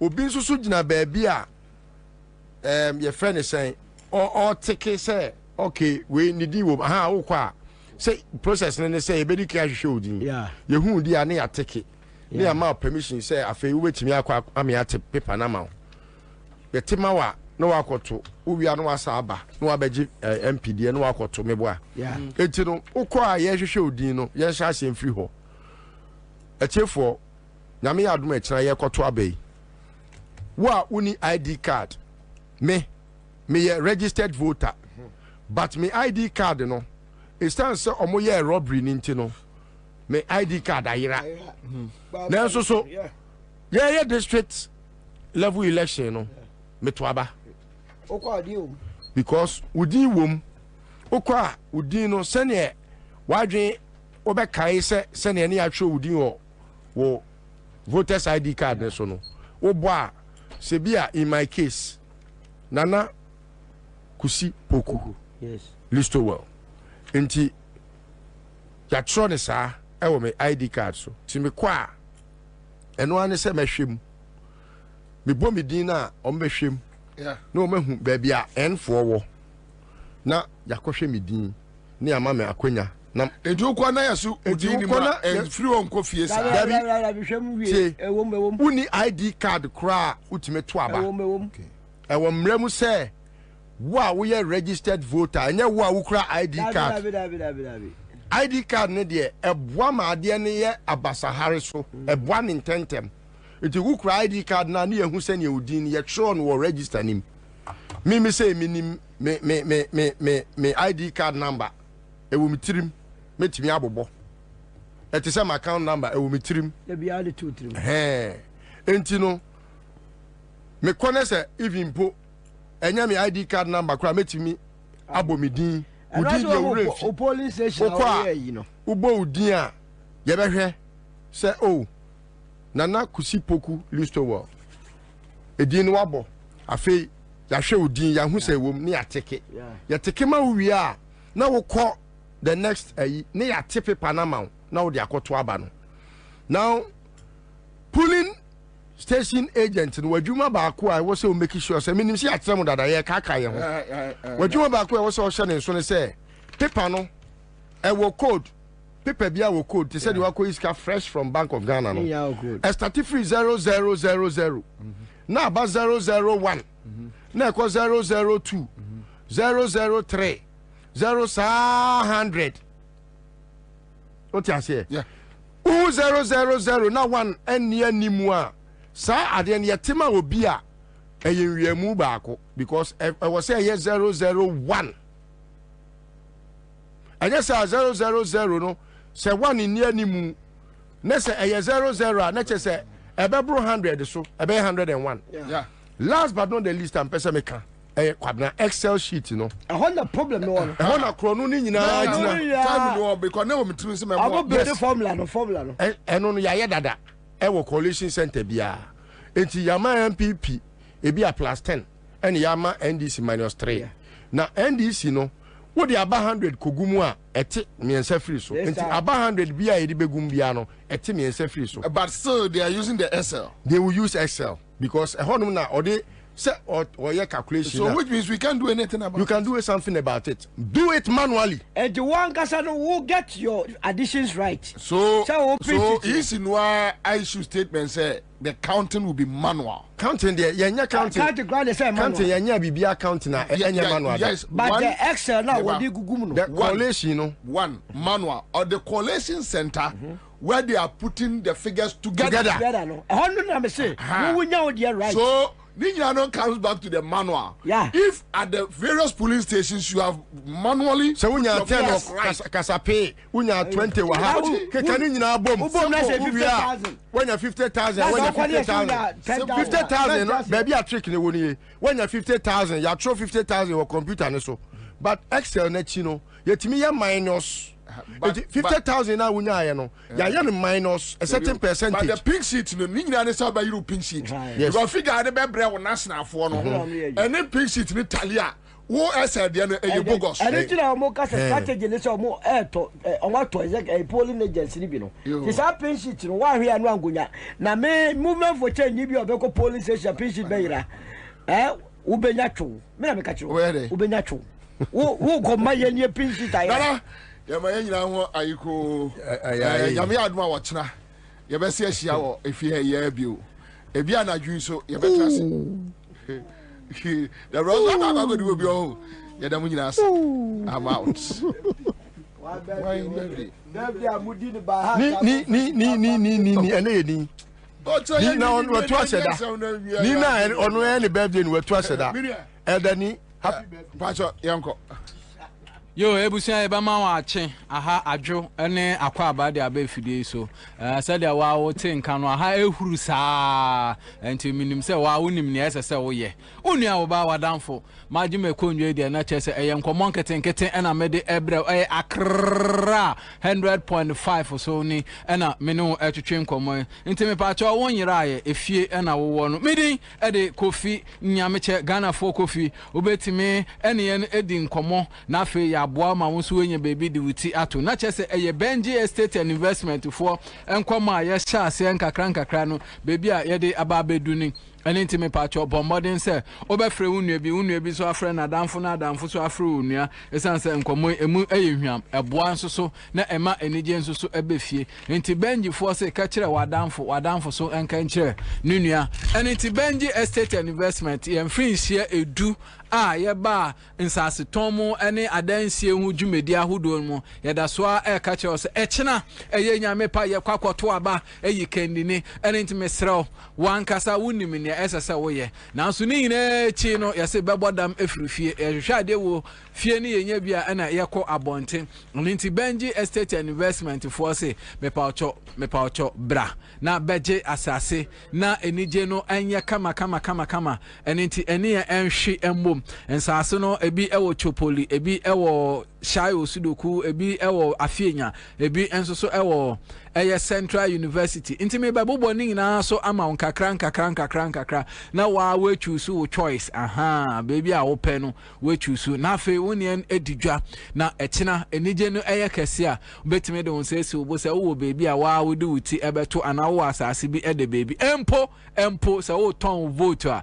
pato ton ne kese pa na echena bi asem bi nti me pacho wait me e de won say si obo say we na wunya efiri mu nti Benji Estate and Investment say yesan aba be di bronya ne ye be di bronya nso so de bonuses ahodo na e be firi nnwuma mu aba no nso so e no nso ye ka cho say endi ni nyina emfa ni nyina anye Christmas nko a na mbombodia say odi bi besie na odi bi beba Benji Estate and Investment for aso ye nso aba abaje asase enenti mesra ya homa no aye didi dwuma no ewo ya aso ye no ensesan enenti me bebobobo so e de amount na wonso wehu bebia ode weni ebe kire ene bebia wonso so behu ne se asase wei ena mepe ana abron no wei ana kro wei ena mepe enti Benji Estate mfirinhye du aye di ena ye ka ho asem e kire o se enidaso enyansan enenti ahoma no a mede ema ono wonso fesie na frɛ na memenende bia hye no so yɛkɔ nsase no so memenende bia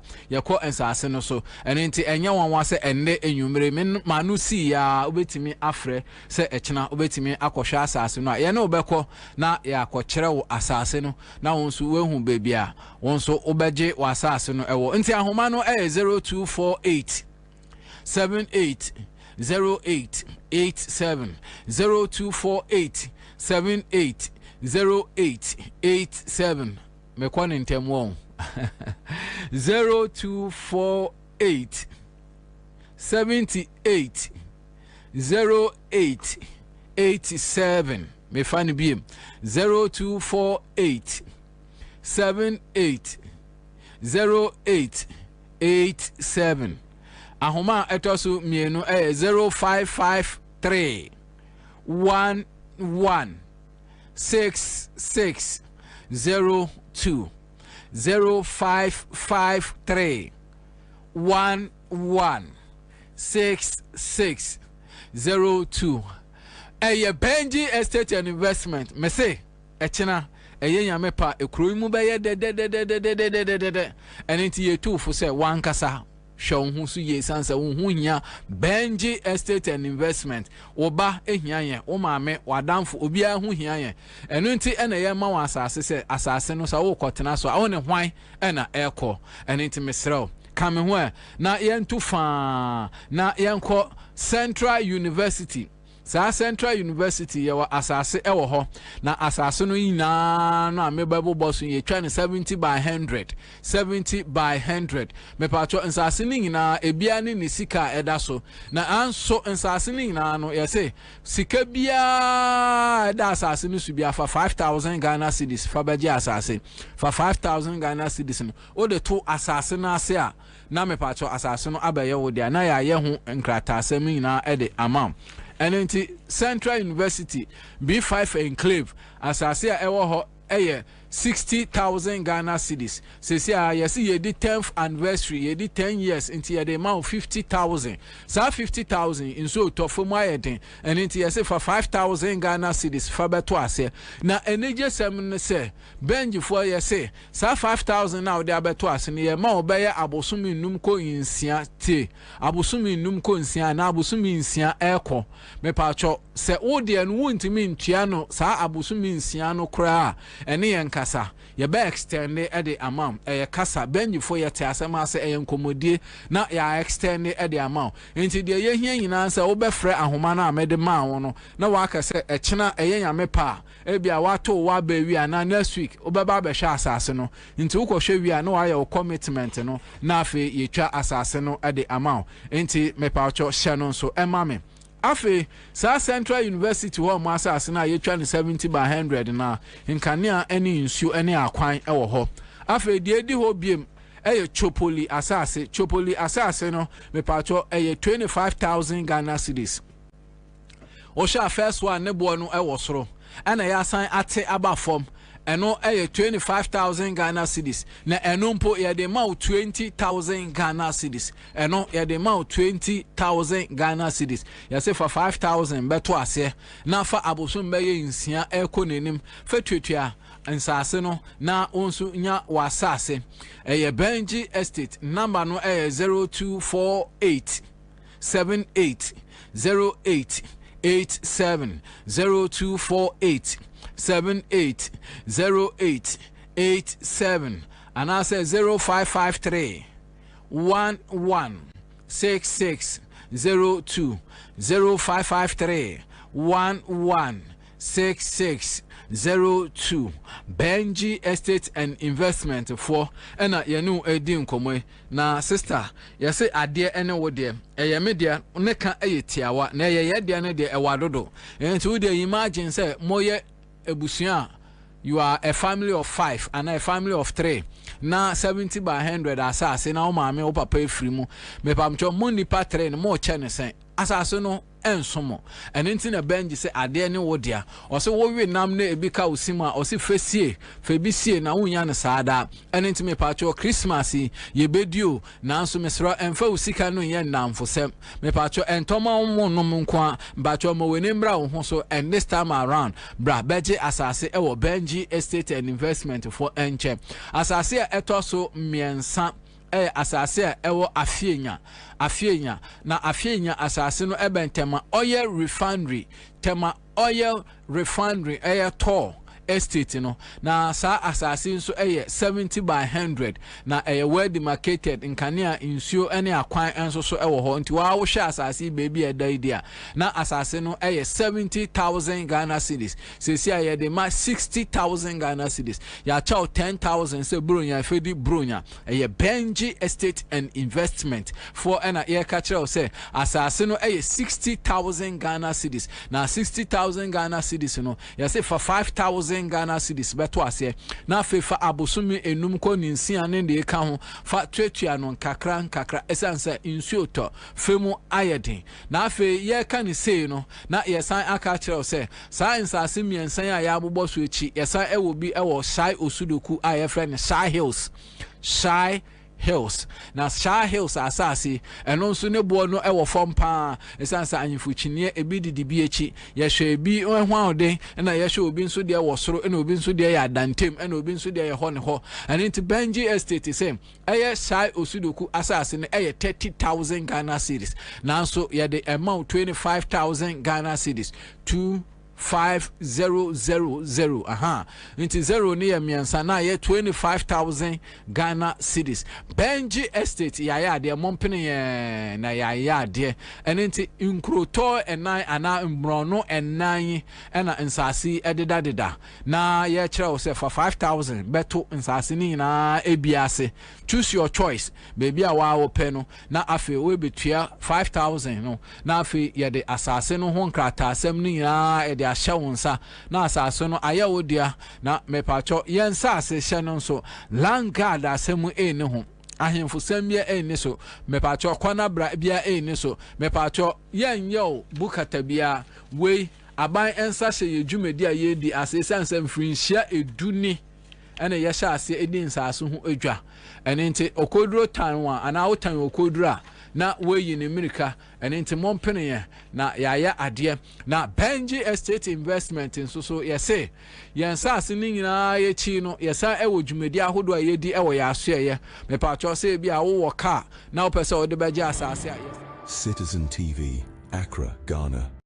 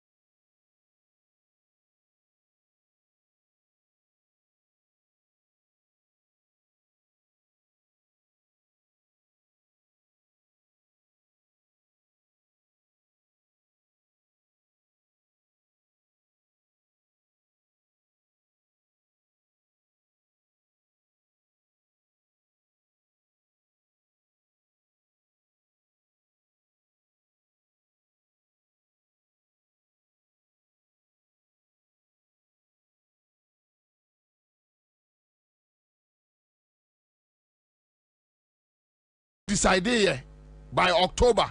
Now Obia clear. And I Canada Japan Kano. They lost the election 2 years ago.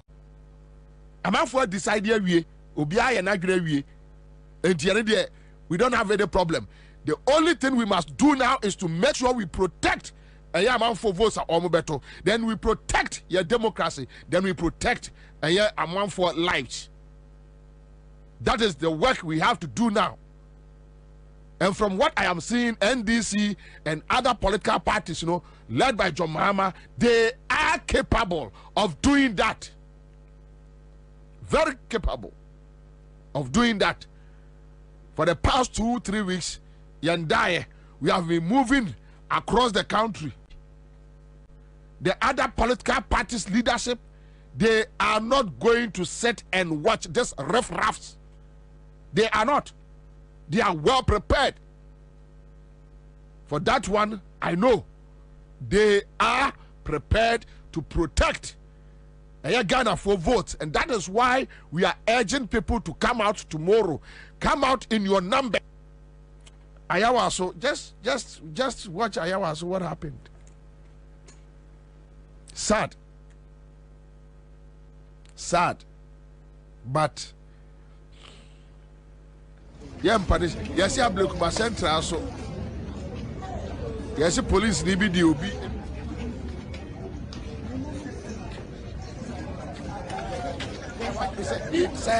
Yeah, security personnel can get themselves involved in such incidents. You can imagine and way. So this is a friend Ayawaso go on.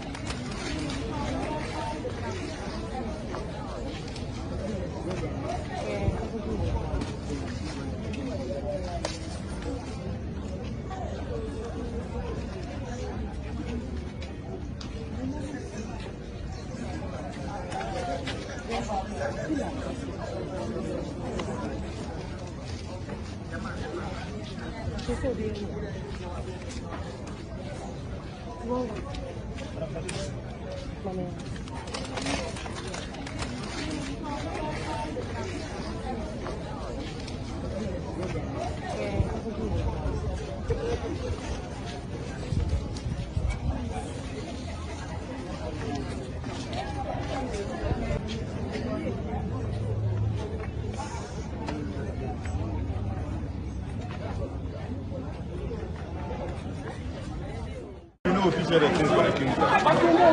Why it is that we know official elections for the kingdom? Why are you showing food to people in the queue? Just a reminder. Why are you doing that? Why we can't share? We can share. If they want me to share, also share the same personnel. When you can say interdict to because they should know better whether they voted for NDC or not. Any question can some way, some crowd, community desociation, prisons and now fire service atari. Kenny Kwasa Sawomo Cassandra Kiamu action. But hey, a Lydia Lassa and I or MPP ni. So that's it. Utmiya di opebia Efan Woody. Ye ma man for tiasie for the past 8 years, the kind of impunity. Yeah, this useless president, Akufo-Addo, a very useless man. For the past 8 years. What we have seen in this country, that one day, when the table turns, Kwakuba Akunko find a newspaper Tantino, but Deminino, Uncle find newspaper Tantino, Emma Trunkan Ghana for say there is impunity in the system, impunity, I take you over. Kwasiasa, foolish man like Kwakuba Akono. They will not, or the benefit, they will not come and tell us there is so much impunity because we have witnessed worse situations. And today they are campaigning for that situation to continue. They are campaigning for that situation to continue. Even in the face of this impunity, they are campaigning that it should continue.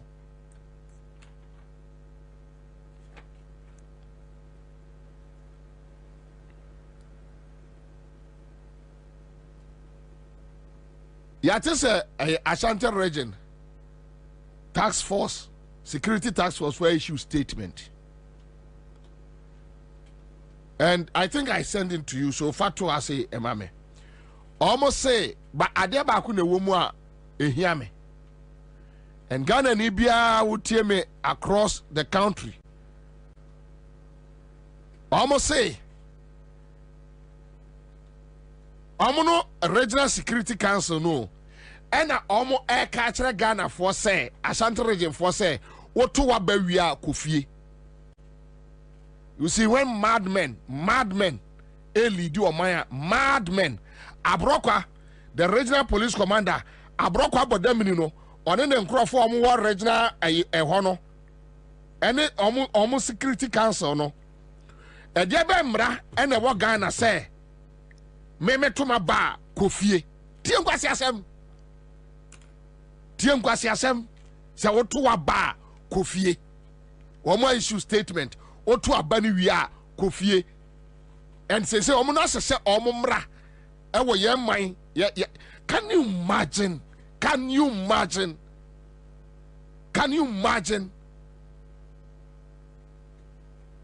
so otu abani ewia free wo polling station wo na ekofie as if say yama curfew na Juba Sudan Somalia kra ya to abawia Amanfo ni krom. Amanfo ni na montre so. Somalia, even Somalia, Ghana ya kontokwa. Ashanti region obi ni obi kontokwa. Akunwesi, war. So this is the statement. Ashanti Regional Security Council directives on 7th December 2024. Waboboso. That the security of the elections will be the responsibility of the state security. Yes, of course, that no vigilante group, metro men, private security or any other forms of security will be allowed entry to the polling centers. That no motorcycles will be allowed in and around the polling stations. That no political party t-shirt, dresses, and other stuffs or any other items embossed with the names of pictures or political parties will be allowed. That only electoral commission staff, accredited political parties, polling station agents, accredited domestic and foreign observers and voters are allowed in the inner perimeters of the polling station. That the general public is not allowed to enter the inner perimeters with mobile phones. Obi police ni the mobile phone eko chai mebwa enya police ni oma ya ne oma ya ne hwe na omo ma directives omo ye ka se nipa jimi na omo edu omaya nimu a oka omo su udidi atem that voters are advised to leave the polling centers as soon as they finish casting their votes. Kwame kwa last end no near hwe nipa kra was sign say jimisem no. Yes. Simo Semensa kwa wensani no regional Ashanti regional minister no a warensa tropeni jimini no. On the best side and Kwasiade we. Say what to wa bewia kofie. Say what to about I know. Minim say Simo Semensa na esan. But you see, the regional police commander Abrokwan team, they are there. They know the law. What we are hearing is that they agreed to add this step. Security Council no, and yet meeting. And they have given directives to the police in the Ashanti region to enforce this your friend say measures. I know. And if anything, we will hold Abrokwa, the regional police commander, we will hold him responsible. We will hold Abrokwa responsible. The police, and yet, Simon and yet, or supervise elections. Our elections are supervised by the police service. They have the mandate. So you don't go and sit somewhere, put together some measures. Now police for that, then they will come to Omuba Pam NDC for known faces. Udi atu ya ko udi free akọ. Ufri akọ na omo de omo tax no. Aba ballot boxes. And Matisse Ashanti region for Baba Bay press conference. They better do. Or more cha na ya ho akekaya. So more cha na ya ho kekaya pa. So more cha na ya ho kekaya. Mo nya press conference ntem. Ghana ni bia ni wa beto aba. E wo mram se kofie. Stay there, sleep there. Ebi fa sumye, mo fa kete, mo fa suo, mo fa duane enko police station wow. Nobody should leave a police station. Especially wachra no pa near Ashanti region. Nobody onipa biara ni wa every police station na every police station wachra.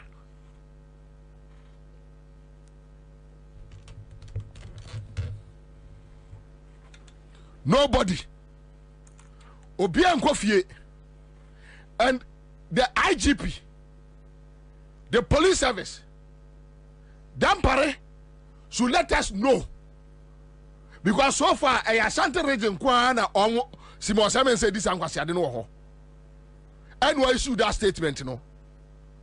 We cannot isolate one region from the 15, no.